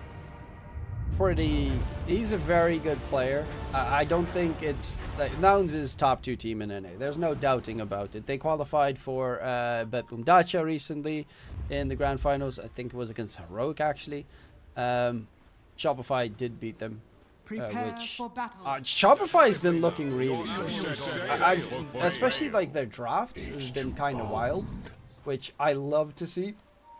It was kind of the one thing that I always was a little bit on the fence about. They had some struggles, I would say, in finding entertaining, strong drafts, but they're looking a little bit better with their choices. They went back for the Arc Warden on Arteezy, which is cool. Arteezy Arc Warden is tale as old as time, and it's gorgeous to see it back in action.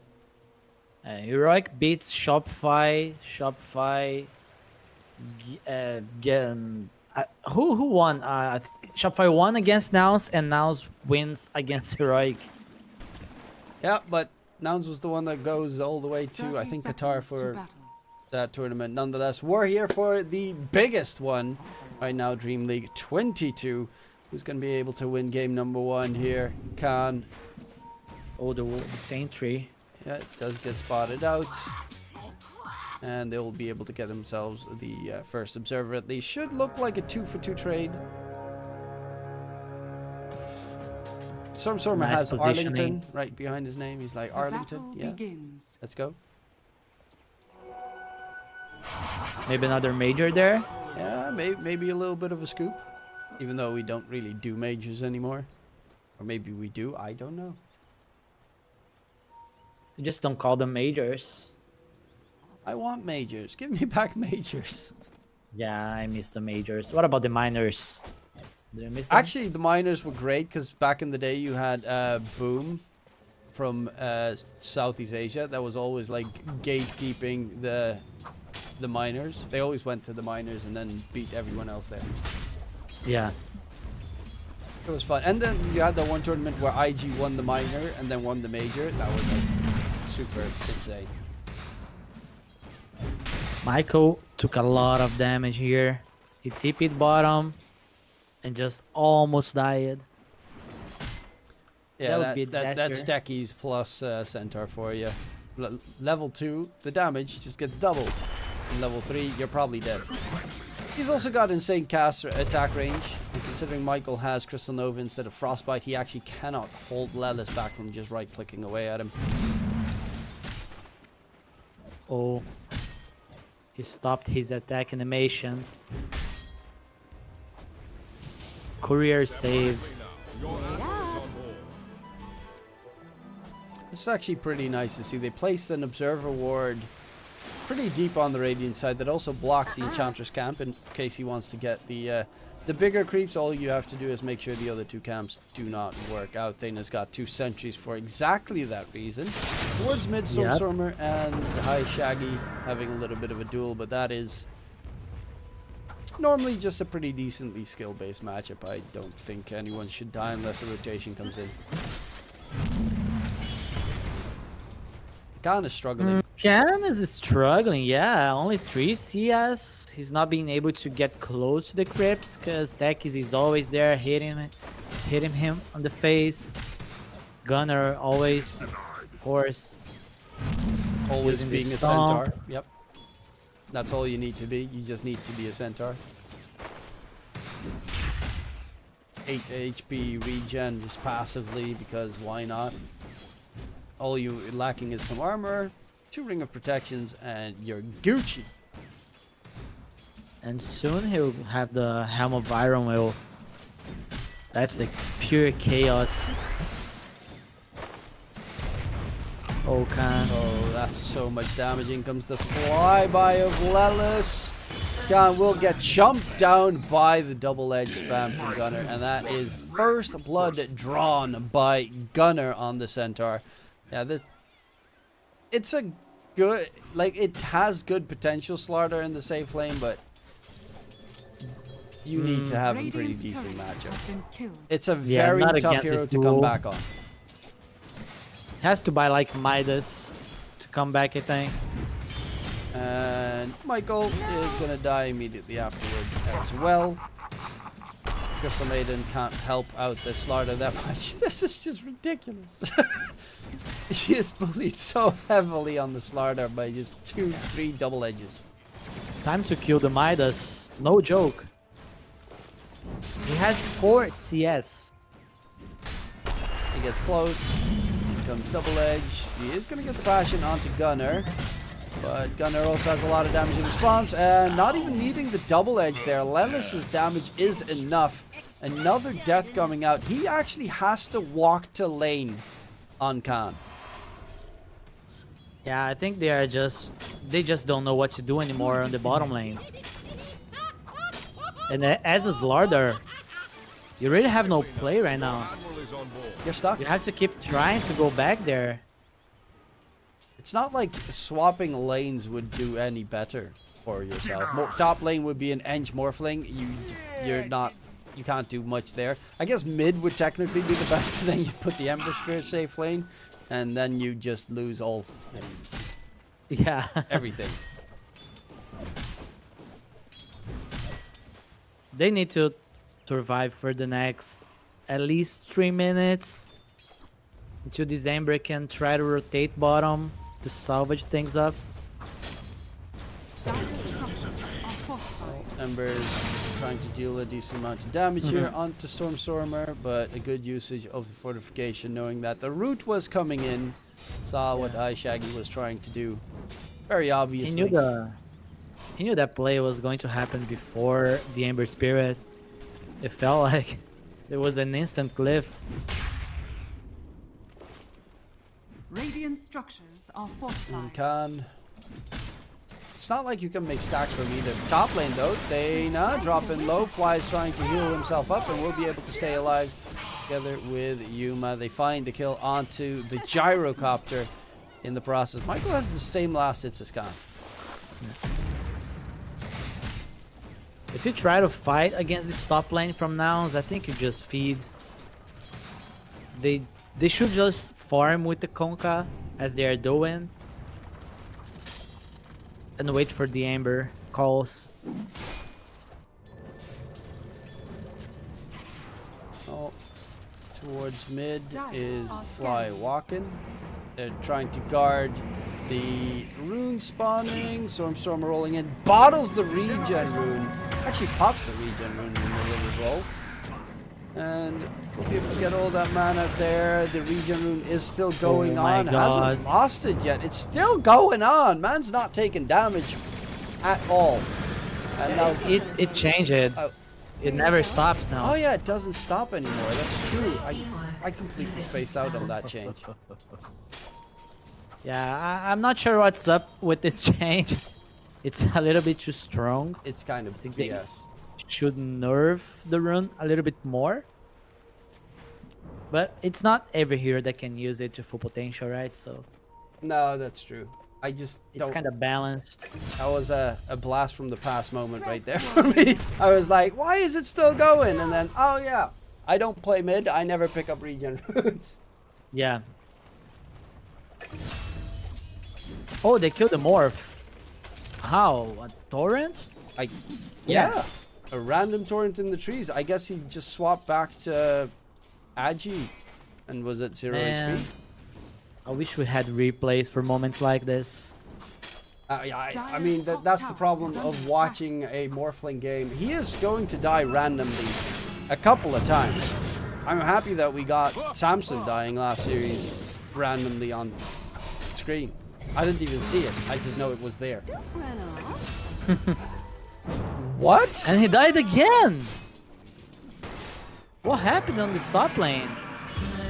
Bottom lane, Khan does get ran down by the center stampede. Yeah, I'm like, oh, I see stuff happening in mid. They might go for a fight, and then again, Morphling dies topside. Okay, bit of a That should surprise. never happen.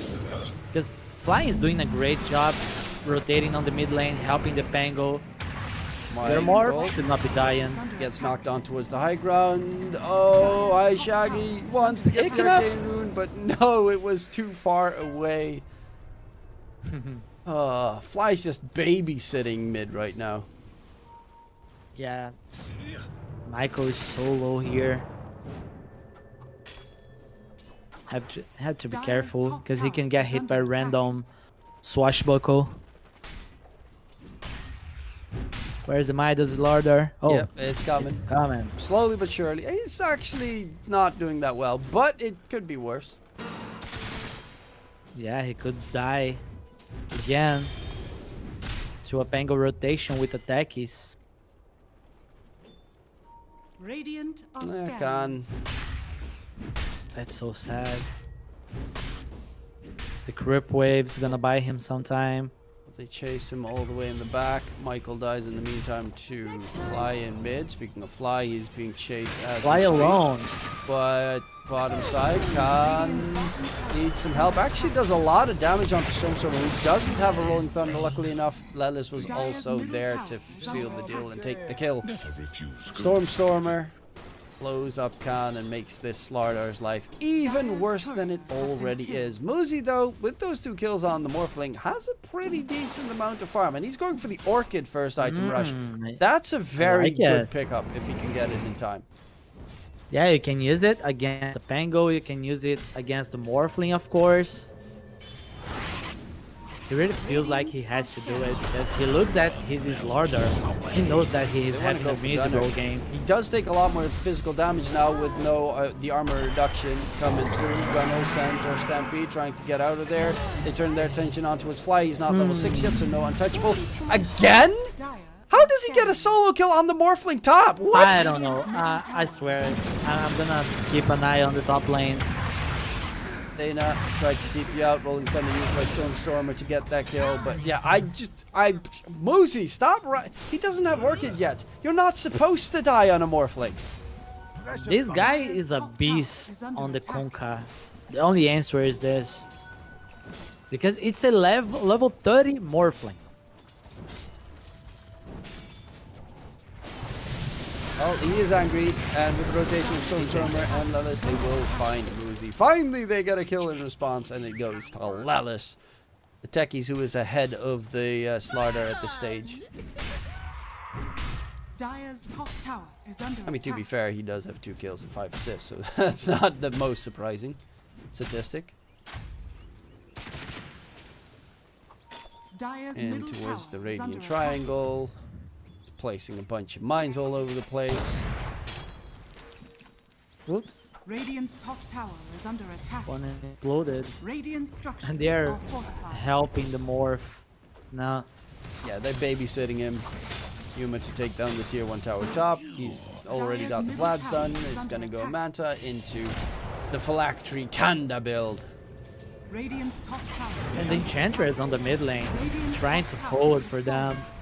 Doing a good job as well, of like killing the catapult. I should I'm still pissed off at that regen rune change. There should be a downside to having such an OP item. Rune. Gunner's just chilling. He's going for the Blink Dagger next. He also has his shard now being delivered. Not shard, but the tier 1 neutral item. 7 armor when you're below 50% HP. He comes in. What is the rune? Top lane. And Ember jumps, unfortunately, to a very wrong position because he didn't get the Fire Remnant on towards the high ground and will be taken down. Fly didn't have the enchant available to get rid of the haste rune. This game is a mess for no bounty hunter. What is this Conka with the Orchid? Radiant's He's so structures close. are Save the under day. attack. 250 gold left. Radiant's The net middle with tower advantage is under not like attack. insane because you can still kill them if you get an Orchid onto the Pango, he dies. But he could also just roll onto Michael and then the Crystal Maiden dies. Actually, Stormstormer, Rolling Thunder. Yeah, he quickly swashbuckles back, knows that X mark Radiant's middle tower has fallen. is right around the Clever corner. decision. Step lively now. Your admiral is on board. Oh, they're really going. Going for Fly. Body blocks coming out from Shaggy. Torrent connects. Fly is dead. The swashbuckle drains most of their mana. But they will at the very least kill off Fly. In the meantime, this Morphling from Yuma has been just free farming in towards the jungle, trying to catch up after the 3 deaths he has had. Khan has now overtaken Lelis. Yay. Finally. Animite is gaming, baby. Animite is gaming. Is it Orchid time? It is. Oh, Stormstormer. Stormstormer is dead. X mark. Oh, it's... Is it? Orchid, Ghost Ship, everything. Is it enough damage? It should definitely be enough damage, especially with Michael's ulti on top. Lelis used everything he had to be a big nuisance, but now is going to be chased down as well. Looks to be a second kill. There is a blink on the Centaur. He is walking in. Fly wanted to take this fight, but it seems Gunner's like, nah. You're a goner, bro. It's not my fight. Step lively now. I'm too big. I need to go the Moo route. But then also Alright. win the game. Orchid paid off. Dire's middle tower Has is to under keep attack. going with the pressure. He stole the... Dire's middle tower Wisdom has rune. fallen. Has to do a lot of plays to come back in this game.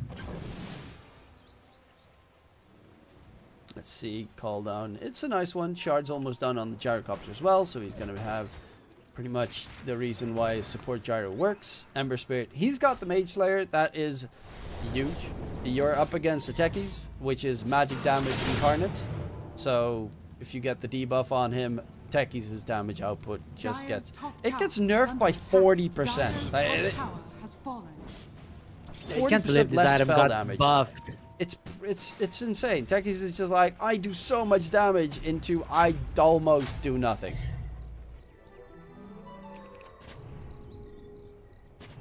Dire's middle tower is under attack. They all need Radiant's to play bottom around this tower is Conka under now. attack. Radiant That this are gives a lot scanning. of space to announce on the other heroes. Storm. He's dead. Going out onto Stormer Pango, taken down. Fly is the second target here. Centaur Stampede was used to kill off Khan on the other side, but they will find themselves 2 kills top side. And they're actually making plays happen. Yeah, Khan is just continuing his struggle bus, but at least they're keeping the net worth advantage pretty even on the side of no bounty hunter. He's trying to get like Echo Saber on Slardar to group with his team, because there is no reason for him to play alone now. They're trying to keep up with the pressure and the Radiant's Conka. bottom tower is under You attack. should not afford to have your Slardar dying every time while you do that. Dire are scanning. Wow, I Radiant's hear bottom drums. tower is under attack. Double damage empowers. Yeah, indeed, the drums come out. They find themselves another Stormstormer kill. This Orchid has paid off in an insane way. Fly gets the call down on top. Will he drop low? Len's actually nearby looking to get the This is the base. blast off Bomber coming in. And will he be able to get it going? Nice 2-man route. Yuma playing Ember Spirit Gaming, but they're going to try and disengage. There's no man left on. There's Morphling, but Ghost Ship comes out. Run buff is there. Will Muzi be able to disengage? Yuma has his mana regained for a little bit coming through. The 2-man route comes out. The Torrent as well. Hold them back. Get them out. Is under attack. While they're chasing in so very deep. Lelis even gets X marked. Will be able to stay alive. They might have just better chosen to disengage all through to base because... I mean, I like the idea, of course, of going back on the techies. However, the Centaur is just so bulky. Yeah, they forgot for a second about Gunner. And they got ahead of themselves as well, diving their base 17 minutes in. They need to chill a little bit. Oh, Lelis topside dies to a random gyrocopter seeing him. Yay, free kills. Solo kill as well. A lot of gold, a lot of XP. Nice. He's an ass. They can definitely come back. The problem is Khan. I mean, he's not that far behind. He's getting close towards his Echo Saber. If they just give him like 10 more minutes, 15 more minutes, he might be ready to rumble. And they are continuously making plays. Looking for more catches. Speaking of which, Stormstormer gets spotted. The root oh no, it was not even a root sleight of fist. He is going to go for the Rolling Thunder. And can't TP away. Wait, he's going back in. Oh, Gunner's nearby. So is Yuma. Waveform forward. A lot of damage to be thrown out. And they find a double kill coming out. They will be surrounded by enemies. It's a 5-man rotation towards mid. Next to the Radiant's tier 2 tower at that. And this is when you start missing your Slardar on the fights. When Yuma joins.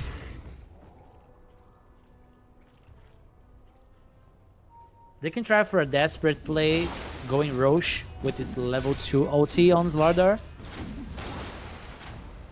Wait for the Roche to go on the Radiant side and try to fight.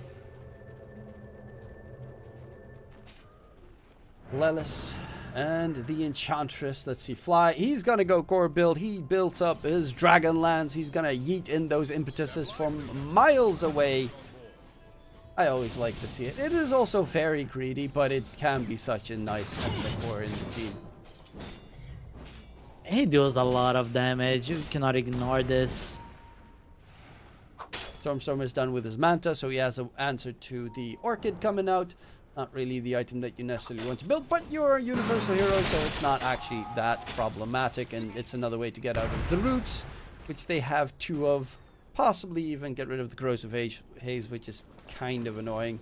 Speaking of which, they have a pretty good Roach lineup just because they have a Slardar safe. And now it's time. It goes towards the Radiant side, so this is probably a very good shot at getting yourselves a Roshan. Lelis techies got the free shard. Reactive Taser shard is insane to just throw on a Centaur that's going to jump into the fight. He's gonna be unkillable in this fight. Are they going to contest this? Are they gonna make it in time? He's dropping pretty quickly. Michael is blocking any entries, or at least attempting to. He's walking a little bit close, but Roche is dead. There's going to be the jump in from Gunner, and he does manage to get at least a stun and a bit of damage. Michael does a lot of damage on the side, will be taken down in the process. They lose Lelis, but this Ember Spirit does have the Aegis, is going to lose the Aegis. Orchid comes out on Yuma, but the Manta style is there. And Khan is on the run. Fly throws out a couple of impetus to deal the damage, but it is just being, as you said, a disastrous fight here for no bounty hunter. It was a nice attempt. Unfortunately, it took just a little bit too long, and the Crystal Maiden was not really he wasn't really positioned right. He just moved forward towards the Roche bit for no reason. If he was a bit further back, he could interrupt the Centaur from getting close towards the pit, and they could maybe start a better engagement. It feels like Kunkka should be there as well to try to stop everyone with the boat, with the axe. Radiant's bottom tower has fallen. And with this Just to be full clear, team every wipe hole you against make, no bounty I hunter. don't mean it literally. Phenomenal. I don't know if they have any plays left. Yeah, he's got Kanda done? Or... yeah, he's got Kanda done. Okay, Morphling's OP. Yeah, it's one of those items on one of those heroes. Morphling, Luna, Kanda is nuts. Adding your attack damage to adaptive strike. Long range, you just blow up a support. Almost one shot. Yeah, it seems like we'll never be able to see this Slardar online in this game. Invisibility.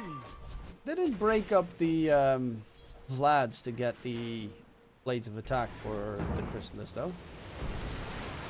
So I guess he's not Oh, gonna he bring made a it with Vlad's. mistake, huh? Not efficient carry.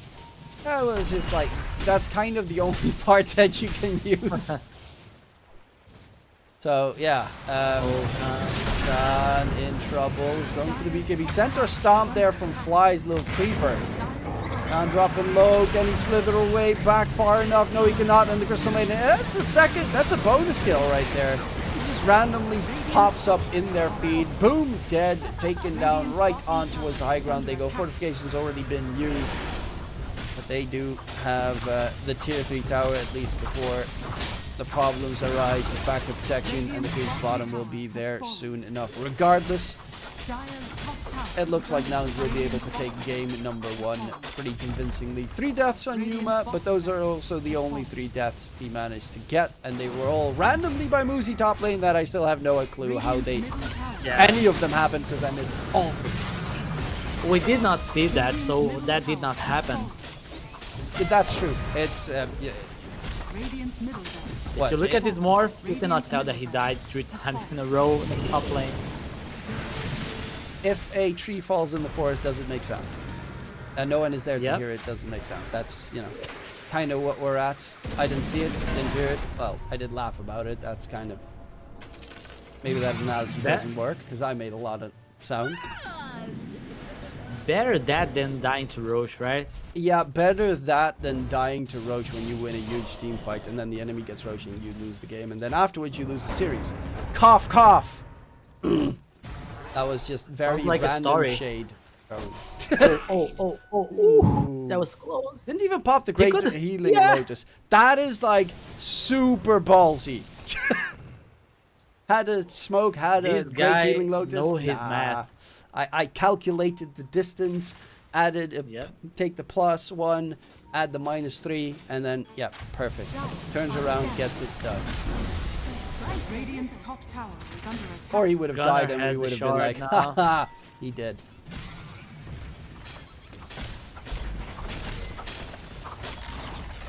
High ground Radiant's top time. tower has fallen. Oh, they're all next to them. They're so close. Will they be able to get the catch, the kills? What's the plan? I have no idea what the plan is. They're like, okay, who can we jump? Speaking of jump, that's Gunnar going in onto Muzi. The Kunkka, can he get his spells off? Didn't even get the Torrent Storm going. Has no Bibles available. There's going to be Salmon trying to mount fight the Centaur, which is the worst target in the entire game to go for. And now Khan gets blown to smithereens by Yuma, and that is bye-bye. No bounty hunter in game 1. Indeed, GG gets called. Now, How did he know? what? Gunnar jumped on the Conca. You saw that? Yeah, I mean, he just has a sixth sense, I guess. You know, he's just like, maybe someone's right here. You never. I don't actually know how he knew. That was kind of random. Was there an aura maybe on the? I don't know. He just jumped in and found the target out of nowhere. No, that But was- yeah, good to him. I don't think it would have really mattered whatsoever, but Yeah. nonetheless, well, job well done by Nouns. They kind of completely destroyed Khan's game. 8 deaths on the Slaughter safe lane. That's not what you want to see. It's I was looking forward to seeing what it can do, but Centaur plus Techies is just a stupid lane. It has so much magic damage. Yeah, that lane was miserable. I don't know what they could possibly do to salvage that, to help out this Lardar. Maybe trying to get one more support on the lane, at least for like 2 minutes. I don't know. Yeah, I don't think we're going to see that hero in game number 2. And also, Centaur is in a stupidly good spot. The hero is just insane. The damage output, the sustain that it has, of course, global Centaur Stampede, that's always nice. Nonetheless, that was game number 1 in this best of 3 series. A loser, or at least the team that does not win, indeed, I'm trying to bring it mildly, will be eliminated. Indeed, they will not be playing DreamLeague. So there's a lot on the line here for both these teams. Will No Bounty Hunter step it up in game number 2 and put the heat to Nouns? You'll have to wait until after the break to see if that will come true. We'll see you then.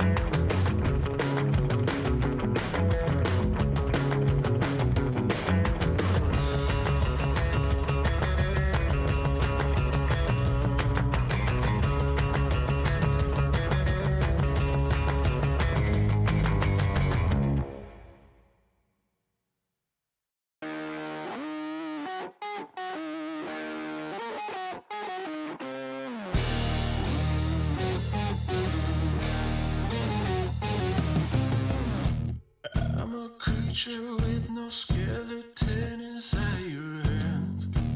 Got no home address, I come and go as you command. And it's fine with me, and it's fine. I'm a bandit that you use to keep from bleeding out. I'm the lover you don't love, but love to keep around. And it's fine with me, promise that it's fine. Maybe I'm a fool,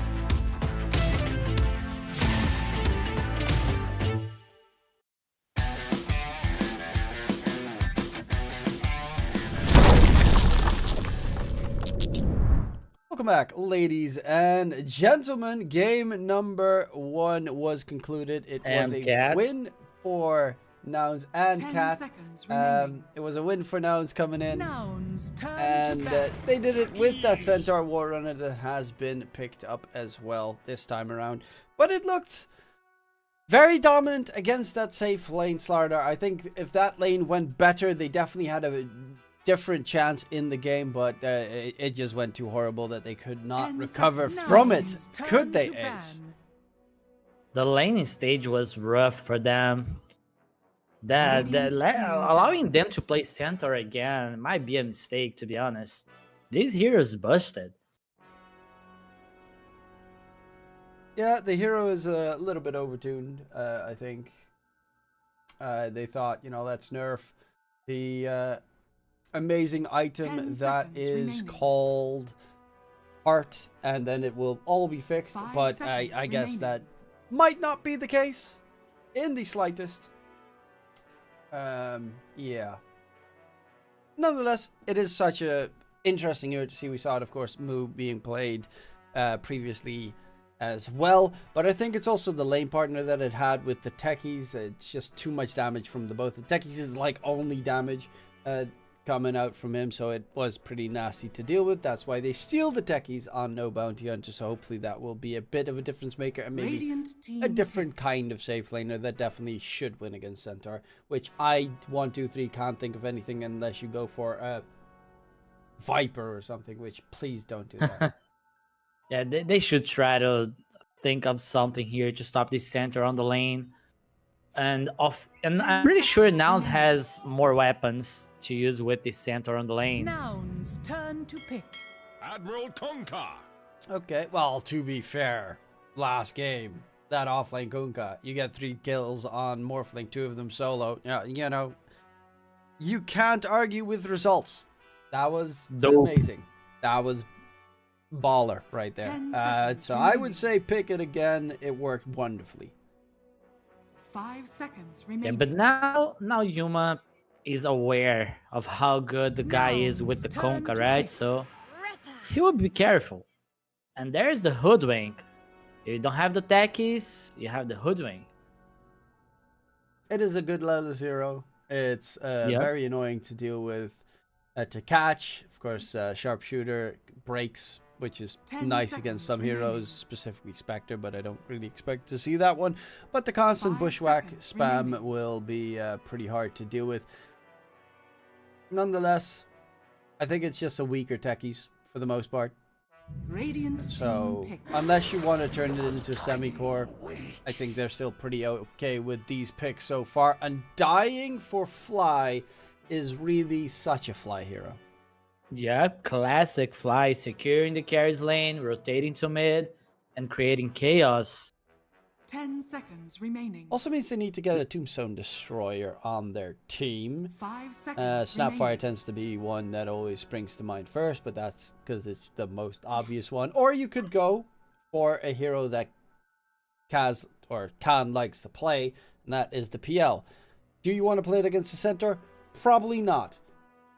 I guess it survives slightly better because it has a disengage, but that's as far as I kind of go. They can play Morph here, I think. They just need to pick a hero that can hold the lane. You don't have to beat the centaur. Just make sure your tower survive for at least like 10 minutes. The Morph can do that very well. If you want to play it like as safe as possible, you go like Morph Marcy. Marcy 5, Morphling safe, and then you just give him the lifesteal buff, and then Morphling shouldn't die. There's the Treant Radiant Protector as team well. pick. Have a lot of options with the Morph, but since they are picking this Snapfire, I think they will try to beat the centaur in lane. I saw a Snapfire maxing the Shredder again, Snapfire maxing the Shredder against the centaur, and that worked very well on the lane. Let's see if that's the plan here. It still does do a lot of damage. Most of the Snapfires go for the other build because you at least can 10 kill seconds creep camps remaining. and stuff with it. But I have also played plenty of games 5 against the seconds Snapfire remaining. and then get surprised when they go a little Shredder build and you just get decimated once they hit level 5. Yes.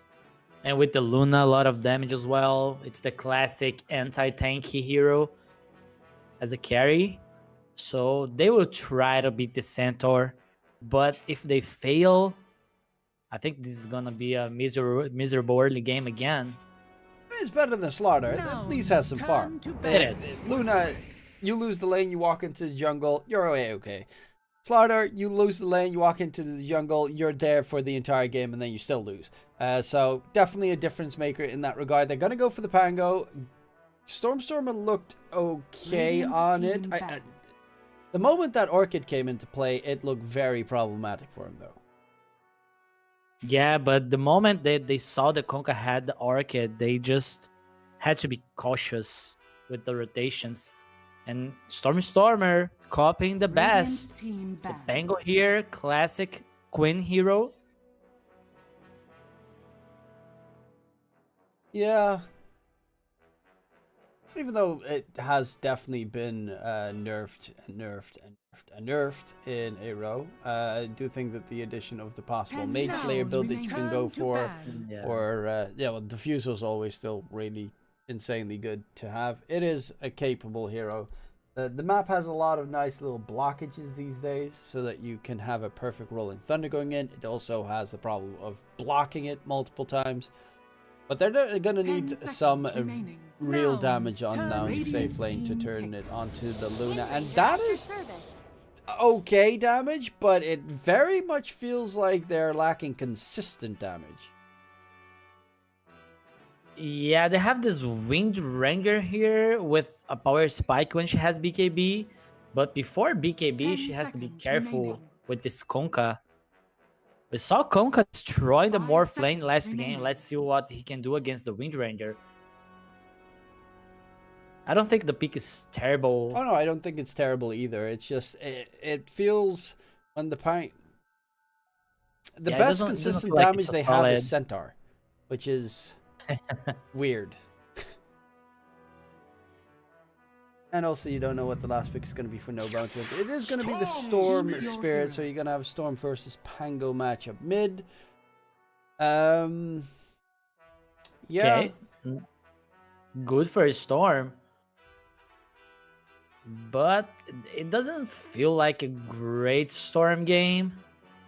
There's a random Shackle that can hit you, the random Swashbuckle. Gunner will always be looking to stomp this centaur as this storm as well. So he has to have like spider senses or something.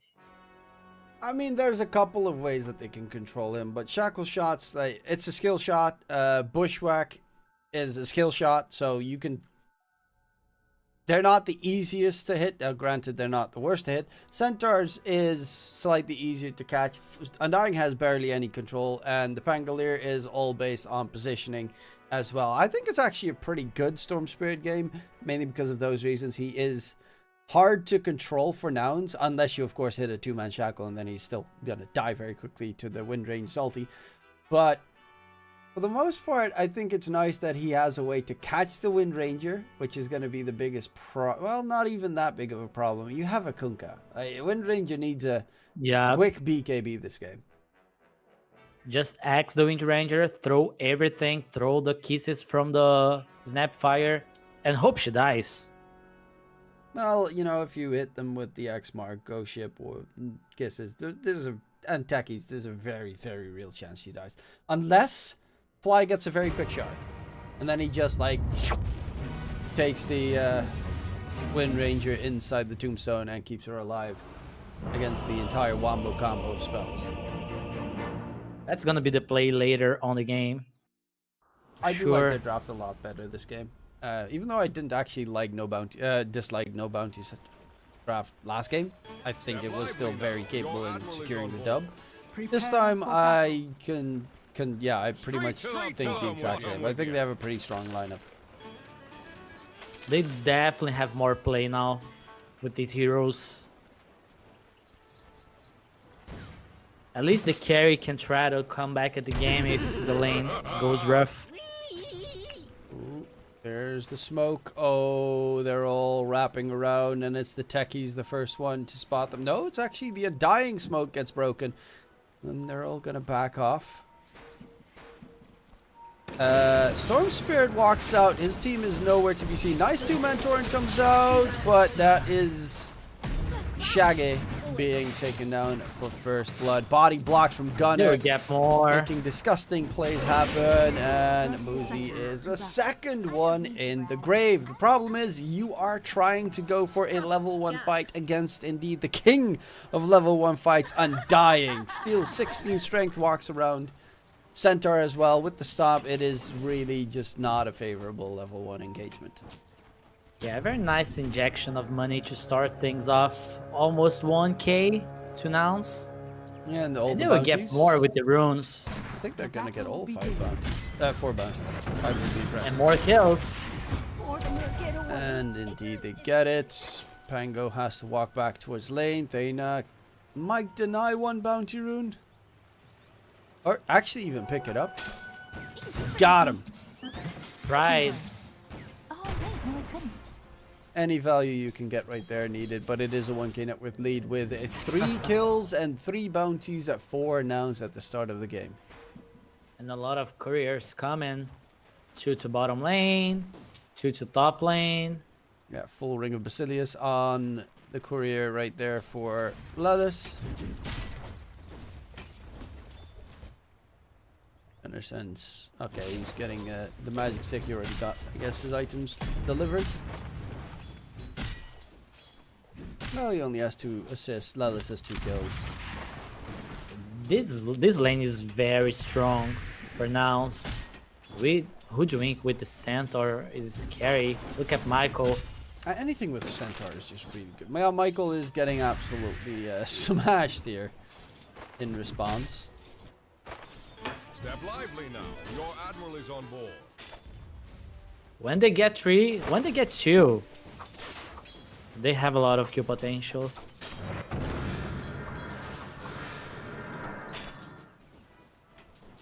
The plus side is, of course, you are a bit of a range hero, so you don't have to get as close on the Luna. Shouldn't be too problematic, hopefully, if you stay on your tippy toes. While Fly is walking around with 4 enchanted mangoes. The classic Undying build, just keep on spamming decay upon decay.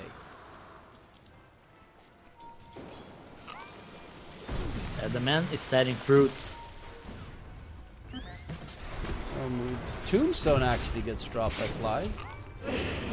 Muzi dropping low. He's got to get rid of the zombie, which he doesn't actually hit. Now 2 zombies are chasing him down. dead. Muzi is just straight up gonna die. Stop blocking the zombie. One more right click from Fly, because level 1 decay doesn't actually do damage, but the zombie will be able to charge forward and get the right click in, take him down, while in the meantime bottom lane a 1-for-1 trade happens between Lelis and Michael. Khan gets the kill, so Khan gets the gold. Yeah, not bad for the Luna. Now the Snapfire can come back with more regen. We beat fast. Ken got the kill. The mid lane going as expected, right? Storm having an advantage here. The first few waves at least. Bengal can come back later. Top side, a lot of harass on Thena. Muzi Who got quickly it? steals the Step healing lively Lotus. now. Your admiral is on board. And Fly hunting for more. He luckily enough doesn't have level 2 Power decay. shot. Nah, that's too Radiant far away. structures are fortified. Mid lane, Shaggy is doing a pretty good job though against Stormer. Last game he actually did do very well in the lane as well against Stormer's Yeah, he- Bango. I think he tied, right? At Yeah. least. But the problem was he got like a ton of rotations coming in, so he couldn't do anything at one point anymore. You had Fly with the Enchanters mid the entire time, and the techies as well. It became very problematic. Speaking of problematic, Michael bottom lane needs to get himself out of there. Shotgun blast comes out. Gunner, they do drop him. And the kill again goes to Khan. It does oh, actually it goes to the creeps next to Khan. But that's a little bit unfortunate. But it is still better than last game. And Yeah. nice denial of the water rune as well towards mid. Sneaky techies. With this, it seems that No Bounty Hunter were right on their approach, using the Luna with the Snapfire, a lot of damage. And they got to kill the center, not using the Shredder. Yeah, he actually does have a chainmail now and a ring of protection, so he's trying to get the phase boost fast this time around. So he does have okay-ish armor, I guess, against the little shredder.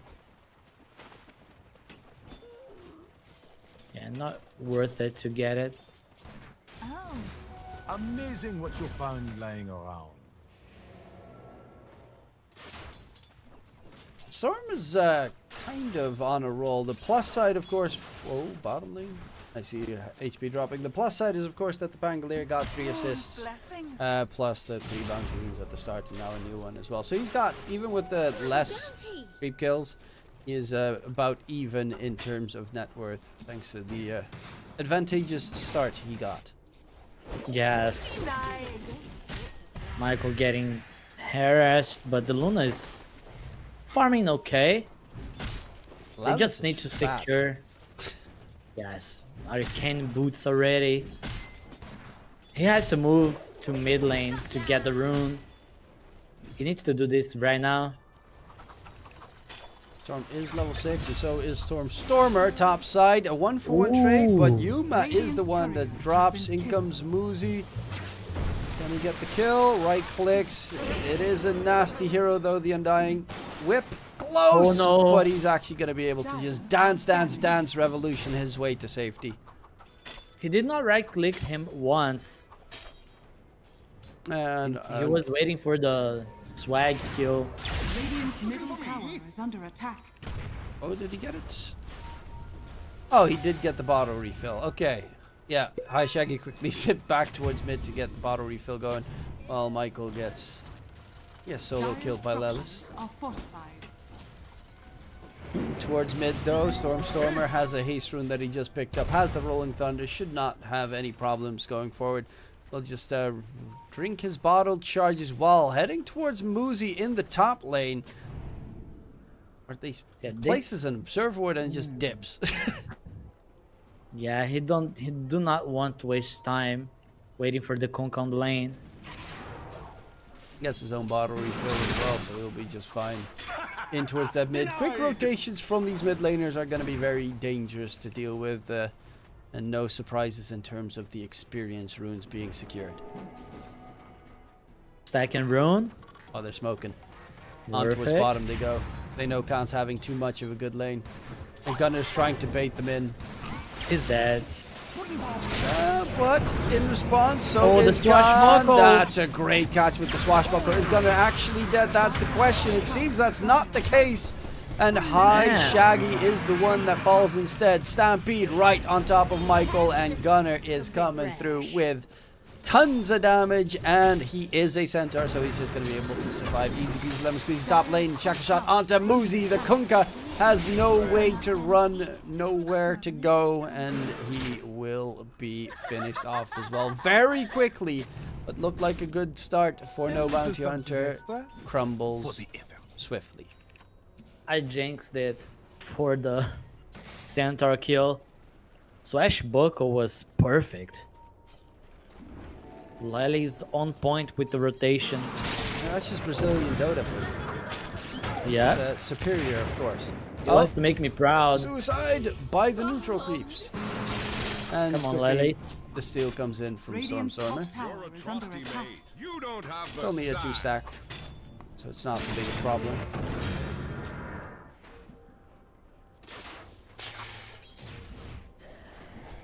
But it's not the worst. Yuma, in the meantime, is closing in on the Maelstrom as a first item. Stormstormer is still heading up towards top. Muzi is there, and Muzi, Radiant they scan it. scanning. They know they're coming, but does that even matter?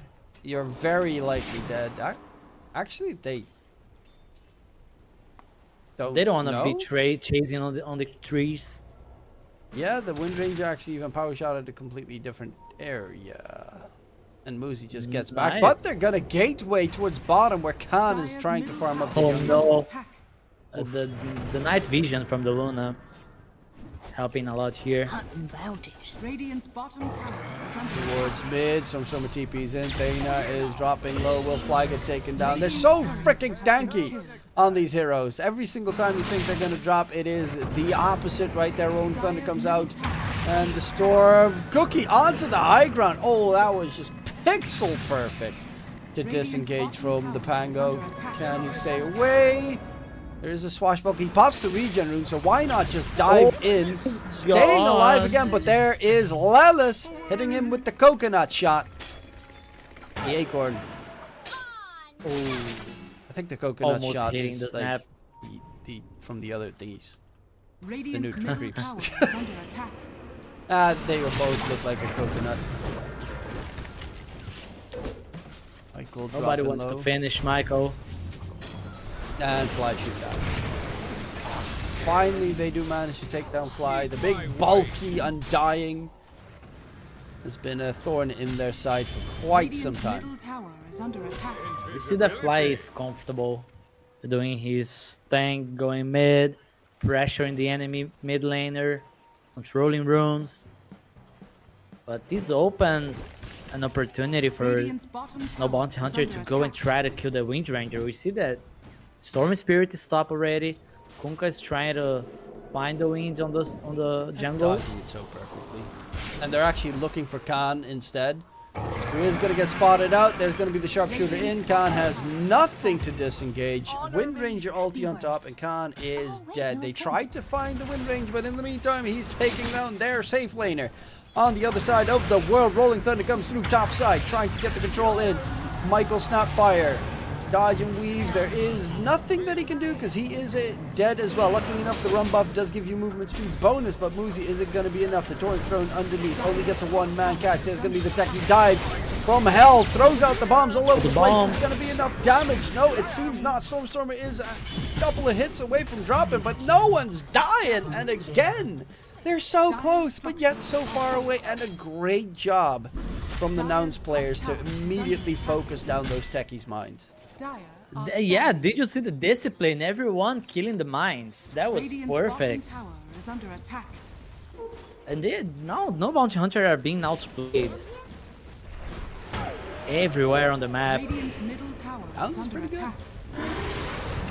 Towards mid, Khan being chased down. That heavy slow coming out from the Undying's right clicks. He has max level decay as well, so very short cooldown on it, walking around with 2k HP at this very point. Yuma doesn't actually have mana to help out his teammate. The Fly, Oh can he no. get away? Finds a two-man catch. Oh, the coconut with the power shot. Fly is just balling in the front. Gunner coming in from behind. That's the center stampede. Gunner say hi. Hello, Gunner says hi. Oh my god, look at this. Hi, Shaggy. Bye, Shaggy. Indeed, there is very little left of this no bounty hunter. Nobody dies. lineup. Fly's got 40 stolen strength. Just casually They're 14. gonna keep going. Radiant's middle tower is under attack. They might call it. Has been I mean, it is the close qualifier. Loser is eliminated, so you kind of don't wanna, but... Oh, that's a painful fight. This Where is there's getting just out of control. a +5 Undying in front of your face. He's the bottom of their net worth, and you cannot do anything. It is 11k gold at 13 minutes mark. How do you recover from this without the enemy making huge mistakes? I don't know. They need to get 6 on the Snapfire. At least to try to have a play on their sleeve. Storm's also quite a ways away from his Witchblade. The damage is just lacking. It's been lacking the entire game. And Michael trying to disengage will be found out. Yuma's on a mega kill streak, 7, 1, and 4. Pango? Luckily enough, They found him. the Pango does die, so there is something to be made happen for no bounty hunter.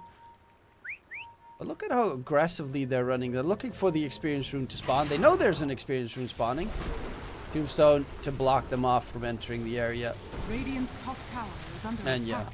that you don't want to walk into a tombstone, so Yeah. they're gonna bail out. There's a Natos as well, finished on Lele's, so it's very hard to fight against this. Level 5 yet on Michael. He's struggling trying to get his 6. He really needs like to leech XP. But there's a lot of heroes here doing this. Well, finally does get that level 6. As a counterpart, Fly is almost level 11. Step lively now. And he's building They the need to flats. find something. Just because flats is amazing. Let's see, are there any other surprise items coming in? Diffusal is done. It's going to be a Mage Slayer on Stormstormer. Yuma is going Manta style. You can dodge the X mark combo thing, but it's really hard to do. No! Hi, Shaggy! Where's the stomp? Yeah, that came a little bit late. Gunnar thought he had more time. In the meantime, Stormstormer is the one that gets caught again. Alright, 2 deaths in a Radiant's row. middle A tower lot of is under gold. attack. Kind of Going like last for- game, but this time there's no Orchid. Yeah, there's no Orchid, but there were like 4 heroes or something. Khan is just gonna use the top area of the map to get some farm going. His net They worth wanna is keep not doing that far Ranger. behind the rest. And they're actually keeping it pretty even as we speak. Center Stampede to get Yuma out of there. It is an Arcane Runestorm Spirit. Can he get the kill? Again, so very close, but how many times is it so very close this game? All of them. It's always so very close, and it's just not close enough. Yeah, Storm messed up there because he was supposed to pull the Wind Ranger with the Snapfire close to use the cookie, but Yuma managed to just juke him on the trees. Break an ankle. Radiant's Like bottom nobody's tower business. is under Towards attack. mid, there's the root, there's the stun. There's the kill. Lelis is unstoppable. 8, 1, and 14 hoodwink. I said, you know, it's just a weaker techies, but I was very wrong. It's just as good, if not better right now. He is... I mean, his bushwhacks have been phenomenal. 22 kill participation, by the way. He's owning. I don't think there's anyone not owning at the moment. Even Fly on that big, bulky Undying.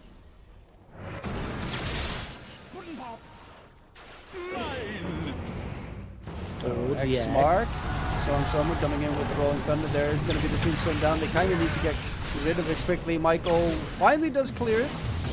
Root onto Muzi, does dodge it there with the cookie play coming out from Michael. So they got rid of the tombstone, which is actually a very big cooldown taken care of. Gunner's going to jump in, two-man stomp, comes through. Muzi, Kunkka is fallen. There's going to be a bunch of bombs thrown in the area. They only catch fly and they lose 2 for that kill. Yes, you kill off the enemy's position 5 and 9.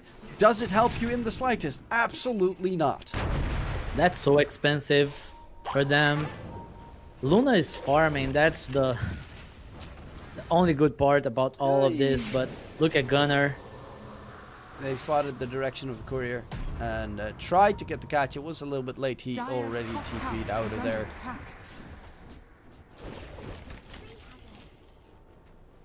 And he's closing in on the Manta style. It's pretty a-okay farm. The problem is it's nowhere close to enough to be able to take a fight. Gunner. Oh, double. Yuma would be a Gunner. huge catch. They just need to get vision. That's all they need. X-Mark comes out. Torrent. In comes the Eclipse as well. Yuma with the man style. It soaks up a bunch of damage. Oh my god, look at... I don't even know what Maelstrom. happened. It was a chain lightning proccing. Triple kill with the Maelstrom. Proc. Okay, that was... I mean, it's just like... instantly Working gone. as intended. I was like, that's a really good jump. And then... they're all dead. It feels like they're always at the right place at the right time. I mean, Gunner's been phenomenal as well. Last game, this game, on the Centaur. Great catches. Did miss one stomp earlier this game, but we'll forgive him. I don't even remember this. It was towards mid. Tier 2 tower of the Radiant side. It was a slower Oh. stomp. Now I do remember. Yeah, I know, because you called it. Step lively now. Your admiral is on board. Radiant's top tower has fallen. Precious bounty. What you got left here? 16k net with lead. It's still not 1k a minute. That's a plus. Radiant's top tower. X-Mark onto probably the worst target to go for. Zip in on the back line to get rid of Lelis. That would be a lot of gold. Those bombs go ham though. Muzi is actually going to get the kill onto Gunner. And now the Sword Spirit's out of mana, so he will be rolled on. They get more? Rolling. They hate it. Yeah, Gunner died because there was a 3 of those nice Techie's mines exploding next to him. And Techie's mines actually still do hurt at any stage of the game, mainly because it's also the magic resistance reduction that it does. And he's actually almost done with Ags on this Techies, which could be very fun for the Wind Ranger running around the team fight. Definitely fun. Enter Stampede and just go. Can't believe they killed Gunner there. Nah, Gunner's just feeding. He really needs the shroud. And to get good. I think that part as well. That too. How do you die to a tech? He's like, come on. Actually, technically it was the Kunkka, but close enough. Storm Spirit, what's he getting delivered? It is the Witchblade. He actually has a way to hit that Wind Ranger once she's wind running with an auto attack. Radiant's bottom tower And is get a under At nice least dot. once. Radiant structures are fortified. Yuma's Left field. actually taking a lot of damage from the tower randomly there. Fortification, but Yuma's got the Aegis anyway. Closing in on what seems to be the Aghanim Scepter. Unless he decides to go beat Gaby Radiant's first bottom tower anyway, has fallen. which we'll see in a sec. Okay, no, he's going I Axe. doubt it. Yes, he bought the point booster, so he's Yeah, not but- allowed to change his mind. Well, he is definitely allowed to. It's not like someone's holding a gun. Well, maybe a steamy Yeah, could be. you don't know. There's a Gunner on his team. There's a gunner. There's also a Nastini. Seems like a person that's going to be right behind him. Like, what are you doing? You swapping your Radiant's items? middle tower is Nah. under Oh. attack. Well, technically he's not allowed to be there, which he obviously isn't. But after the game, you don't know what happens behind Radiant's closed middle doors. tower has fallen. I'm making out Asini out to be like some Radiant's gangster middle tower coach right now. He's the nicest gangster. Yeah, the nice he murders you S-A-N-A. with a smile. Yeah. Oh, and they're gonna do the same to Khan top side. Gunner chops him down. I mean, they're fighting so hard on the side of Nouns to make it to that 1K minute mark. It's a struggle. But now with the Luna dead, maybe they have a shot at beating that point. Actually, Fly, look at the net worth. It's so close on so many different heroes. It's against Stormstormer that dies. They throw out the BM tip as well, just for good measure. Right, they're killing the Pango. It's 3 times they catch him completely off guard. Not a team Radiant's fight middle kill, but just tower is under they spot attack. him, throw everything on him, and he is dead. Yuma charging forward with that Aghanim Scepter. Dana, nice torrent coming out actually.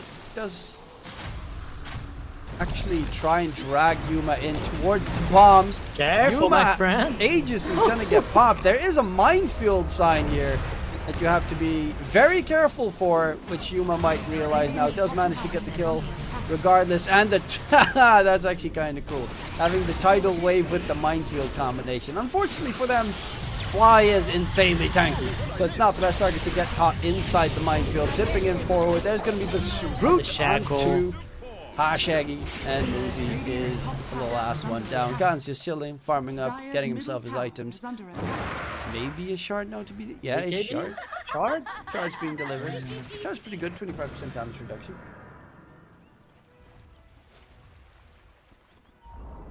Radiant's top tower is falling. He needs BKB Radiant's top tower to be able to is fight under attack. against this Pango Centaur. Structures are fortified. He needs a little bit more, but yes, definitely.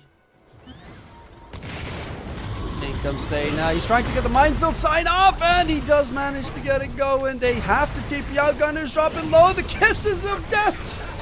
The kills come in, and it's Thayna on the tic-tac. Getting the kill secured. Zip forward. Yuma. This could be a huge kill, but the mana gets drained, and Salmon's got nothing. He's got the Witchblade. Doesn't find Yuma. He needs to get one right click in to get the dot on him, but no, Yuma's staying out of range. Oh, the techies. Is he going to get the random jump? No, not going to go for it. Stormstone doesn't actually have a roll stun, but he does have the roll up. Shard is picked up, and he'll be able to disengage. In comes Lelis from the side. Gets the route onto Muzi. Sharpshooter comes flying in, and from downtown, Lelis gets his godlike streak. 11-1-23 on the little chipmunk.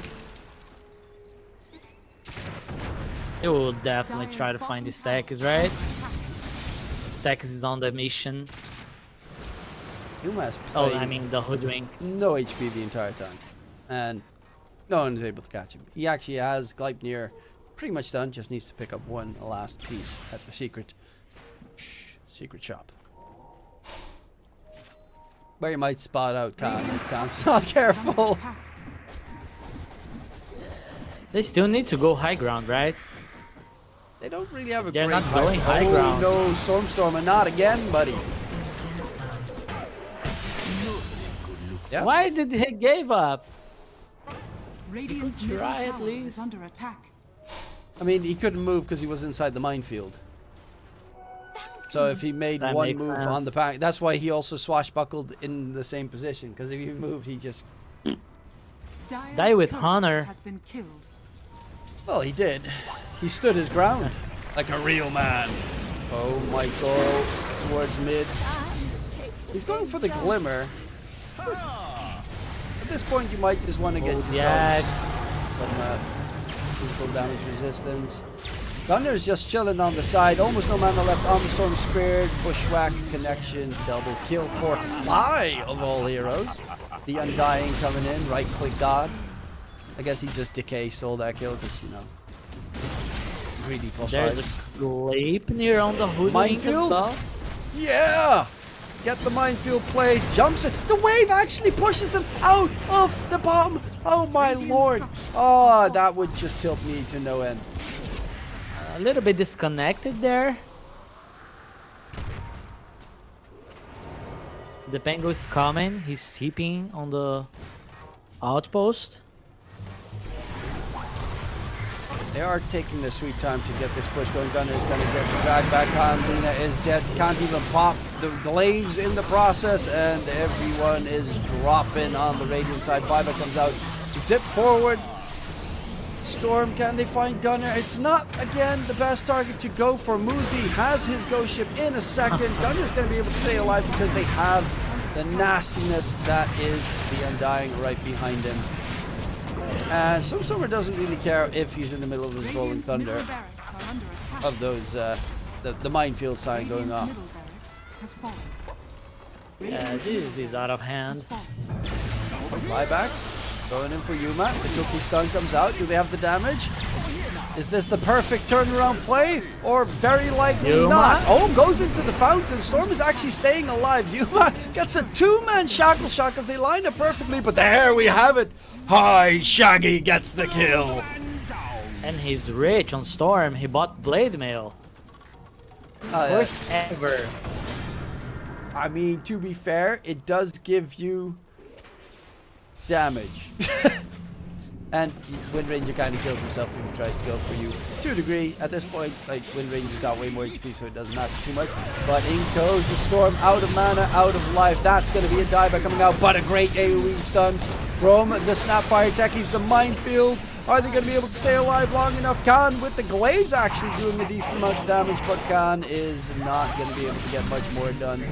Swashbuckle finish is there, and Protectors. diebacks on the two main cores of Yeah. No Bounty Hunter. They will not give up here. They will fight to the end.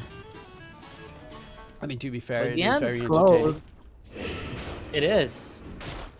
Seeing Yuma diving the fountain like this, amazing. Drag back What is on Fly doing though? He's walking around with a lot of HP. Has the tombstone available as well.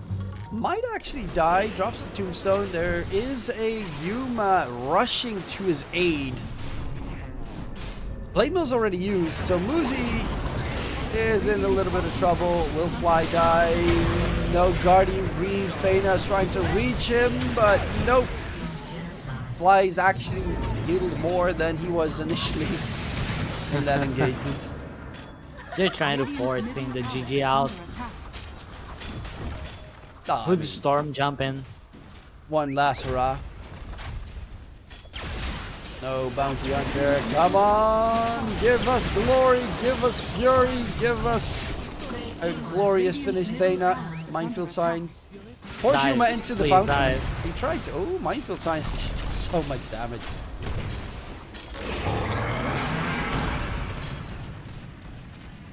And Gunner's having fun soaking up the entire Minefield Sign.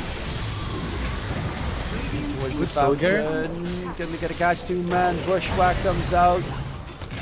Stormstormer is really dull. Yeah, I was already thinking. Stormstormer's just focusing the Ancient. That's really boring. Come on, Stormstormer. Man fight it out till the end. Not finish the Ancient. Nonetheless, it is going to be, unsurprisingly or very surprisingly, Nouns taking the series 2-0. And I think you knew it. I knew it. The viewers knew it. And No Bounty Hunter knew it pretty much from the beginning. 62 kills in 30 minutes. It was That's impressive. quite a lot. What the hell is up with this win percentage, by the way? The win probability. Just look at it. I don't know. I don't think though that they don't believe it as well. I mean, the win probability was like, nah. We gave Nouns too much time. They're gonna lose it. They're gonna throw. They're all gonna fountain dive right. I thought that might actually have been about the time when they went fountain diving. On That was for No Bounty Hunter to not give up. yeah, It's give like, them hey, faith. Dota still believes in us. That's a weird graph. Nonetheless, ladies and gents, No Bounty Hunter is eliminated. It's very sad to see them go, but in NA, only one team can be the top, and in this case, Nouns did top them. There we get your camera back. You were a pink screen for a second, but we have him back. That is Ace right there, ladies and gentlemen. My name is DK Truman, and we will be having another series in 2 hours and 20 minutes. That is how fast this series actually went. And the next series that we have is a question mark that I'm quickly going to answer in a second. I think we're doing Nouns versus the winner of Fart Studios versus Bamisoy. Probably Bamisoy, right? I don't want to throw shade at Fart Studios, but 95% sure that it's going to be Bamisoy. And then in the other stream, it will be Shopify Rebellion versus Young Zigandu. So those are the two matches that are going to be on at the same time. We're going to be on this channel, so don't forget to check us out. My name is DK Truman. Any last words for the people at home, Ace? Don't go anywhere. Well, you can't go anywhere. It's like 2 hours and 20 minutes. You can definitely do other stuff in the meantime. Maybe play a couple of games of Dota. That's about 3 games of Dota if you don't have an hour-long game. So do that, enjoy, watch the other stream, because of course Fart Studio always plays weird drafts and it's entertaining as hell to watch. And we'll see you hopefully after the lengthy break for some more Dota. Bye-bye. And in case we don't see you, good afternoon, good evening.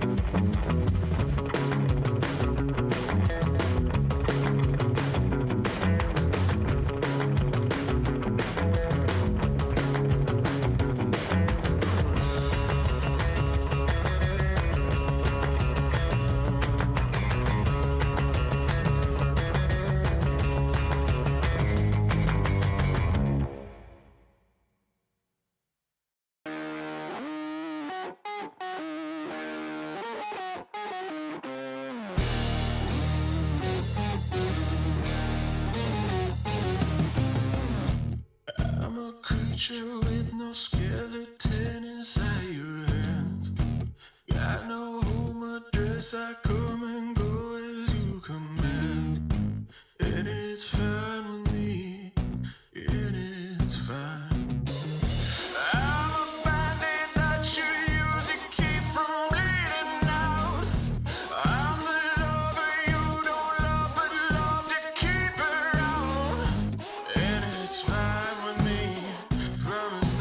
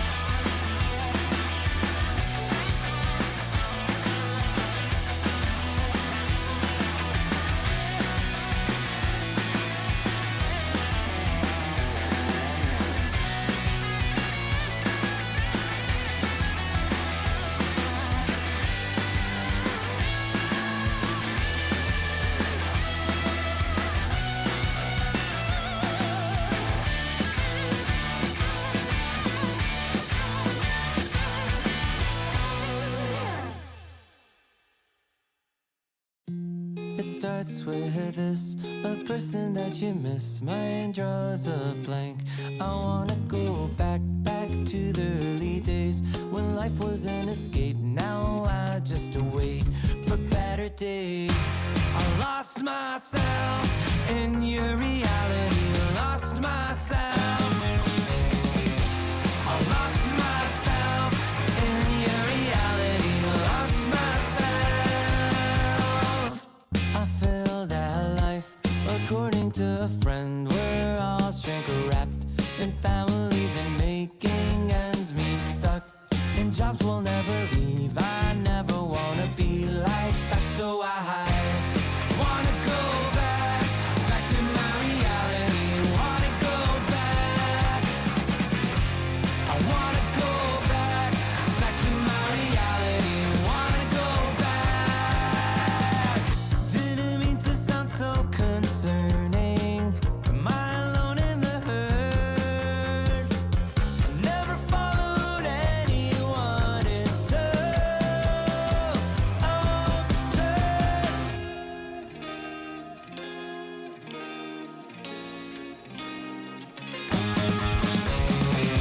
I wanna go back to my reality. Wanna go back.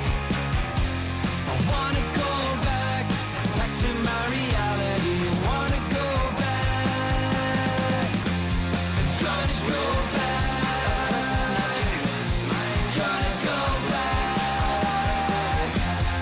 Gotta go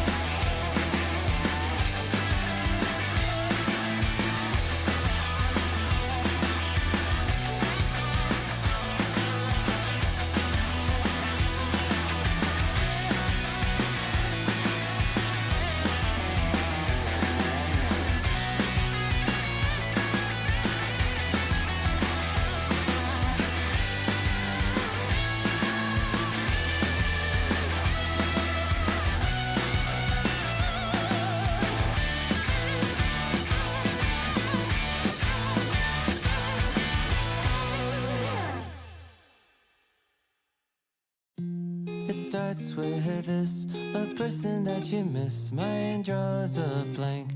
I wanna go back to the early days when life was an escape. Now I just wait for better days. I lost myself in your reality. Lost myself. I lost myself in your reality. Lost myself. I feel that life, according to a friend, we're all shrink wrapped in families and making ends meet, stuck in jobs we'll never leave. I never wanna be like that, so I wanna go back to my reality. Wanna go back. I wanna go back to my reality. Wanna go back. Didn't mean to sound so concerning. Am I alone in the hurt? Never followed anyone. It's so absurd.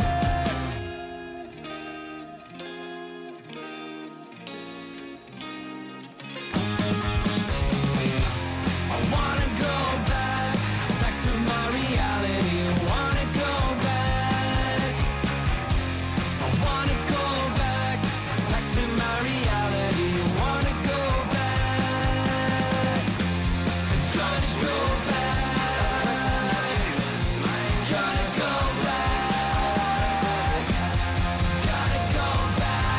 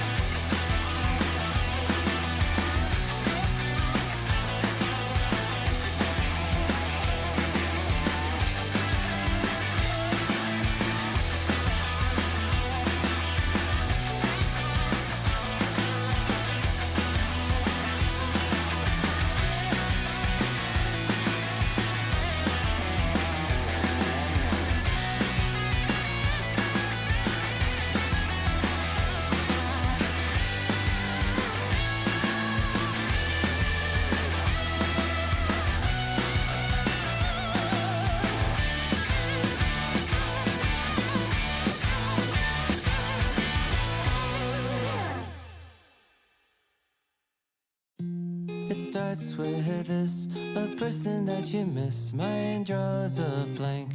I wanna go back to the early days when life was an escape. Now I just wait for better days. I lost myself in your reality. Lost myself. I lost myself in your reality. Lost myself.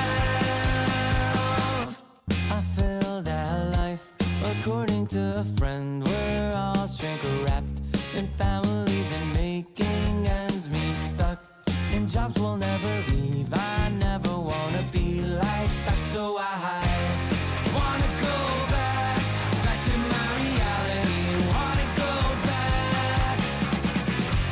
I wanna go back to my reality. Wanna go back. Didn't mean to sound so concerning. Am I alone in the hurt? I never followed anyone. It's so absurd.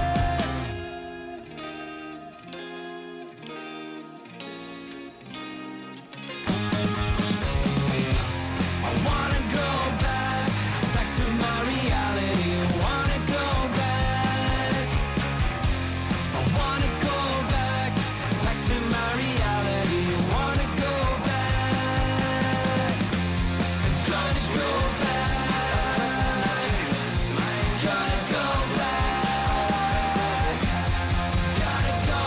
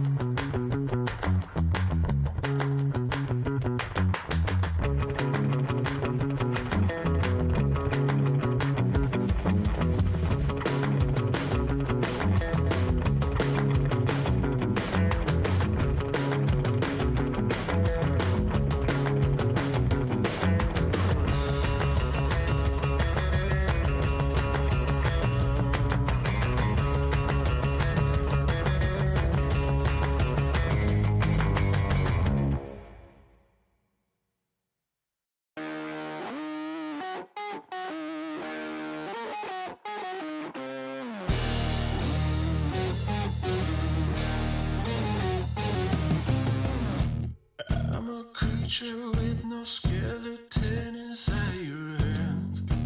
Got no home address, I come and go as you command. And it's fine with me, and it's fine. I'm a bandit that you use to keep from bleeding out. I'm the lover you don't love, but love to keep around. And it's fine with me, promise that it's fine. Maybe I'm a fool, it's not like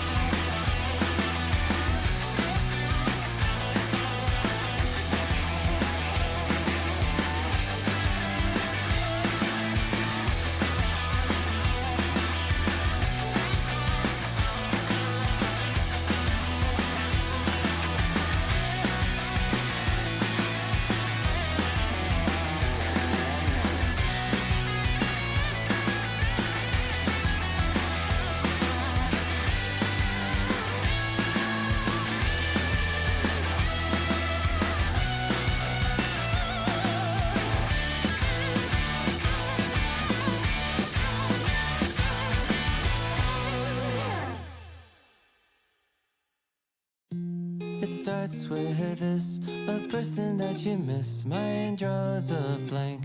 I wanna go back to the early days when life was an escape. Now I just wait for better days. I lost myself in your reality. Lost myself. I lost myself in your reality. Lost myself. I feel that life, according to a friend, we're all shrink wrapped in families and making ends meet, stuck in jobs we'll never leave. I never wanna be like that, so I wanna go back to my reality. Wanna go back. I wanna go back to my reality. Wanna go back. Didn't mean to sound so concerning. Am I alone in the hurt? I never followed anyone. It's so absurd.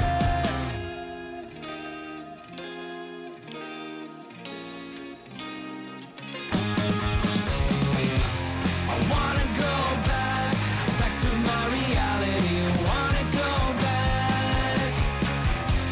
I wanna go back to my reality. Wanna go back. It's gonna go back. Gonna go back. Gotta go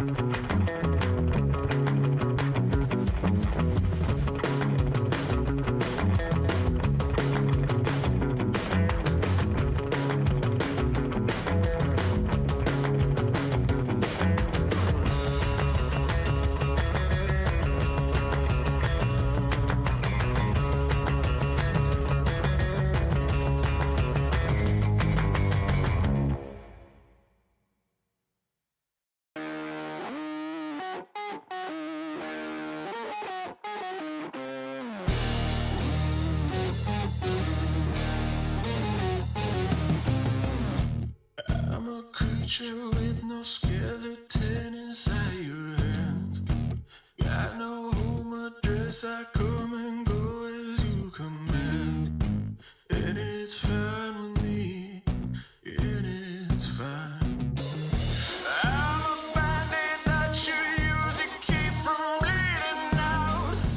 I'm the lover you don't love, but love to keep around. And it's fine with me, promise that it's fine. Maybe I'm a fool. It's not like I'm expecting something new.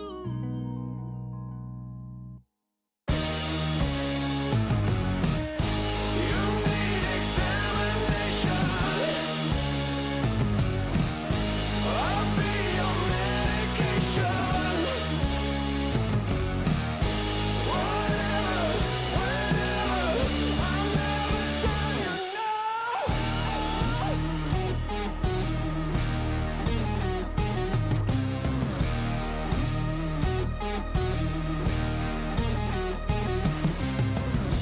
I'm a picture on your shelf that some days makes you smile.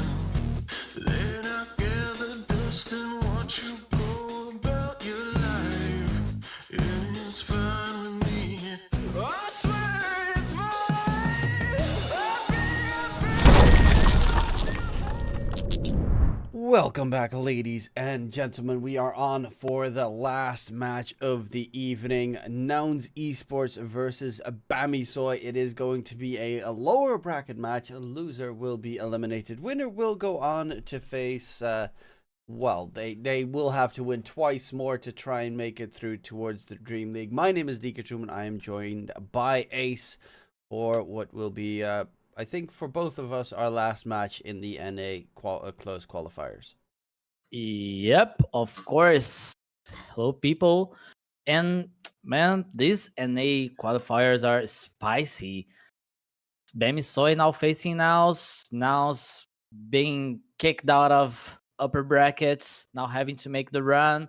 But I don't know. Yang Ziganlu is gonna face Shopify Rebellion, and they lost one game to Bamisoy. Maybe Bamisoy can try something here against Nouns as well. Yeah, that's definitely gonna be an interesting process. There are 4 teams left in Dream League and a close qualifiers, and it's the 4 teams we expected. They have had no problems getting rid of the other teams. I mean, the top 4 have, I think, 2-0'd all the lower ranked. Yep, every single time it was a 2-0. But now it's a matchup against each other. Nouns earlier this evening got 2-0'd by Shopify. Bamisoy looked like they should have been able to take down Yang Ziganu in their series, but they had some issues in the second and the third game that, of course, were very interesting, I would say. They were, and I don't know if they took that series 2-0, that would be hype. Making one mistake, costing them the series pretty much. Now they are here. They need to prove they're with the mindset on the correct position this time. Yeah, definitely. Hopefully for them, they will be able to set it up so that they can get the show going. Sammy has been struggling a little bit as of late. I mean, that second game, obviously, a slight mistake can happen. But that lone druid, it did 0 in game number 3. And then we watched Nouns, and Nouns made everything look easy. They just ran over No Bounty Hunter like they were nothing in that series. No disrespect to No Bounty Hunter, obviously. But we'll have to see if that's going to be the case against Bamisoy. This should be a decently closer match. Of course, also a tiny bit of a grudge match with Bamisoy having Moo and Husky in there, the ex-Nouns players. Draft to see. They want revenge. 5 seconds remaining. They want to win against the former org. That's for sure. Yeah, that's definitely always tends to be the case. Plus, you know, you're in the top 4, might as well make it all the way towards the grand finals and secure yourselves the position of Dream League player. As we get to see Now some it's bans, time the to pick Wyvern ban Radiant is an team pick. interesting choice, but there we have the Chen first pick. That should be a fly Chen all the way through. Yup, they didn't ban the Now Enchantress, it's they time allowed to Fly to ban. choose what hero he wanted to play, like Undyne, Ench, and now he decides to go for the Chen. Another hero that he plays his style very well. Yeah, definitely a strong hero. The pushing power is obnoxious. Tons of auras. So you seconds remaining. do buff up your teammates quite significantly. On the other Now hand, it's Bami time to Soy, they're going to ban. quickly take that Ember Spirit, which I assume is going to be a mobile hero, but they do flex it in towards the safe lane a little bit. There is still some change up that they can go for. However, I just don't think it's going to be another semi-safe 10 Ember. seconds remaining. They only banned the Timber Saw, the 5 mobile seconds plays. We remaining. saw the Timber, the Viper, and the Ember Spirit being banned other games. So now they know what they are dealing with here, it seems, allowing the Ember Spirit. Yeah, I think, you know, when they win on Bami Soy, it's a lot of the time Mobile going completely bananas or Mu going completely bananas. Sammy always joins them in that, but Mu and Mobile are definitely the 2-star performers of the team. And on Nouns, it flexes quite significantly because all 3 of their cores are very dangerous. Gunner, of course, having that Radiant team offlaner's back. perspective behind it that makes it quite scary. But I do also think that Lelis on that 4 position is one of the stronger 4 positions around right now. He has been really stepping it up after, of course, a while ago he made that swap up from 10 off lane seconds towards position remaining. 4, but he is looking clean. Yeah, and it 5 looks like seconds he remaining. and Stormer, they're a good duo now. It's a new team, but they have the synergy going already. Radiant team pick. Now let's see what gets chosen here. Pango banned out. Stormer played it twice in a row in the previous series, so they definitely did spot that one out in time. It's also okay-ish enough against the Ember Spirit. And let's get to see some 10 fun seconds stuff. Are we remaining. going to get any surprise picks is the question here. Husky earlier 5 today, seconds remaining. if I'm not mistaken, did play... Yeah, he did play a position 5 Arc Warden, which is wild. Granted, it was against the... what's the team's name Nouns, again? turn to pick. Fart Studios, so... You tend Fart to just go Studios, for yeah. very weird drafts anyway against them, but it was really flexible in that regard, at least. Flexible. Always gotta fear the flex. It's a scary process. 10 seconds remaining. Right, there's the Hoodwink. You were talking about Lelis. All I could think 5 about was seconds this remaining. Hoodwink he played on the last game, playing very well with the hero. And Bamsoy getting the hero for themselves. Pairs very well with the Ember Spirit. A lot of pick-off potential, a lot of damage coming from the Hoodwink. So, yeah, I think this is a very strong opening.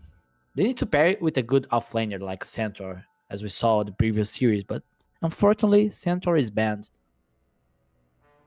Yeah, the Centaur obviously gets banned. Gunner played it really well. Mu played Now it really it's well. time to So pick. both of them don't want to touch it at all. The Lion gets chosen. That should be the Lelis hero. A hero that can lane okay-ish. Has become better now that Mana Drain, of course, does deal damage. But still tends to make the lanes a little bit more problematic to try and secure. 10 seconds Comparative remaining. to, for instance, a Hoodwink, which is a Radiant very strong team laning pick. hero.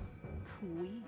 Yeah, of and they have this Queen. Lion against Hoodwink and Ember Spirit, which is very good also. And now Queen of Pain. We know Stormer plays it very well when needed. But can they try to make some 10 shenanigans seconds here and remaining. flex it? Don't think so. Queen of Pain is such a... 5 seconds Like, remaining. the only thing that you could possibly think would be offlane Queen of Pain, but that's also just not great, especially because then you have a Queen Lion lane, which is, if you have anything that gets on top of you, you die. But it is strong against the Ember Spirit, and as you mentioned, Stormer plays a lot of it. I'm a bit sad that I don't get to see the Stormer Evoker, but I will have to live with that sadness regardless. Oh. I would love to see Gunner playing an offlane hero that is a mid lane. That would be so fun. A Viper and Enchantress coming. So, you mentioned that Sammy Boy played the Ember Spirit safe lane, right? Mm-hmm. This might be another 10 safe lane seconds Ember game. remaining. Maybe they are picking this Viper to face the Queen of Pain. It 5 does seem seconds to be a bit remaining. that case a little bit, unless Moo wants to go for the offlane Viper, which I don't think should be the case. Nouns Most turn of the to time, at bad. least. They also picked up the Ench, which is a great counter to the Chen, if they want to swap positions, because they can just steal each other's creeps the entire time. And with the Mars offlane coming in for Gunner, it looks that Nouns' lineup is just set in stone, kind of. I don't really see any 10 real seconds flex. You remaining. could maybe put the Mars mid, but that would definitely not be 5 great. seconds remaining. But Pamisoy is really open in what they're going to do. Yeah, problem here is that with this Mars Lion lane now, it's harder for the Enchantress to go and contest the Chen creeps, because if the carry is in a position that he's facing Lion and Mars, he would be dying a lot of times or not even touching the creeps. So the Enchantress has to play the lane here. If they want to get the Chen to go free and do whatever he wants, they can, because it's just a very strong duo on the offlane. Radiant team back. That is definitely the advantage. The downside here is I don't actually know if Blink plays Enchantress, because maybe they could swap it and put the Hoodwink +5 with the Enchantress +4, but I don't recall 10 Blink playing the seconds Enchantress in that case. Obviously, against the Mars in lane and the 5 line, you seconds can still be remaining. really annoying. It's going to be really important to just make sure Radiant Enchantress doesn't team have back. any creeps to harass with, because the line is weak against creeps. Yeah, they need to Nouns make sure the turn camps to are ban. blocked. So, a lot of bans. They banned the Pango, they banned the Wind Ranger, and the Jug here, which is just good here against the Mars on the lane. And now it's removing the Primal Beast and the 10 Brewmaster seconds here. remaining. I also feel like they need like this frontline 5 hero here, seconds remaining. so the Viper can just hit people on the team fights. The Ember can just go in and out. Nouns turn to pick. What is Bamsoy getting here for the I mean, it is- offlane? Bamisoy, they tend to like in every roster you give Moo last Radiant pick, team and he pick. chooses like some Enigma or something along those lines to try and make the surprise play happen. Terrorblade is well, it's always a strong choice. They have very little counters to it. Enchantress can take over one of his illusions, but so far Terrorblade doesn't have anything to fear 10 just seconds yet. remaining. But it all depends on what Moo's gonna choose as the last 5 pick here. seconds Underlord remaining. tends to always be a nice one, but I think they would probably be lacking in damage at that point. Yeah, they have very good bans against Moo. They were very smart with this TB pick. In the past, we would see like Amar playing Viper against the safe lane Terrorblade, but he has like a melee +4 playing with him. That's not the case here. So I mean, against this Shen, Viper might go mid. against Shen, you don't really need a melee +4. To be fair, and Hoodwink is just in general really strong. Also against Terrorblade. So it wouldn't be the most surprising if they made this Viper an offlane, but I still expect it to be a mid so that it just wins against the Queen of Pain. And then Sammy plays that safe lane Ember. I do definitely think that they're lacking in damage if you are going to play it at that point. With Chen building up all the auras, Mars being really tanky, Terrorblade obviously building into tanky, has Thunder, blah, blah, the entire list comes into play. They might lack in damage with an Ember safe and a Viper mid if the Ember is not going to go for like some insane damage items. So in that case, they might have to go for with the Viper offlane, because then they can put the Ember mid and pick another carry here. Yeah, but which one would you go for? You could also just like go Zeus mid or something. Face the Or Choose they your go hero. for the Dawn off lane. Yeah, that's going to be the last pick. The Dawn Breaker should be off lane. If you put it mid, I think you lose all. Yeah. You lose the entire game. It is a very scary hero because it does have a significant amount of damage, and laning wise, it does. It kind of feels like a centaur in the fact that you don't pay attention for half a second, get hit by a bushwhack, and then you're just dead because he does so much damage. Especially the Chen. It applies a lot of pressure on the TB as well, so I think it is a nice hero here, and he can itemize damage here if he wants to. So he can help out the Ember as like a semi-carry. 10 seconds. So there's a lot remaining. of potential with this Dawnbreaker here. I liked it a lot. I like it a decent amount. I do like Nouns' draft a lot more. They have a clear-cut team fight advantage in this case. Like, you got Dawn ulti, which is great. I guess if you throw it inside the Mars arena, it's pretty a-okay. But for the most part, their hold down is pretty weak. You got the root from Ember, you got the bushwhack from the Hoodwink. Viper and Enchantress don't really have any control built into them. And the Dawn's control is also very lackluster. So taking this Quap down seems to be pretty rough to do, especially if the Mars gets the arena in a good position. Terrorblade's obviously going to be really big, and then with the arena around him should be just fine to stay alive. And Fly's going to have, you know, your Vlads, your Guardian Greaves, Pipe, whatever his team needs. I really think Nouns might be a bit too tanky to kill. Yeah, that's gonna be a tough thing for Bamisoy to do, getting rid of all these fans Nouns will most likely get on the team, so they really rely on lanes here, I think, for Bamisoy. They need to go well after the lanes. Of course, it's still a very open game, so plenty of time to see what's going to happen. Mobai has impressed me in the past before with the Viper mid. I say Prepare before, for battle. which is exactly yesterday, where he completely dominated a Invoker. I think Quap is a little bit better for that mid matchup. It's still very weak against the Viper in the mid matchup, so Mobai should win that one regardless. And I think the Terrorblade might also get taken down in the lane, but most of the time, even if you beat it, Terrorblade in lane, it doesn't matter. He just jungles. Yeah, he can just find form in the jungle. One thing cool here about this matchup, this is gonna be the Germany wrestle on the mid lane. German mid laners up against each other. Stormstormer versus Mobai. Both tend to be renowned for their unconventional mid heroes that they go for. Obviously, Stormstormer also renowned for his Voker, which again we don't get to see.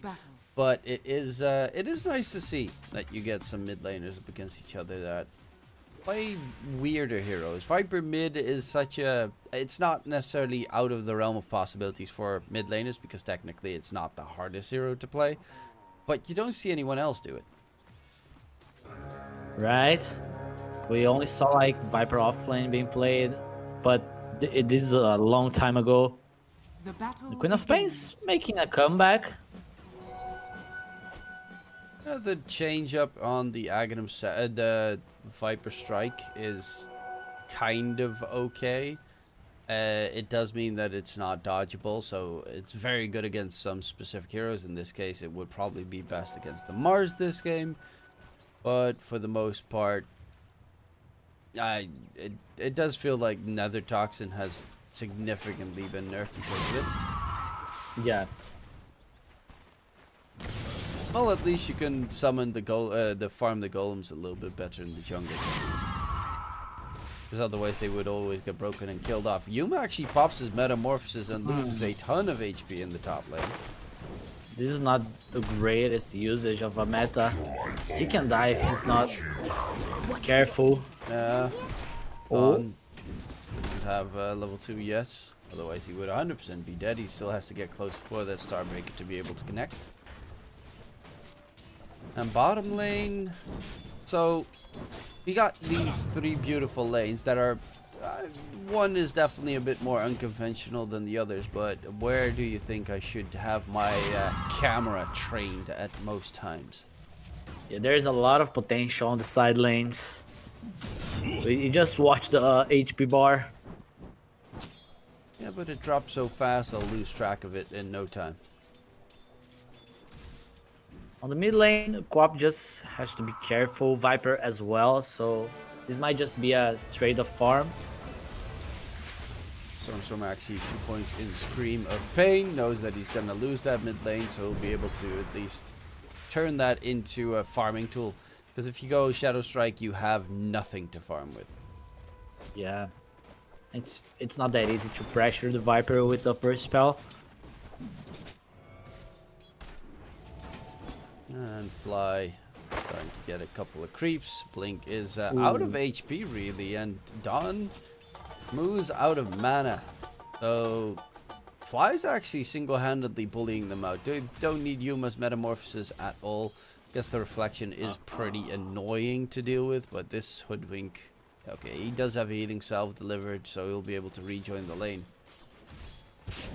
Yeah, but he's making a lot of pressure with the Ghost. Yeah, they added Frost Attack. Movement slow, attack slow, always a nice addition. And it's also very tanky. Dire's turret has been He killed. does die. 25 gold given away. No, but he's got a Harpy Stormcrafter. That's even worse. Harpy Stormcrafter is an Yeah. absolute hell to Fly deal is with. evil.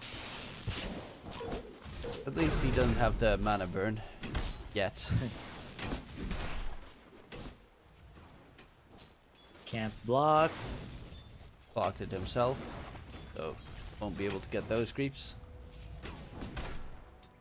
And bottom lane, do we see a Husky with any creeps just yet? Nope, he doesn't have any creep to fight with, but has a point in enchantment, will probably go for more. He's doing a good job helping the Ember on the lane. Similar as the Chen on the top side. And mid lane, Moba is winning that one. Unsurprisingly, Stormstormer cannot really do much against him. Yeah, just tries to get some creep here and there. Doesn't die, but it doesn't feel good as well, just to be there. Moo. He gets slowed down with the reflection. Is he in range for Yuma to finish it? Yes, indeed. But first blood is for Sammy, actually, in the bottom lane on the Ember Spirit. Has 2 points in Sleight of Fist and 1 in Searing Chain. So they're actually playing it more as a kill lane. Now with the Urn of Shadows on the Ember Spirit as well. It's interesting to see not going for any points in Flame Guard, which tends to be the stronger farming ability on Ember Spirit. Instead, he is looking to be, especially because they have a Viper, more aggressive in the earlier portion of the game. Yeah, he wants to be part of the fights. The Urn tells everything. Well, Moo, top side. Fly solo killed the Hoodwink? Yeah, he just got caught somewhere in the jungle, it seems, and Harpy Stormcrafter keeps on spamming Chain Lightning. Now you also have the Ogre Frost Mage coming in. Fly takes a lot of damage here from Moo, and with the Bushwhack coming through, it is dangerous territory. Yeah, Fly will be he caught didn't out. expect. Hoodwink just got back so fast to the lane. And Sammy is actually top net worth currently. Yuma dies top side. Moo dives in beneath the tower to get that kill secured. The Harpy Stormcrafter is close to being able to get another Chain Lightning off. And Moo walks right towards the Fine. creeps. That's a little bit unfortunate for the Dawnbreaker. Not fine. Last Fine. right click. Oh, he dies to the creeps. The range creep, it seems, managed to find the final hit in and secure the kill onto Moo after a lengthy chase. He got unlucky with the wave positioning.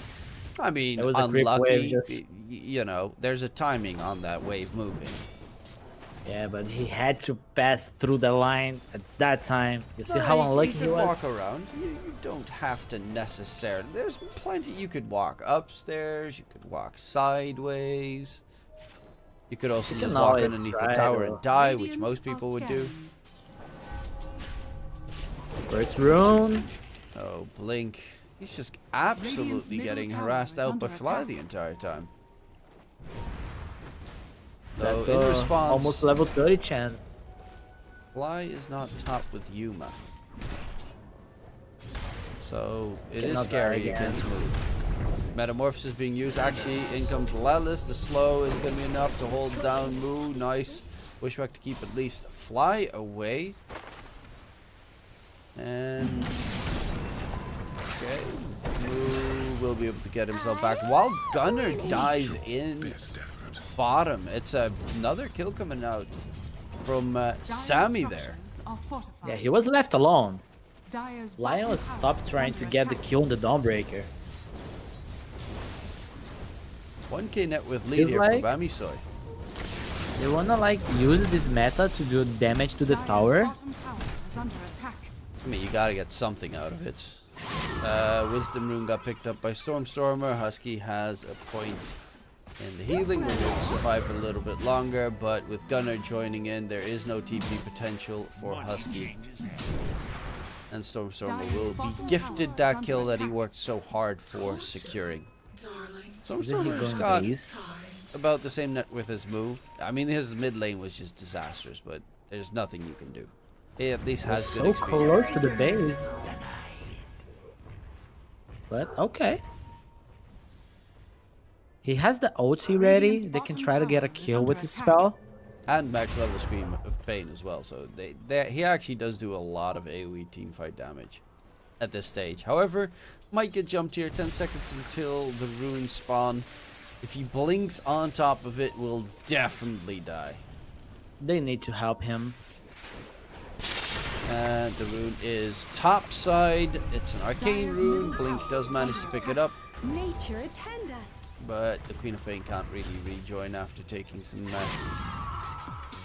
poison damage from Mobai. Yeah, at least he did not allow the Viper to get the rune. Yeah, no refill shenanigans. It's almost the Dragon Lance already done on the Viper. Mobai is getting insanely good farm. Sammy is going for the Mage Slayer. There's pretty decent magic damage, or just the general spell damage that you want to remove. In this case, the Queen of Pain. Magic damage, spell damage reduction would be quite immense. Get on the Sleight of Fist. Level 5 on the Chen. Lions level 5 also. Trying to get the 6 on the mid lane. Spores have got good XP in this game. Yeah, and the Enchantress as well. Feel like Stormer should rotate soon. Maybe wait for the next rune and use the first OT. Top side, Blink running away. Barely Coconut? alive. Coconut's on Oh, no. cooldown. Well, response Coconut coming out with the Acorn shot. Fly's just going to keep chasing him down, but TP attempt, is it going to be there? Yes, it will be. Getting Blink out of harm's way. Another Metamorphosis used without a resulting kill. At least he's farming a lot on the TB. He's not being pressured. And not a single rotation from the Ember as well. That's interesting for a safe lane Ember. Yeah, it's looking pretty good. Gets the route onto Gunner, but Gunner's got phase boots, so Moo trying to catch up on towards the Mars. The arena just keeps Moo out of the arena. Hand of God comes through, keeping them alive. And Fly TPs through. Sammy actually doesn't have fire on left for 4 seconds, but now we'll be able to Dire's middle disengage. tower is under And they attack. keep the Mars alive, forced out a double move with the Dawn ulti used. That means you have openings to take a fight. You they would forced really a wanna lot kill of off the Viper rotations. here, but it's really tough because he can, with the double damage, definitely get a Radiant counter kill. structures are fortified. They still have the OT ready on the Queen of Pain. Still not able to find a good fight. Yeah, Mobai is just spamming away the entire time looking for the bots next. Already starting to pressure the map, and I think that's the most important thing. They need to break buildings early this game. Otherwise, it's going to be very rough. Lelis gets hit by the ulti from the Viper. Loses so much HP just from one move. He has the Tranquil boots, so he doesn't mind it, but still. Does mean that he has to take some time before he goes back in for the fight. The tier 1 tower mid dropping lower and lower. Yuma, what's he going for next? Manta style, no surprise. Dawn, yes, he's got the phase boots. Indeed, those are to be delivered. I mean, if this game goes late, it feels like Noun's lineup is really strong, right?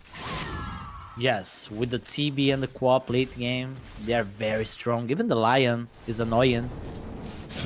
And I don't know, it seems there is a timing on Bemisoy. What around what timer do you think they should have the game won or have a massive lead at the very least? Before TB gets 3 items. Do you count Dragonlance as a item or half an item? No, Dire's middle tower half an item. Okay, so it's still a long way to go. Moo is also going to have to take a little bit of a sprint, but in response, as he walks right towards the nose, he's going to die anyway. And make sure that they won't be able to get any more damage in on Yuma because of that move, Sacrificial Lamb and all that. Actually, the safety bubble is such a stupidly good item on a hero like Terrorblade. Radiant's He bottom has Yeah. such a is horrible under attack. HP Dire's pull top in the early tower game. is under attack. And the first rotation from the Ember at 12 minutes. Now they might be able to get the top tower. I'm still not sure. Oh, they took it. The top tier Oh, 1 tower not yet. is Yeah, not still yet. pretty much Dire's full top tower HP, is but under you know, attack. close. You can see the future. Eventually it will drop. Just like bottom lane, but the Chen army pushes a little bit faster Radiant's than bottom tower a is random hoodwink. Dire's top Ember. tower is under attack. Oh, Stormstormer just jumped past Sammy. Now he's gonna. It's weird Yep. that you can TP while rooted. That's how it works. Yep, makes sense. Sure, Gaben. Even though, you know, it's Ice Frog, but close enough. Oh, now Stormstormer needs to disengage. Sammy trying to chase him down. Dire's bottom He's the tower same is level, under angry. actually. Sammy's actually has more experience than Stormstormer. He was left alone by quite some time. And Fly decided to go mid. Mobile going Ags. The AoE disarm, always super good against Terrorblade. And the Gen Dire's army, top even though tower that's is definitely under not the attack. most important factor. But Fly is getting good farm. He's got the drums done, arcane boots, auras upon auras, ready to get the team fighting going. Yeah, you pair these drums with the TB with meta on, and they can fight on this mid game. Dire's top tower is under attack. Samson's got the Mage Slayer ready. Is it going to be a Maelstrom? Yeah, next is going to be the Maelstrom. We'll at least have some farming tools to work with going forward. Gunner, he's actually the one going for Vlad's first item, which obviously with God's Rebuke, it's really good on a Mars, kind of like with a Tide when he does the Anchor Smash. However, I would have expected that item to be more of a Fly pickup this game. Yeah, I feel like they're like dividing who is buying the aura for the team and who is buying the offensive aura. So it might be like the Mars getting AC in the future, something like this. Definitely might be the case here. Stormstorm is going for his own Mage Slayer. They need it against the Ember Spirit. His damage is primarily Dire's top tower a ton has of fallen. magic damage coming out. Oh, Yes, Stormstormer. oh. He needs to disengage before he They does had no manage to get clue. off. Yeah, no, he was just walking around them in the Yeah. middle of the entire bunch. Hoodwink was not ready. And Yuma's closing in on his Manta style. He's so strong. He can show up to this push on the mid lane if they want to. You just bring the Chen and the drums. Tower dead. It is BS that the illusions also get the safety bubble, by the way. That's just BS. Radiant's middle tower is under Just attack. 100. Yeah, but Dire's it's top still... tower is under attack. No, it's not just 100. It's a lot. It's surprisingly a lot on these illusions. I think it's Like, does he even get damage reduction on that shield? Because normally you would like Dire's top tower one is tower under hit attack. should pop 100 HP easy off of it. Strange manner of conduct. I don't know. You take, yeah, they take 275% damage. attack. Obviously, you have a lot of armor. That's true, 50% ish, Dire's a little bit structures more. are fortified. Tower hits for 90. You would Dire's still lose bottom the tower shield is in under one attack. tower hit, and it just took 3. Towers these days, man. Oh, there's the arena catch coming out. Yuma with the metamorphosis damage onto Mood. Dawn is going to get taken down. A 1-for-1 trade comes out, and the Ember quickly jumps out of there. But Blink might be the one left behind. There is actually not a single point in Shadow Strike for the slow. Onto Blink. He's trying to stay alive, but eventually will be ran down by Stormstormer. And with the metamorphosis with the Chen army, even has a couple of those Dark Troll Summoner Skellies ready. Problem is, look at that Radiant's one bottom Mud tower is Golem under attack. picked up by the Enchantress. He is dragging the lane all the way back, so they cannot actually push the tier 2 tower. That is a really big play coming out from Husky. This is a puppy play. Dire's top He tower just is saved under the attack. tower. That's a disgusting puppy play right there. There's a Radiant's lot of middle good tower comments. is under attack. Dawnbreaker is gonna farm it all. Dire's top tower is under attack. Well, yeah, Radiant's bottom lane middle he's tower gonna has nice fallen. 3 range creeps. But towards mid, the push came through. Tier 1 tower drops to fly, and they are actually in the net worth lead now on Nouns' side. With Yuma topping the board. Yeah, but the farm distribution is like, oh, All fly. Like, that's the only difference. Fly's really farmed tops mid lane, and Lelis managed to get caught. Stormstormer as well. Mobai has a haste rune, and he's going to chase after the Queen of Pain, but doesn't have a way to interrupt a TP. So the Queen of Pain does get out scot-free without any real harm to his name. Well, that's the mech done for the Chen. yep. Gotcha. I mean, it's one of those supports where having a lot of gold on is actually really... There's supports where having a lot of gold, like AA, it doesn't really do anything. But on a Chen, it's It was really Midas. good. Yeah, AA Yeah, on is the kind Chan, of you meh. can feel it on the map. It just keeps your heroes alive the entire time. They drop low, you pop your ulti plus the mech, or Guardian Greaves later down the line.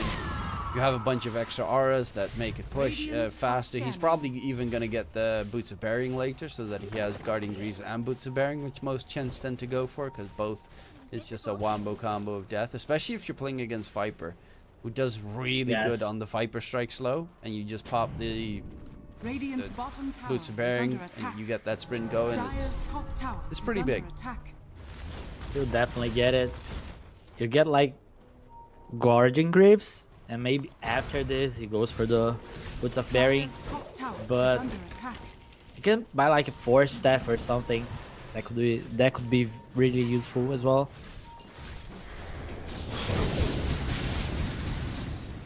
Eggs finished on Viper, but There's going to be the catch mode by Sonic Wave taken down. Mood jumps in the middle of an entire army of enemies. Can he stay out of there? Actually, Sammy is going to be the target that's in a little bit of trouble. Has 2 Fire Remnants already dropped somewhere else on the map and will be able to jump back to safety. But yeah, it just feels like every single fight that they're taking so far on Nouns, they're ready and they've got the damage. Something that Bamisoi is struggling with. they can just go Roche now. They won't have the meta, but it doesn't matter in the end. They can just kill it. It's hard for Bamisoi to just address this. Yeah, Yuma's going for Scotty next. At that point, he's probably going to be too hard to... Like, the lack of damage output from Bamisoi will be really evident at that point. Oops. Silence coming out Radiant's onto bottom Lelis. tower is under attack. It's the Orchid on the Dawnbreaker. Mobai is... He's done with the Ag, so he has the AoE disarm. But now you just need Radiant's bottom damage. tower is And under is attack. Samson going to be able to get enough of it done for against a hero like Terrorblade? I'm not sure, especially with the Chen's auras behind it. Very hard. The Shivas does make a lot of sense. You are up against a ton of healing, Is under attack. so that would be TB nice. gets to this Scotty, and Bemisoy don't try to get like at least 1 tier 2, get some map, try to get to Roche. The game is gonna become very hard. Samson is doing a very good job. Still top net worth or tied for top. 6 kills, 0 deaths, 0 assists. Definitely been on form with the Ember Spirit.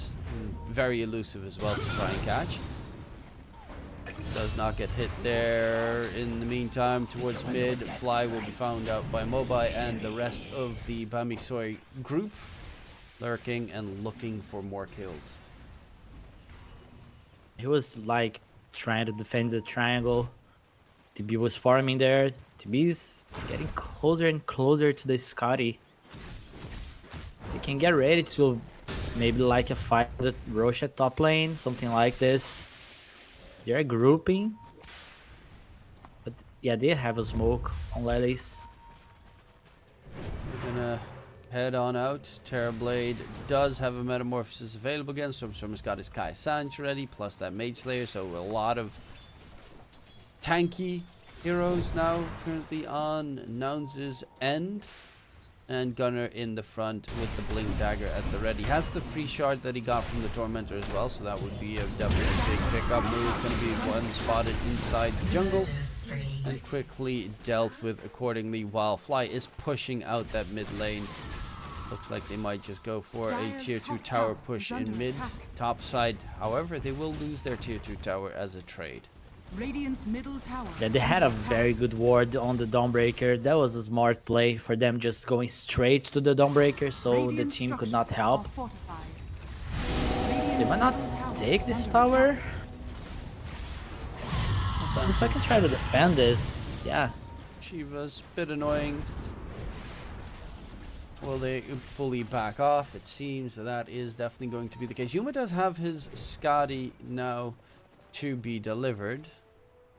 And with the TP scroll as well. So yeah, full Skadi will be done on the Terrorblade, making the fight significantly more problematic for especially the Ember Spirit, who is very much reliant on his movement speed. And they want to pair the Skadi with the Aegis. It's gonna be very hard to Bemisoy to fight against it.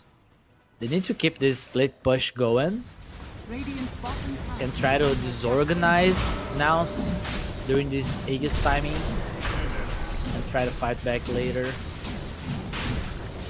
Unless, you know, Nouns just goes high ground with this, then they would be forced to fight. Yuma did pop his meta, so it's already half duration. That means they're definitely not gonna look to push just yet. And maybe get a little bit of farm until his second meta will be back up. Otherwise, you're gonna walk into a fight and you've got nothing. Yeah. Bemisoy are kind of trying to set up a pick off here on the top lane. Samson's looking. There's the Hoodwink around as well. A lot of damage. Link wants the Gleipnir. It's pretty okay. Oh, roots are always nice, especially against Chen and his army and the Terrorblade and his Illusion army. Queen of Pain as well. Yeah, rooting the Quap is pretty great. It's building up into BKB Shiva, so this Queen of Pain is going to be very tanky herself. Lion just passed through obs on his triangle, so Bemisoy knows that Nouns is playing bottom lane. So they're just gonna group top. Still keep trying to get a pick off here. Gunnar is playing safe. But yeah, they will probably allow the bot lane to get crushed. Yeah, it's not really worthwhile defending it. There's Chen plus a Terrorblade. It's gonna be a split push versus split push shenanigan.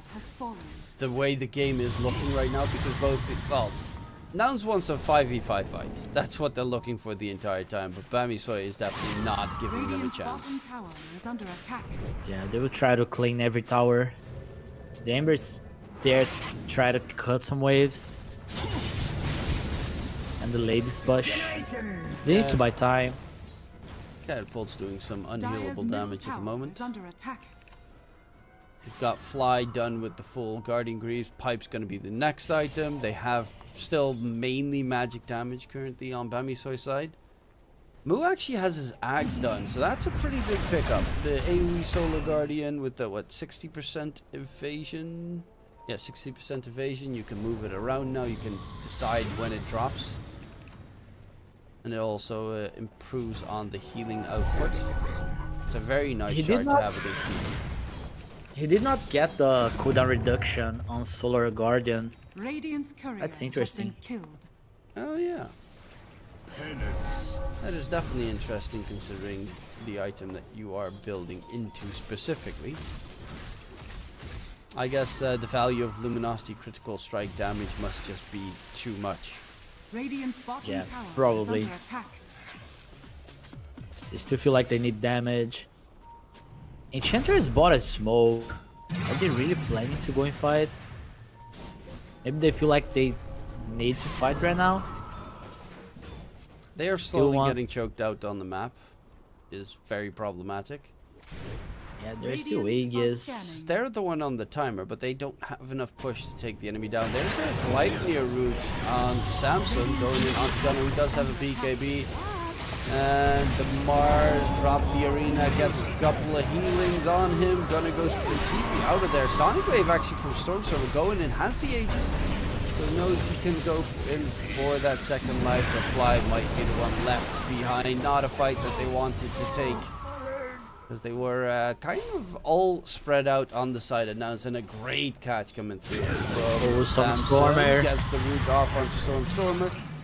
With the Aegis, it will be very hard to control the Quap though, a second time if you Radiant's manage to top kill him. tower is under attack. Sadly, they only got the Chan Q there. And They his had creeps. potential to get more. Yeah, and the Crips. But Mars going out, leaving this team fight is crazy.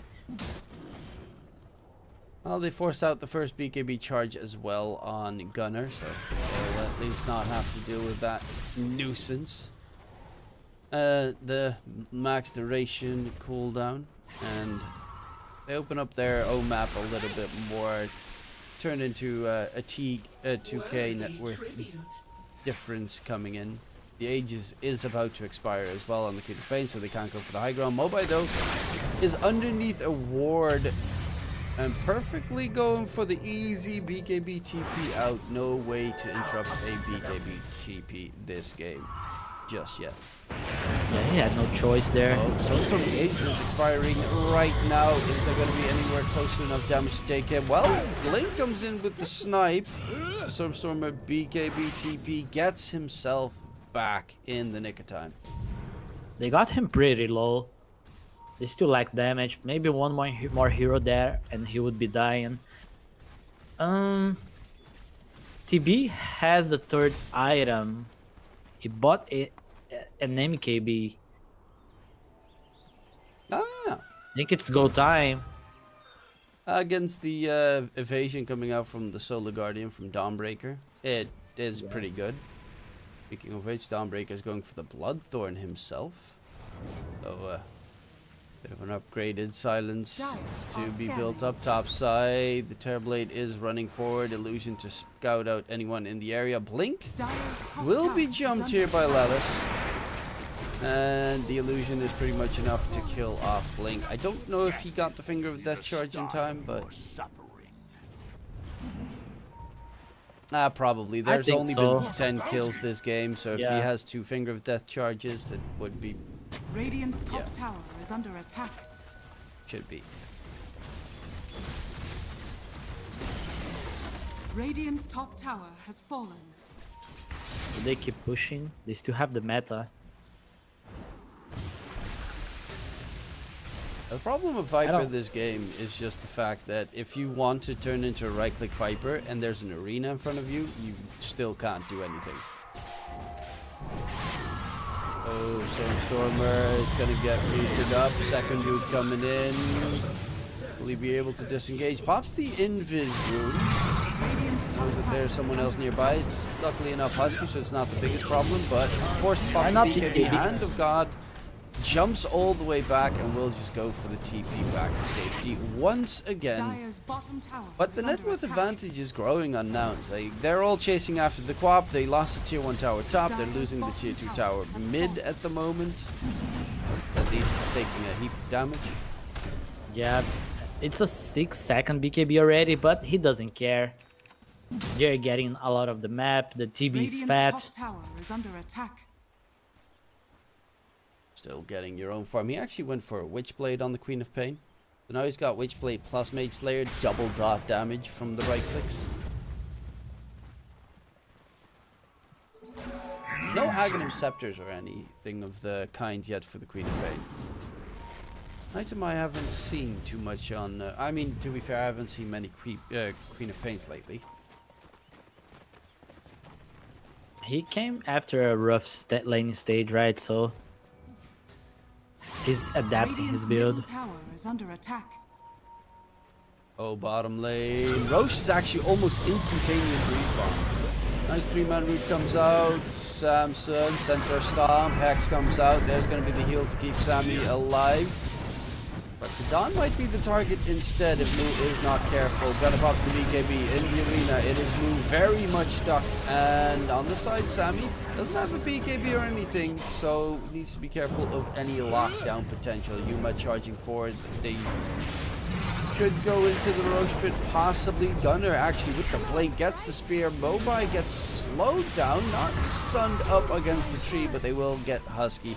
Mobai pops the BKB, has no TP, 6-second cooldown for the TP, and tries to hide around the tree, hoping that they will just, forget about him. Unfortunately, that is not the game play that Nouns is looking for. They're looking for the high ground push. Yeah. That was the longest time of that team fight. It was a 5v3. There was 2 heroes missing at the fight for Soy. Both supports just got into the fight after the Dawnbreaker died. And here, you can slide a fist a lot, but you just don't have damage to kill the Terrorblade. Begins to sunder you, and thank you very much. It don't get worse from here.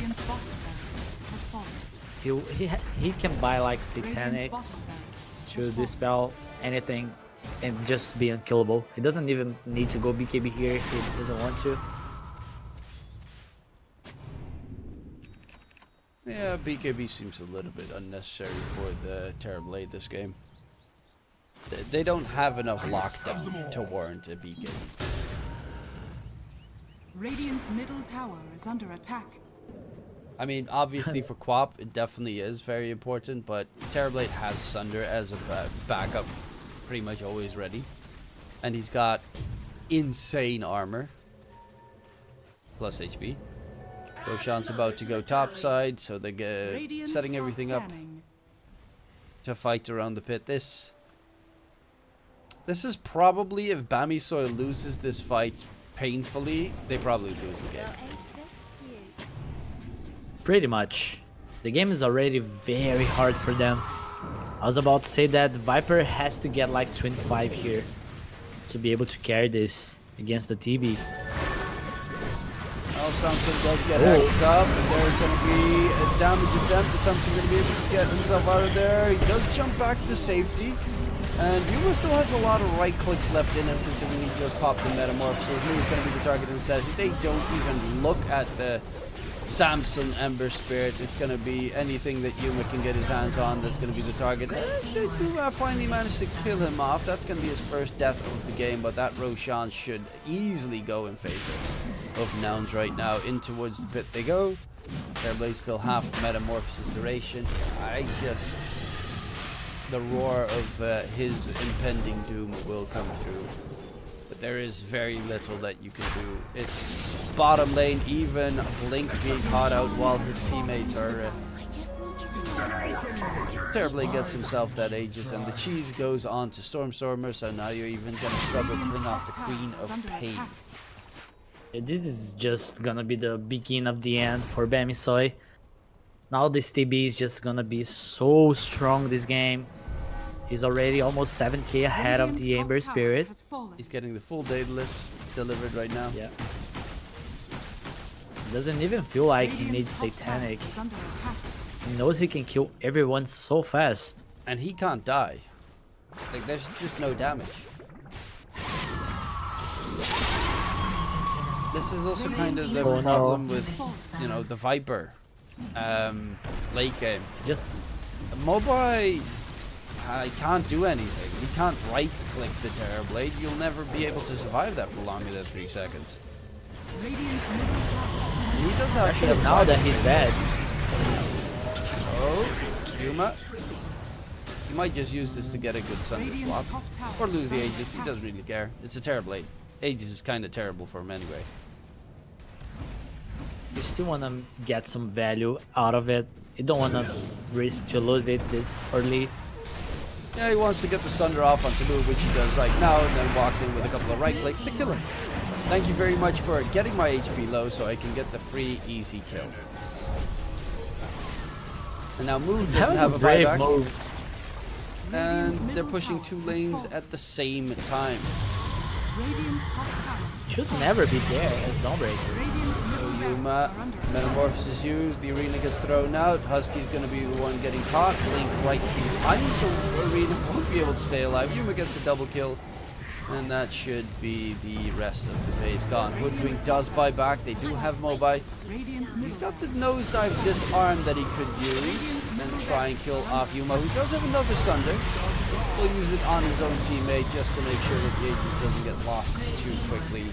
And with They still have the cheese. Yeah, so Stormer is showing that right now by jumping in even further, blows up Mobai. And Sammy in towards the fountain he goes. Hey, Lela's got level 20. The Earth Spike affects a 30% cone. Just says something I noticed. GG got called. I mean, obviously, Nouns as a lineup are definitely slightly stronger than Bamisoy, but this just felt like it was waiting until the Nouns draft was alive, and then they had nothing they could do. Well,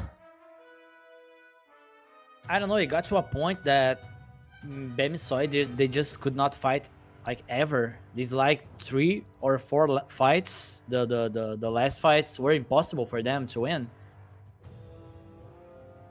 They had to play so perfectly from the beginning with these Ember Spirit and Viper, like try to snowball the game, because Yuma was just free for the most part of the game. He secured his tower for like 10 minutes during the lane stage, not getting zoned at all. Then he just farmed the jungle. He was grouping with the team when he had the meta, so Bamisoy, they just AFK'd too much, I think. I think that's definitely also a little bit of the problem here. The Ember Spirits. He did a really good job. Don't get me wrong. He played a phenomenal game, Sammy. It's just when your enemy is building into a lot of tankiness and they have a ton of healing from the Chen with the auras coming in, like the pipe adding on top. He also has the boots of bearing in the end. It just becomes so incredibly hard to pump out the damage. Then you have the Quab getting himself the Mage Slayer as well to counteract the Ember Spirit. Well, then there's just no damage left. The Viper doesn't do... It's a lane dominating hero. You dominate the lane, you take the tier 1 tower, and then you hopefully push quickly. The problem is, who was supposed to push on the side of Bamisoy? Even if you win the early game strong, they couldn't break high ground. They couldn't push stuff. Ember Spirit doesn't hit stuff. Dawn doesn't hit stuff. Enchantress summons 1 creep to hit stuff. It was a little bit of a problematic draft from the start to try and make anything happen on the map. Yeah, we did not see the purpose of this Enchantress pick because we did not see the Enchantress going made with the creep which is the first stage creep to try to take the tower. He was just bottom desperately trying to make sure Ember Spirit would have a good lane. So yeah, I don't know. I think they should use these Enchantress more on the first 10 minutes to try to pressure the mid tower. Yeah, it was a clear cut now, and it's just straightforward. They saw their game plan, they acted upon it, and they took it. Nothing much more to talk about in that game number 1. Hopefully game number 2, Bami Soy will try and figure out their draft a little bit stronger to be able to handle the Nouns aggression coming through. Nonetheless, that was game number 1. We'll be going towards a short little break, and we'll be right back.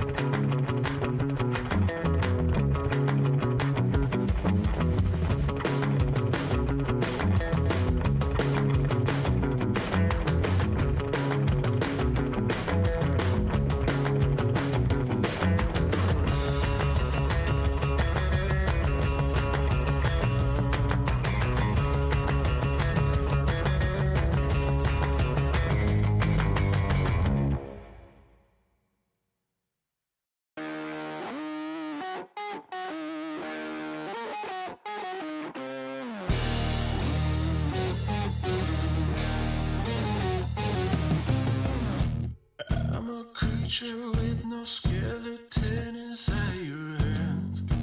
Got no home address, I come and go as you command.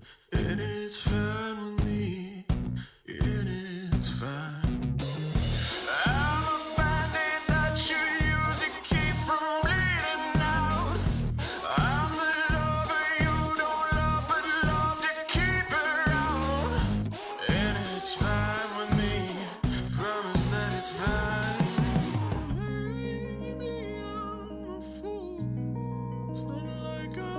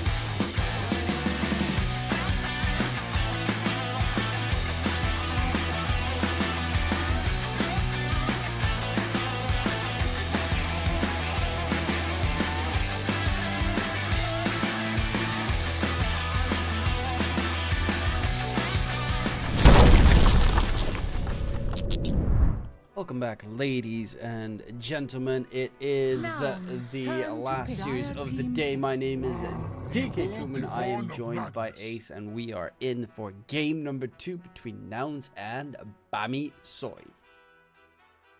Hello guys and welcome back. Well, Magnus' first pick. I'm already excited for this next 10 game. seconds remaining. It's a bit of a surprising first pick here 5 coming out seconds from Right? the Noun side. Gunner is pretty good on the hero, obviously, but it's not... I mean, it's surprising, but also not too surprising. I have seen some Magnus builds as of late. I've seen Guarding Greaves, obviously. Orchid first item Magnus's has been something strangely of NA likes to play. But the Harpoon Blink Dagger is probably still the most normal build, I would say, on the Magnus currently. Nouns turn to battle. And it's stronger as well. And the Doom now for Bami Soy. I think they played this Doom as a 4, right? Earlier today with the Enigma. Blink played it as the position 4, and they last picked 10 seconds Enigma remaining. previously. Yeah, and they had the Winter Wyvern as well. 5 seconds remaining. All right. Nouse probably knows about it, that this Doom is flex in their hands. I mean, that should definitely be the case. I doubt that they will be too surprised by this pick. And the choices, I mean, you do have Astini, of course, the god tier coach behind them that will tell them everything before the game that they need. Nouns turn to ban. And they know that they should ban this Faceless Void. Sammy Boy played the hero on the last game of the previous series. Yeah, they're removing the comfort zone. They also banned the Ember Spirit. Thoughts? 10 seconds remaining. I think the Ember Spirit, like, it would have been a really good pick last game 5 because seconds Sammy did a remaining. good job on it. But if it was like a mid Ember, it would have had the value. But the fact that it had to compete with an Terrorblade and it was the only one that actually did any damage, Ember is a great hero, but not as a safe laner. It's been tried a lot of the times, and the Dire times when team it worked, it back. was like Eternal Envy going for the Battle Fury, the Daedalus build, which obviously he definitely did not, and then you just can't kill a Terrorblade. Unless you are a TI9 OG and you're Anna, right? Yeah, but 10 Anna seconds is like, remaining. there's very special outliers for every hero in the game, pretty much. 5 seconds remaining. Anna is one of those people that's just, you know, remarkable as a TI champ going in. But it's not easy to make the hero work, especially not if you're up against a lineup that had so many tanky cores. And even the slightly less tanky hero like Wap got built up into such a huge tank. Lion pick here makes it harder for the Magnus to use the combo. They want to rely on Skewer plays. Lion's gonna 10 make it seconds harder. remaining. Yeah, and, And also seconds can- not too remaining. shabby. Bring some catch for the Stormer heroes as well. Nouns turn to pick. I speak for the trees. That will probably be a Lelis NP plays it a lot lately, and in general we saw MSS previously also completely own on the Nate's Prophet, be everywhere on the map where it's 10 needed to seconds be. remaining. Might be one of the few heroes he 5 played as seconds offlaner remaining. that he can play now as a support. He's very good with the hero. And let's see, any other interesting bans? Noun's actually banning out the Lone Druid. Obviously, Sammy plays it himself, but they could have gone for it on Gunner and maybe flex the Magnus towards mid for Stormer. I'm just hoping he's going to play the Voker. It's still not been touched. Yeah, that would be hype. Dire team pick. Crystal Maiden. Fly hero. Crystal Maiden. The Crystal NP combo we saw in a different team yesterday, or earlier, which was pretty nasty. Yeah, which was yesterday for you, right? Yeah, technically it was yesterday because it was the first 10 series. seconds remaining. 5 seconds remaining. Still squish support duo coming from Bamisoy. You can try to get some backline jumpers. That Storm Spirit could be good here. Good here to try to get the NP on the back line as well.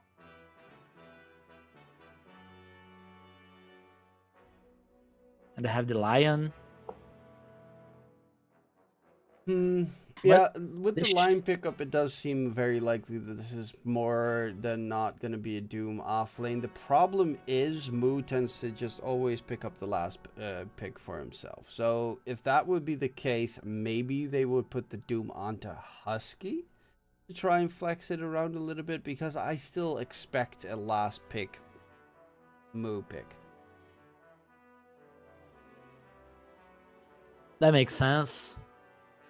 Especially if they feel like Moo can carry the game through the offlane. There was a lot of heroes that have the chance to do something like this. If they're planning to pick Storm here, they should be aware of the puck. They already have the Lion to address the puck, but they would probably need maybe one thing more. They have this Snapfire now. The hero brings some damage, some catch as well. It's pretty 10 nice. seconds remaining. It's also a hero depending on what role it plays, which in 5 this case most seconds certainly remaining. should be a support. Could technically flex a decent amount in towards the late game. It does skill very well. Enchantress. But with the Enchantress pick, I'm starting... This looks more like a Snapfire core, so this could be a mobile mid Snapfire, I think? Yeah, I feel like it's mid Snapfire. 10 Noob seconds played remaining. it. Noob played the hero a lot. I think like 5 3 months seconds ago. remaining. Not sure if the hero is still that strong. I guess with the Athos change, might not be that good. Maybe he buys like Diffusal now. I don't And know. the swap between its 20 and 25 talent as well, so now you don't have the low Yeah. shredder applies damage, attack damage That at too. 20, so it's a bit more problematic.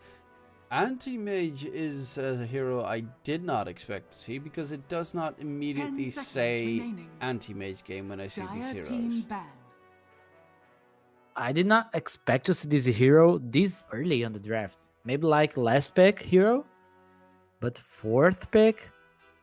That's interesting. And then Bamisoy probably Dire team ban. thinking more something along the lines of Ursa, which is just dominant against the anti-mage most of the time. Ursa, Troll Warlord, Life Stealer. Actually, I would kind of like the Life Stealer here.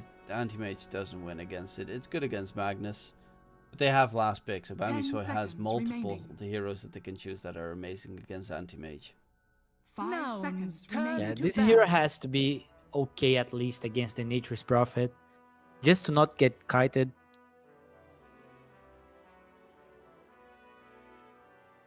Good enough pain ban. We still don't know if Stormer will play the Magnus. 10 seconds remaining. Probably not, but I think he might actually play the Magnus. 5 seconds I think remaining. it's gonna be gonna last.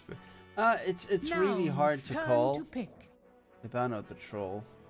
Please just go Voker for Stormer. Make me happy.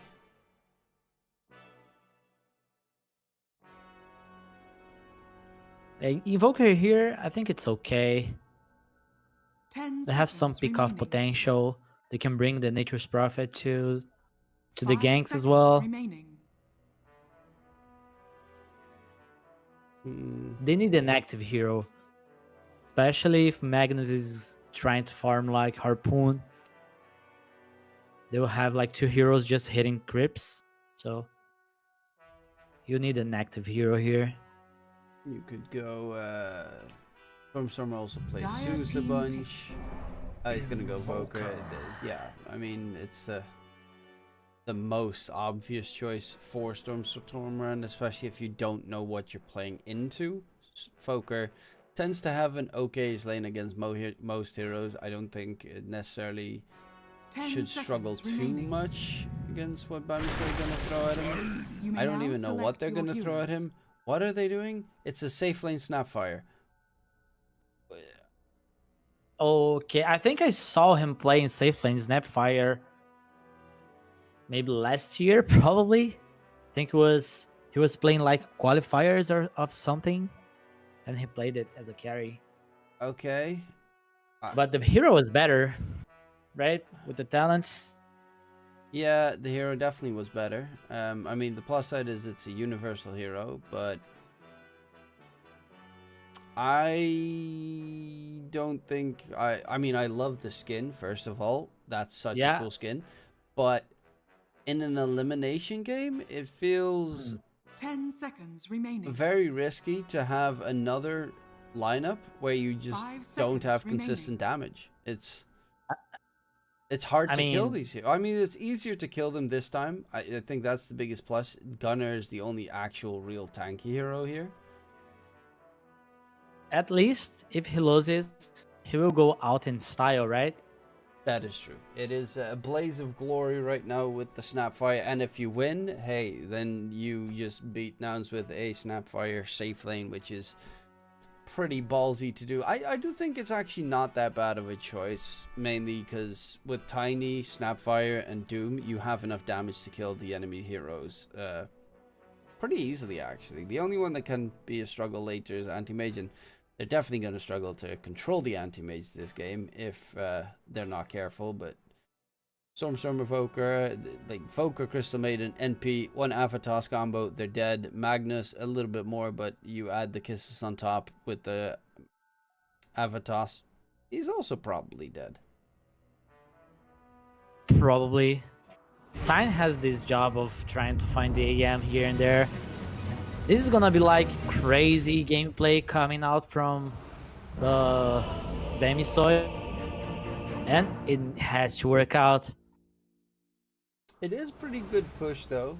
Because, of course, Snapfire is a universal hero and can do quite a decent amount of damage. And you also have a Tiny, which is a incredibly strong building Prepare for hitter. battle. And I think that was the biggest problem that they were lacking last game. But the safe lane Snapfire, I'm curious in what it's going to build, how it's going to build. Are we going to see anything fun and new and interesting?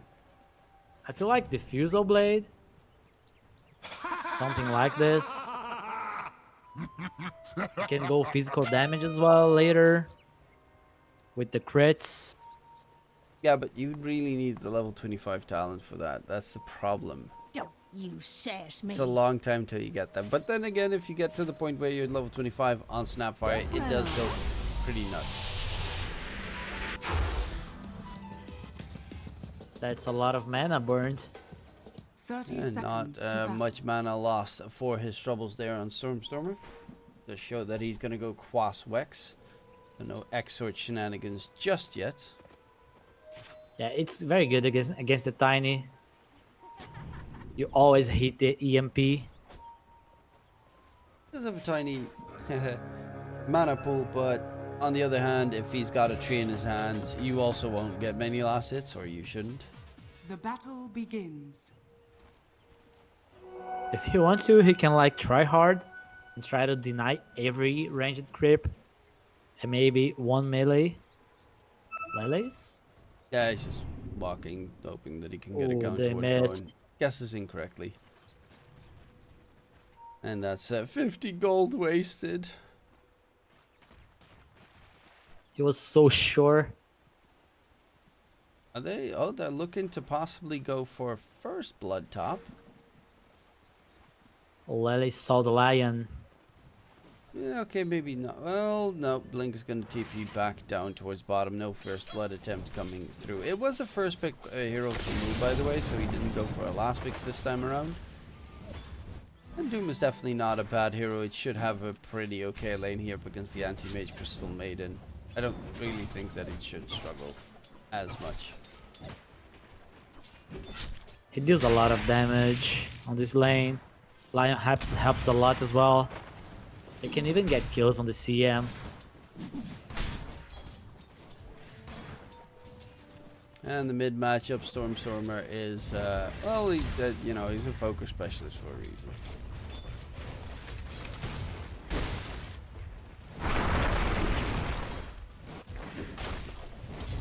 He was so happy when he saw the invoker changes. When he would regen a lot of mana before Valve nerfed it. Said he would like to play this hero every time. And that's why he's a grandmaster. Oh, he got the last hit. Yeah, that was pretty nicely done. He hit Mobai. Mobai thought that he hit the range creep because of it. Throws out the avalanche to try and get the deny going, but made an oopsie daisy mistake. The mental outplay of a 1v1 mid.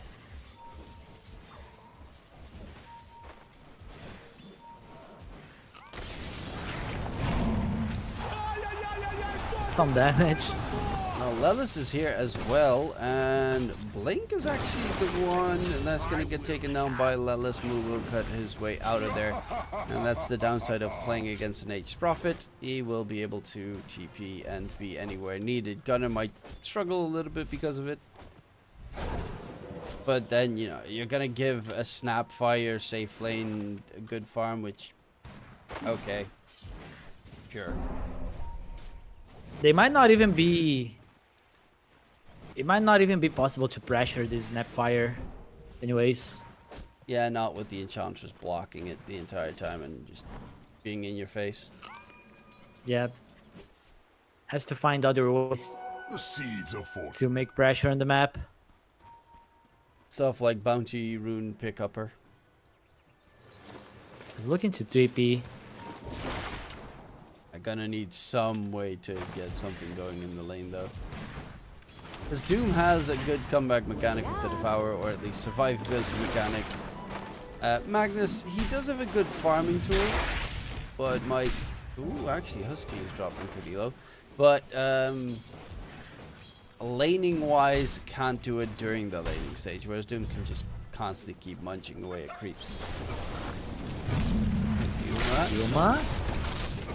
Going in onto Blink. He does have a healing loads as well, and Moo is pretty much out of mana. Yuma is going to be able to pretty straightforwardly survive that bottom side. 14 denies for Samson on that Snapfire. And only 8 CS on the Magnus. Yeah, I guess That's safe lane one Snapfire TP from looking good. Lelis. And this hero is very strong on the lane, so... Honestly, at this point, I'm curious. Doesn't Sammy Boy just want to play off lane and then they put Moo in the safe lane? Right? Just do that. But that makes it too obvious. They want to surprise the opponent. Moo used to be a safe lane, right? Yeah. Yeah. Huh. Yeah, I'm just like the heroes that Samson is playing half the time are just weird. Like, He's a good core. he's a Moo. good core, but he doesn't play many safe lane heroes. It's like trying to find fun stuff to go with. And Snapfire is a great hero for like off lane. Safe lane, I mean, I of course it's early days, and maybe I'll be completely flabbergasted at his performance. Oh, Lelis Wait. TPs Oh, towards okay. mid, comes in That from makes behind. sense. I was like, there's no way Invoker solo killed him, right? Yeah, no, Lelis is being a nuisance. Can't do too much top, but can definitely help out in towards the other lanes. Speaking of which, Blink is going to get jumped here. Doesn't actually have anything Yuma? left. Will get taken down by Fly. Yuma might lose his life here. Swap the healing loads in, but it was too late. It was actually in his backpack, and Lelis might be another one being taken down. Double kill for the Tiny in the 3-for-1 trade in the bottom lane, and they even throw out the BM tip. Okay, there's a very good way of respawning. Just get a double kill. Radiant are scanning. Aspect underneath the tower. Earthbite comes in onto Stormstormer. Lelis is TPing through Stormstormer. Is actually surviving pretty nicely. Mobile in response, taking a heap of damage, but it is a tiny and he is very tanky. Husky charging forward. Surprisingly, doesn't have a point in Wisps and instead went for Impetus, which the Enchantresses I've seen so far just max level Enchant and Wisps and just ignore Impetus completely. Yeah, he's only level 3. He probably got 1 point to zone the Magnus out of the lane.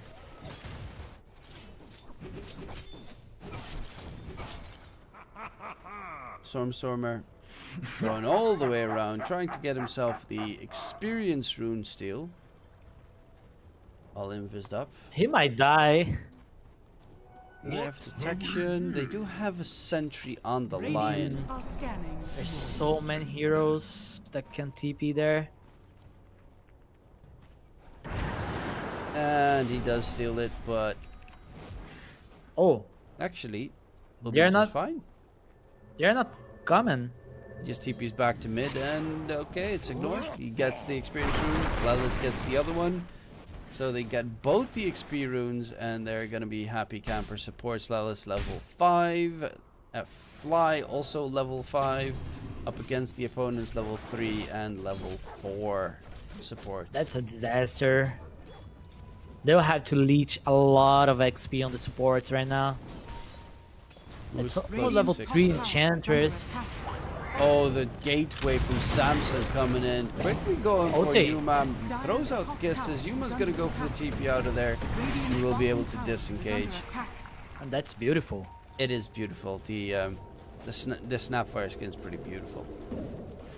Radiant Also, I didn't know that. forcing out the anti-mage away is pretty nice. But yeah, the ice blast thingies are kind of cool. Radiant's bottom tower is under attack. Mobile, hit by the sprouts, surrounded by enemies. There is a Doom available, thrown out onto Stormstormer and Lelis. He's going to have to turn his attention towards Moo. Stormstormer is dropping low, and yeah, there's no way he's going to be able to die. survive that. Unfortunately for Stormstormer, the Doom does too much. Boots comes in. Mobile dropping very low. Lelis, no sprout available. Mobile gets a killing spree going for himself. And still made and even gets forced further back. They needed Yuma's mana void in that fight. Yeah, and Evoker died to a creep.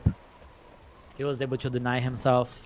Oh, that's at the very least a little bit of denial for that Doom getting the gold. Makes it less bad. Gunner going for the Blink Eye Dagger first item. Towards mid, speaking of Blink. Sprouted on, and the supports are doing a good job here on the side of now. The cores are all struggling a little bit in their lanes, but the supports make up for the network disadvantage. Dire's middle tower is under And attack. the levels definitely do help them. They work very well in tandem as well. You sprout someone, then they cut open the sprout to try and get out, and you hit them with the frostbite root, so they're still stuck. They really are. Lelis is trying to get his 6.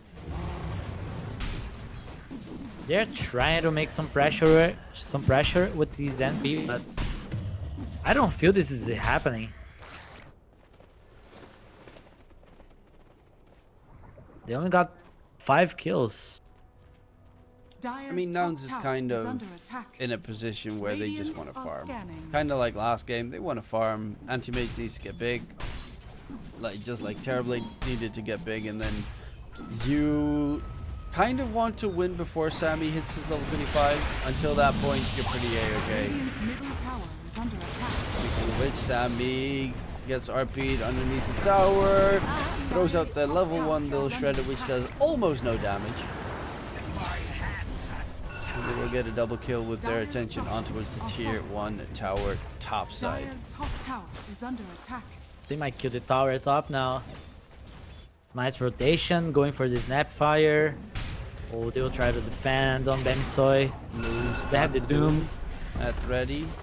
Lacti onto the siege creep. Doom gets it off, but the Evoker in time. So the Doom is not going to get the kill onto the Evoker. He'll be able to at least disengage. Lelis does drop and the tower will get denied. Radiant's bottom tower is under attack. But Yeah, they forced that play on the Invoker. Dire's middle tower is under attack. and Stormstormer is getting his Spirit Vessel delivered. Afterwards, Hanamitis. Straightforward boss wax focus build. Trying to drain the Tiny's mana, make sure he doesn't actually have any tools to continue any fights in the near future. Lelis TP's in from behind. They know Lion was pinging on the natures. And Yuma actually dies bottom lane to the kisses of Radiant's Snapfire bottom tower and a is little under bit of the attack. extra pure Dire's damage middle from the tower is Enchantress. under attack. They will finally take the tower. Lion's still level 5 and Enchantress Radiant's as well. bottom tower has fallen. But they are still able to get something out of the map.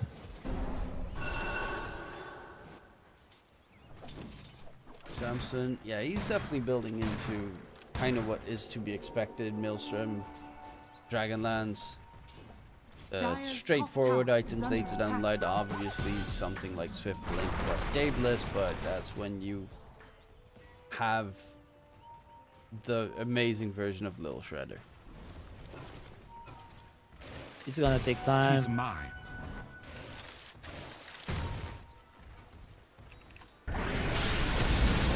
Oh, Right now, in comes the TP as well from Lelis from behind. Mobai doesn't have any spells available at the time we see Yuma blows him up with a Mana Void. Balanced. You have to be careful if you line up because there is an RP play available on the Magnus. He's got the Blink Dagger. You have to be very careful that Gunner doesn't get a good angle. I can't believe they are still level 5 on the supports. This way, Bam, so I can only watch, now play the game.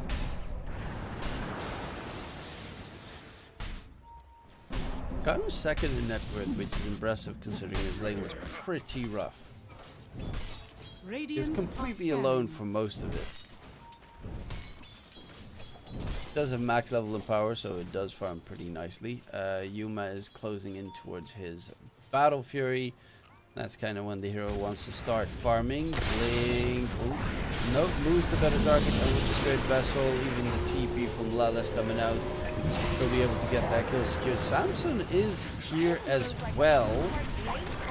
Going in. Finger does get used on the fly, and Samson will die. Blink gonna be a target afterwards. Will Yuma go in? He does have a Mana Void. And we'll throw it on Radiant's towards middle Blink to make tower the is sure under the kill attack. happens. In the meantime, towards mid, Mobai teams together with Husky managed to get the kill onto Gunner. Dire's top tower At is least under they got attack. something. Yeah. That death onto Samson is pretty problematic.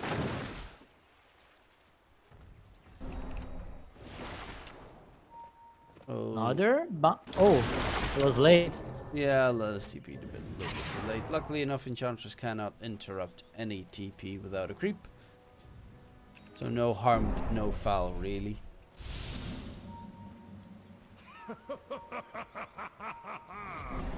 Oh, he broke the canvas. I think it was by accident.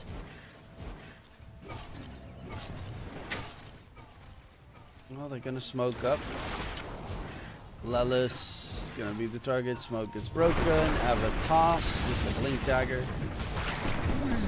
He survives for quite a little bit longer because he does have double Wraith Band and a cloak, and he's building up into the Mage Slayer, so he's gonna be able to at least nullify a ton of the damage output from his opponents. Radiant's But the middle most tower important is thing under is he attack. soaked the gank so that This'll Yuma come in would handy. not lose his life. He is so close to the Battle Fury, he needs to just clear it out. Yeah, this is gonna be a good timing as well. Dire's 50 bottom minutes, tower is under attack. not bad. Radiant's Oh, the middle Doom's trying to tower find is the under AM. attack. And Oh! just out of range with the War Stomp, gets the TP pack. That was so close. Radiant's middle tower has fallen. Regeneration. I mean, they have the Hand of Midas also being built up on Stormstormer. So with his Hand of Midas, Yuma going for the Battle Fury, they're just Radiant's middle tower content is under in attack. farming. Gunner's going for the Dire Echo are Saber. scanning. They're like, there's no rush for them. They have a very hard lineup to deal with. And Samson has a very taking hard it time slow. right now. He's gonna get quickly jumped up. He's done forward. But will be taken out. They did use a lot for that kill though. And Mew's got the Doom at the ready. Throws it on Gunner. Don't really think that was... Oh, that was cute. It was a nice Double combo. fail? combo. Tower is under attack. Yep. It was an expensive kill on the Snapfire, I would say. Yeah, I don't think they needed to use the Doom on the Mag. Actually, they didn't need to use the Doom on the Magnus. It was kind of a mute point there.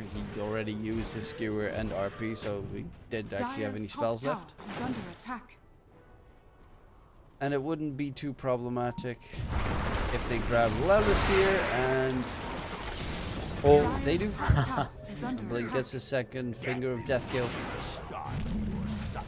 Now they know about the ward. Finally. At least AM is not dying. Yuma's still getting a pretty A-OK farm in the process. Stormstormer still not done with the Hand of Midas just yet. All the mana gone. Yeah, low mana pool heroes like a Tiny, like a Doom definitely do hate playing against both a Quaswex Foker and Radiant an are anti-mage. scanning. That means your mana is always gone. Does have more points into Exit now on the Foker. Only 2 points in Quas, which is a little bit surprising, but it does mean that Sunstrikes and Alacrity buffs will be more dangerous Yuma. going forward. Yuma almost drops, still has a slow coming up from the Dire's middle Enchantress. tower has fallen. This is too far away and he'll be able to get the blink to safer pastures. If Enchantress had boots there, he would definitely be able to hit AM at least once. Move by Gunner. Doesn't really find an angle to get the skewer going onto Mobai. Radiant's Knows he top needs to tower walk is around the under tower. attack. It's a little bit dangerous territory to just try and find the perfect Going angle. into hiding. Roche still up, still there. But now they're trying to find ways of winning fights and get mod off the map. they're Dire's currently, structures are fortified. Doing a terrific job at the very least. Or are they? Big fight comes out. Stormstorm isn't even going to get controlled up. They find 3 kills here on Bami Soy. Going in for Lelis. Make that 4 kills, it seems like. I hear an anti-mage farming up some creeps. But yeah, Lelis is another one down. No way to disengage. And a killing spree for the Enchantress. Of all the heroes in the entire game, Enchantress gets it. He's going for the Mage Slayer. I guess Husky Dire's is bottom trying tower is to under realize attack. that he's going to Radiant's have top to be tower the is heavy under lifting attack. right-click core this game. I feel like Radiant's Bamsoy top should be tower doing is more of this. They should bring the Radiant's Snapfire, middle tower trying is to under find more attack. fights. They are very strong right now. Now they can't really count with this AM when it comes to fighting.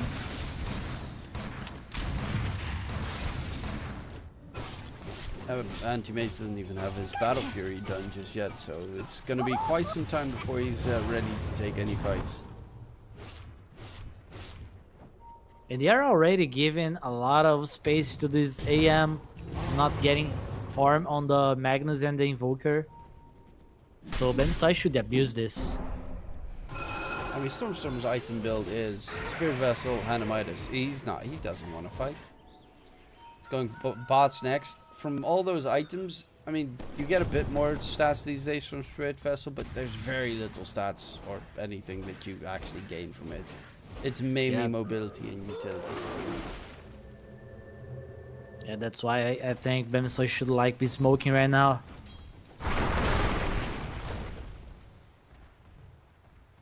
They might go. That's a quick Octarine build up from Moo. Bots, Veil of Discord, next item. Actually, has bots and the phase boots, which is kind of interesting. Oh, the lion. The TP. He doesn't even interrupt. know. And Gunner is going to be left behind. Quick finger comes out. Damage. Gets the skewer back. It's not going to be a finger of death kill though. It doesn't get infinite stacks towards bottom lane. Ukuleles. He was trying to. Wanted to get that yoink. Actually, they give it to Samson so that the Snapfire will be able to Radiant are scanning. get his level 25 faster. Dire's bottom Name of the tower game, is get under his attack. 25. You probably win at that stage. Shoot by Midas as well, right? If you're looking to just get the experience, Midas is one of the most efficient items in that regard. Even though you don't really use any attack speed on Snapfire at that stage of the game, there's always a nice plus.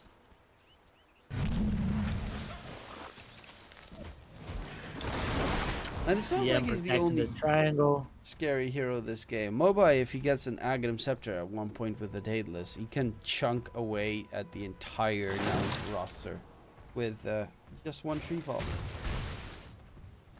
Yeah, but at this pace, it's gonna take a long time. Tiny has a lot of items. He's going for the BKB second item, just to be able to fight against this Invoker. He can probably try to maybe go for the Ags next. By the way, for the winner of this match will be playing up against Young Zigandu because Shopify Rebellion is waiting in the grand finals. They won the first game in 30 minutes, the second in 20, and secured the win over Young Zigandu pretty easily. Yeah, they are not playing. After the Batbone Dash elimination, they woke up. Yeah, it's time to make Dream Leagues happen. Or so they hope. Stormer BKB next. See, Harpoon is pretty much done on the Magnus. Anti-Mage is going Aghanim Scepter actually. Yeah, that way he can try to join the fight slowly. He can try to poke the lion on the back line. He can bait a lot.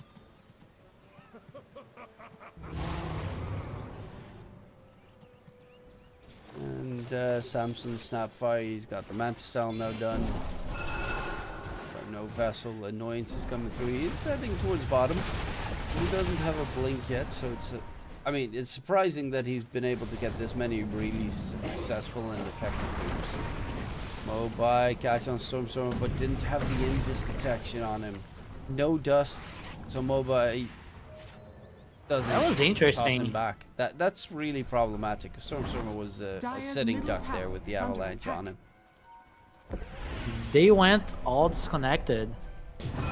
Kiss is coming and Tiny going for a different target. Dire's middle tower is under They attack. also don't have the best Roche lineup on, honestly, either side. Roche is pretty weak for them. It takes just so much time to kill the Roche. It's impossible to get away with this without the enemy knowing. Radiant's bottom tower What's is his under career attack. doing? Mobile is such a weird item built. Like, it's all strange Pieces. position. Yeah, it's all in pieces in his inventory. But Yeah, should he have had the to echo back up. disassemble the echo and stuff. He can get the Echo Saber. He can try to go for Harpoon next to have more catch. But he can always go for the Eggs as well. Get more AoE damage going. Yeah, I think with the Aghanim Scepter using an Ogre Axe, you can split open the Echo Saber again to just get that Ogre Axe out and go for the Axe. I think it's probably a must-have this game.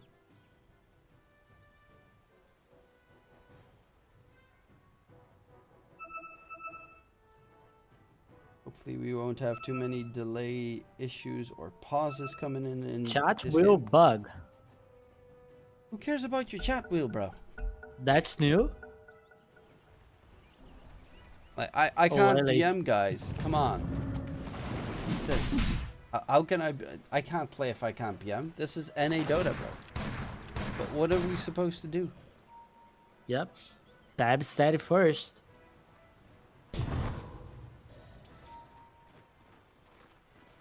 Well, Yuma is farming pretty nicely. TP topside by Moo. He's got the Doom available, but He's stuck.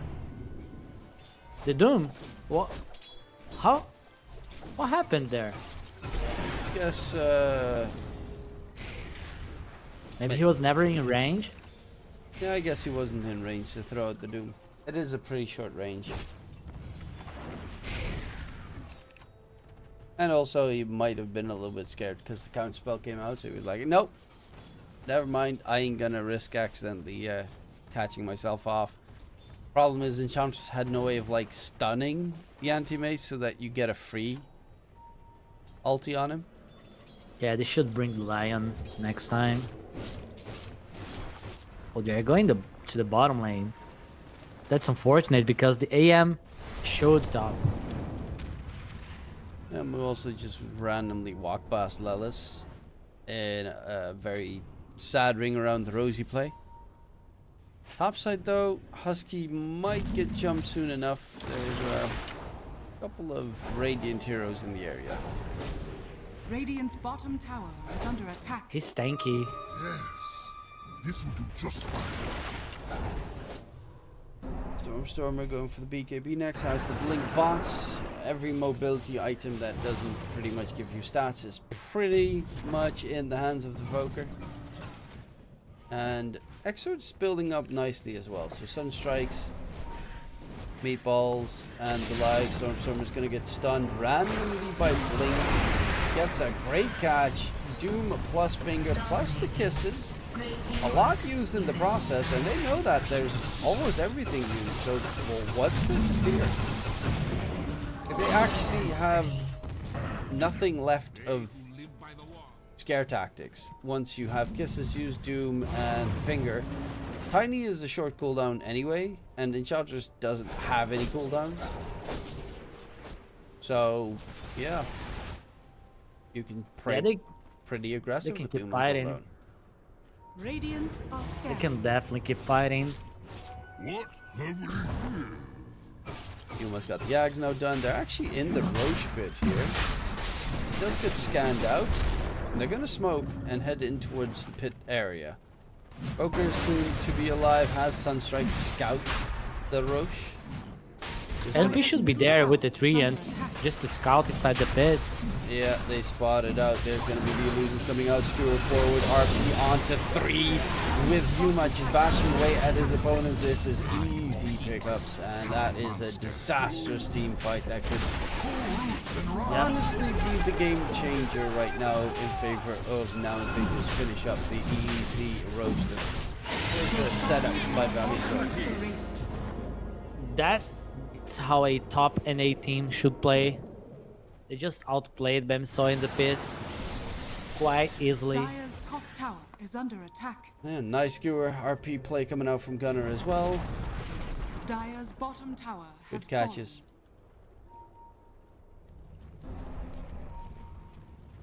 Moo's got the Doom at the ready. He wants to use it on Stormstormer, but Stormstormer's actually going to invis up and head Dire's towards bottom Moo. tower is under They attack. scouts further. Yuma summons illusions. For more harass, of course, you're playing against the Lion, so it is an easy one shot. Granted, you gotta be careful of the counterspell. You send out a Hex and you get counterspell Dire's Hex, middle that tower is will under put you in a attack. very sad spot. You might die if you do something like this. Dire's structures are fortified. Dire's bottom tower He's is going under for the attack. diffusal next. His right clicks are gonna hurt. Dire's middle tower is under attack. Yeah. Not going for the butterfly, it seems. Just getting the Eagle Song in advance for the Dire's Disperser. bottom tower is under attack. Yeah, I with guess this when you you do a get lot doomed- of right click damage. When you get doomed, you're not muted anymore, so if you get doomed on anti-mage, you just hit Dire's yourself bottom with tower Disperser has and run. fallen.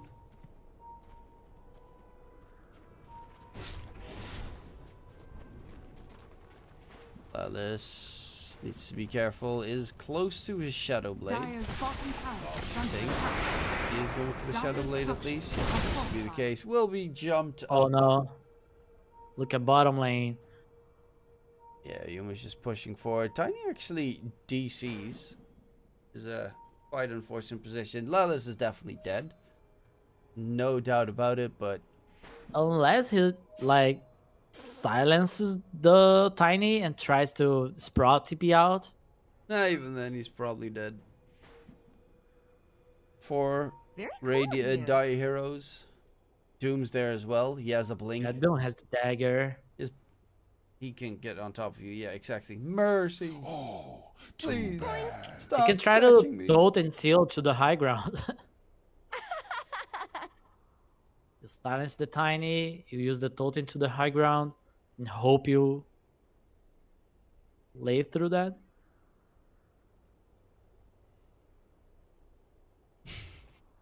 That's a good point, Lilis. Very cool of Exactly. you. Alice knows what's up. If you're thinking, what are they going to go for the last pick? You just have to choose one of the random heroes that they picked already and be like, oh, yes, yeah, Samson's going to be playing that as the safe laner anyway.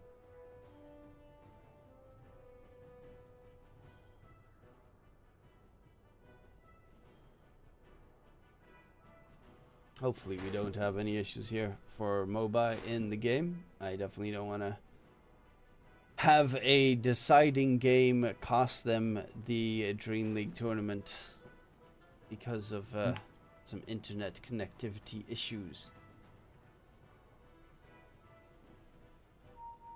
He's back. The man is back.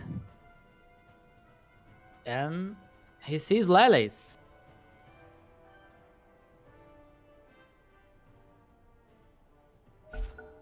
Goodbye, Lelis. It was nice knowing you. Throws out the silence, but Tiny can just jump away with a big fat tree. He's got the shard anyway. Meantime, there's going to be the screw on to move. Can they kill him off before he gets the Doom off? He's trying to get the cast going, and he will not get it done. Moo is dead and done and dusted. Has a buyback available for 45 seconds. We get another boss coming in. They have to be careful because there's another Blink, Skewer, RP, Harpoon, BKB. Every single thing is ready for the Magnus to use. If they want to, they can just kill this Enchantress right now. They might be patient here and wait for a better target. But this Enchantress, she's technically dead. Just Blink, Harpoon, Skewer, and kill. Going in, drag back. There's the catch on to Husky. Make that a second kill. Continuing for more. Tornado even gets thrown out.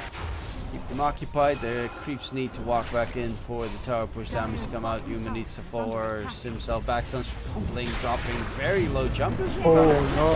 Forces out the Enchantress buyback, and Gunner is a little bit too far right there on the catch attempt. He got greedy, and he had to pay the price. If you go for this play, you always should use the BKB. But as you said, he was greedy. He tried to outplay the Lion.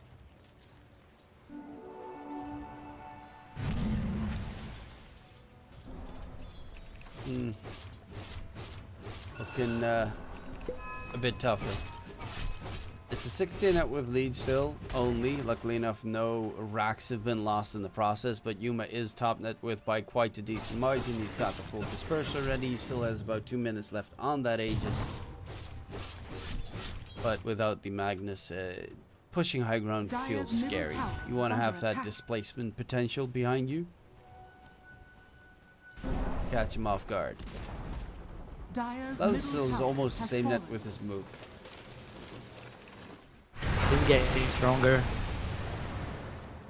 Instant BKB TP after the failure. Moo, he's actually gonna get jumped here. Moo is in a bit of trouble, gets silenced up in the process, and yeah, he doesn't have a BKB, so he can't get rid of the pesky Orchid silence. Might be high ground time. Yeah, I don't really see why Dire's not. top tower has fallen. Yuma pushes so fast. Oh my lord. And Blink is dead. Yuma charging full speed out towards his opponents. Will lose his first life on that Aegis. Doom buys back. Can they do that again? Yeah, Yuma, Manta style, Blink out of there. It is going to be the RP onto 2 by Gunner. Do they have the damage? Actually, Yuma walks right back and needs to be a bit careful. They haven't gotten rid of the rack yet. And Yuma's dropping low fight. Popping his ulti, Yuma dead. And again, another fight where the racks do not drop. Okay. I think they should wait for the Magnus before the first jump. Because AM had the Aegis, so of course he would like to jump. But if the Magnus was there when the fight started, I think the outcome would be better. Dire are scanning. Yeah, Gunner also went a bit deep to get that 2-man RP when his entire team was disengaging after the Aegis was lost, so it was kind of an awkward spot where they were like, yeah, we want to kill them, but we also kinda can't. Because if Anti-Mage blinks back in, he's right in front of the entire Dire lineup, and if he gets doomed, he's dead. Yeah, they just jumped the AM because they knew that the Magnus was not there yet. So it was easy to get the first life.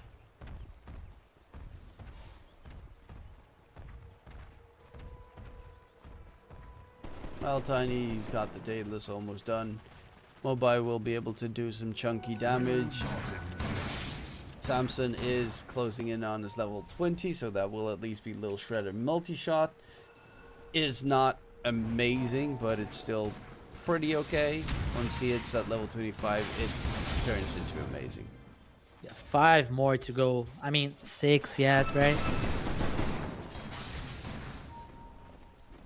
And that's kind of what Nouns want to dodge. They want to finish this game before that level 25 gets reached. Radiant are scanning. His anti-mage is pretty strong, but Snapfire can wipe your entire team with 1 Daedalus. They're actually walking away, but there are no creeps, so they need to push out the lane first. They're trying to force a fight here. They need to take care of the waves first. I mean, that's a Nature's Prophet job, right?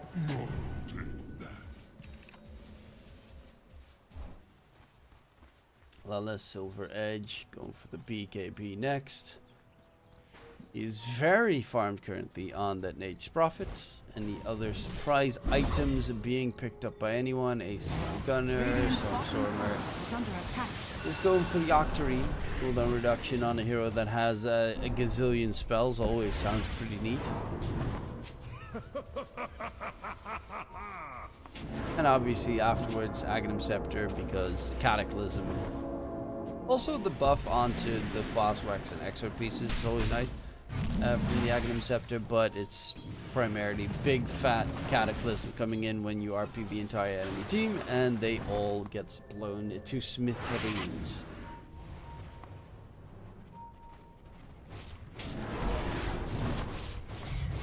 AM can use the counter spell on allies. That can make the job for the Magnus easier if he doesn't want to pop BKB before jumping. Oh my god, it's more buttons. Yeah. Where are you going? Kinda neat though. And Enchantress summoning the illusions there. Make a little bit of, well, taking over the anti-mage illusions to make a little bit of a push play. They're going to jump in onto Yuma. Can he get himself out of there? The toss-up in the sky. Counter-spelling that Earth Spike coming through. RP gets used, but the great Hurricane Pike keeps Gunner out of range. That's actually huge. So that it wasn't the 3-man RP. Nonetheless, Samson is still dead. Looking for more. Gunner won't be able to get another connection, and it will be 2 kills in favor of Nouns. But that clutch. They might force with this. If that Hurricane Pike wasn't used, that was the 3-man RP, and they wipe him. Dire's bottom barracks are under Yeah, attack. the Hurricane Pike play was cool and all, but he wasn't in a very good position. positioning after that. Oh yeah, no, he was stuck and the rest of his team was running away. But at least he kept them alive. Problem is you're a safe laner, so your goal is also like killing the enemy. He dodged one bullet to get hit by another. Well, it's more of a freight train at this point that is the Yuma anti-mage. Are under attack. Dire's middle barracks. And Megas He's seems to so be the strong. target. Middle barracks has fallen. Nothing that they can really do to interrupt it, and indeed Megas does get secured. Granted, you have a Snapfire, so you can again survive against Megas, but how much longer can you survive against Nouns? Gunner tries to get the skewer back. No BKB just yet, and Gunner is dead in response. Mobai does get taken down, has a buyback on the Tiny available. Has to use it. Onto Yuma. The Doom was still on cooldown for 5 seconds, so he couldn't throw it out onto Yuma. Doom will be used onto Storm. Who's going to go for the BKB, TP out of there. Nope, I'm not going to play your game. I'm going to be gone instead. It's going to be the Lion that is the target. Samson with them. Mortimer's Kisses, see if you can kill off Fly while I hear an anti-mage going in onto Samson. I see it going off on Samson, killing him off as well. Yuma will be able to run back to safety. A buyback from Samson? It's Yeah, gonna delay they his are- Daedalus. They're slowly chopping the resources on Bemisoy. Now all they have to do is just go Roche and finish the game. Yeah, Roche has respawned Dire side. And I mean with the Full Electro Scotty buff, on dies the fast. And also has almost 3k gold ready for the next item, which at this point I guess you know you replace Power Treads or something. You already have Aviana's Feather, so you get the movement speed buff from that. And you have Disperser, which is obviously busted. What is the plan here for Bemisoy? Maybe they have to like try to surprise Nouns when they go for a push. Maybe try to smoke and get them outside of the base. Of course, they need to deal with the waves first.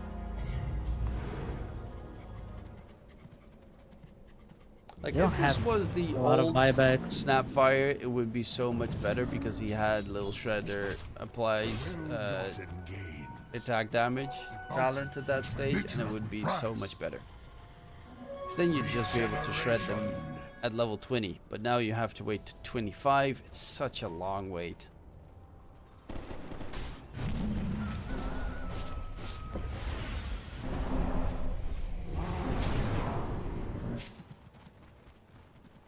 They need like 8 more minutes to get 25 on Snapfire. They need to come out with a plan right now.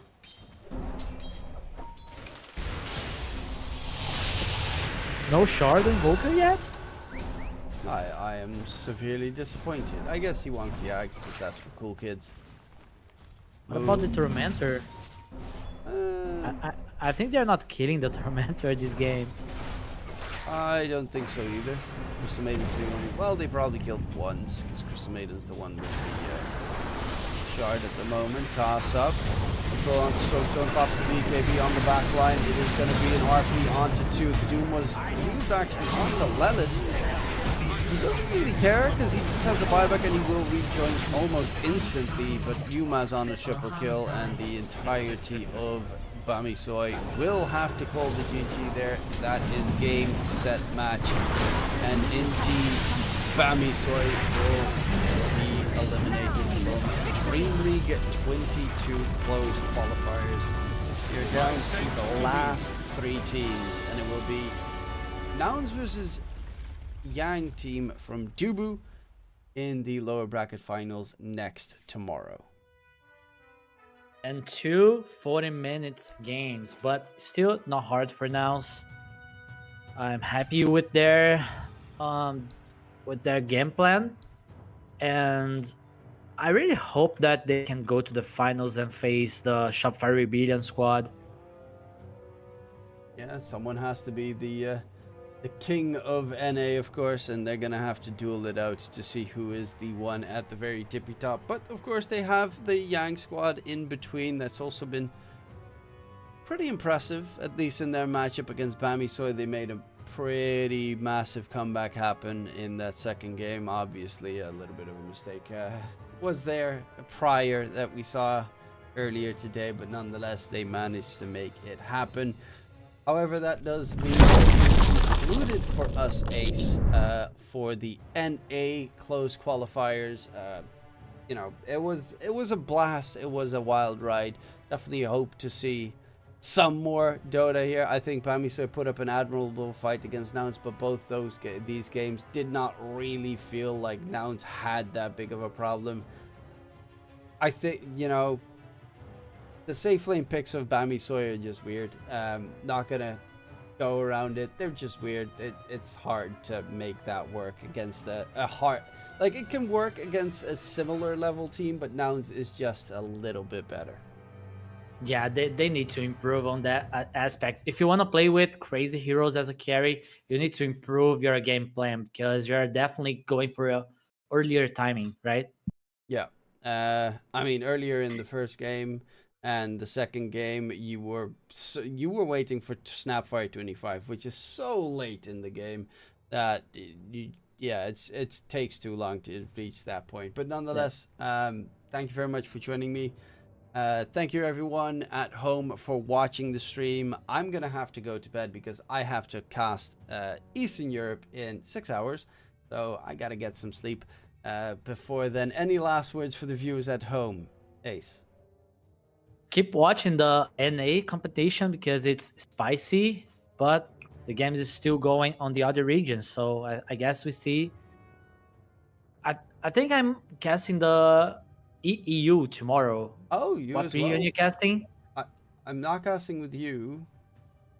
I don't know. Yeah, is it SA actually? You might be casting SA, I think. Yeah, so see you guys. I mean, obviously with you're Brazilian, action. so you're gonna be forced to cast SA. That's just the way it works. I always have to go back to my roots, you know. Casting SA, classic. That's understandable. Nonetheless, have a wonderful evening, you as well as the viewers, and we'll see you guys on the other side. In case we don't see you, good afternoon, good evening, and good night.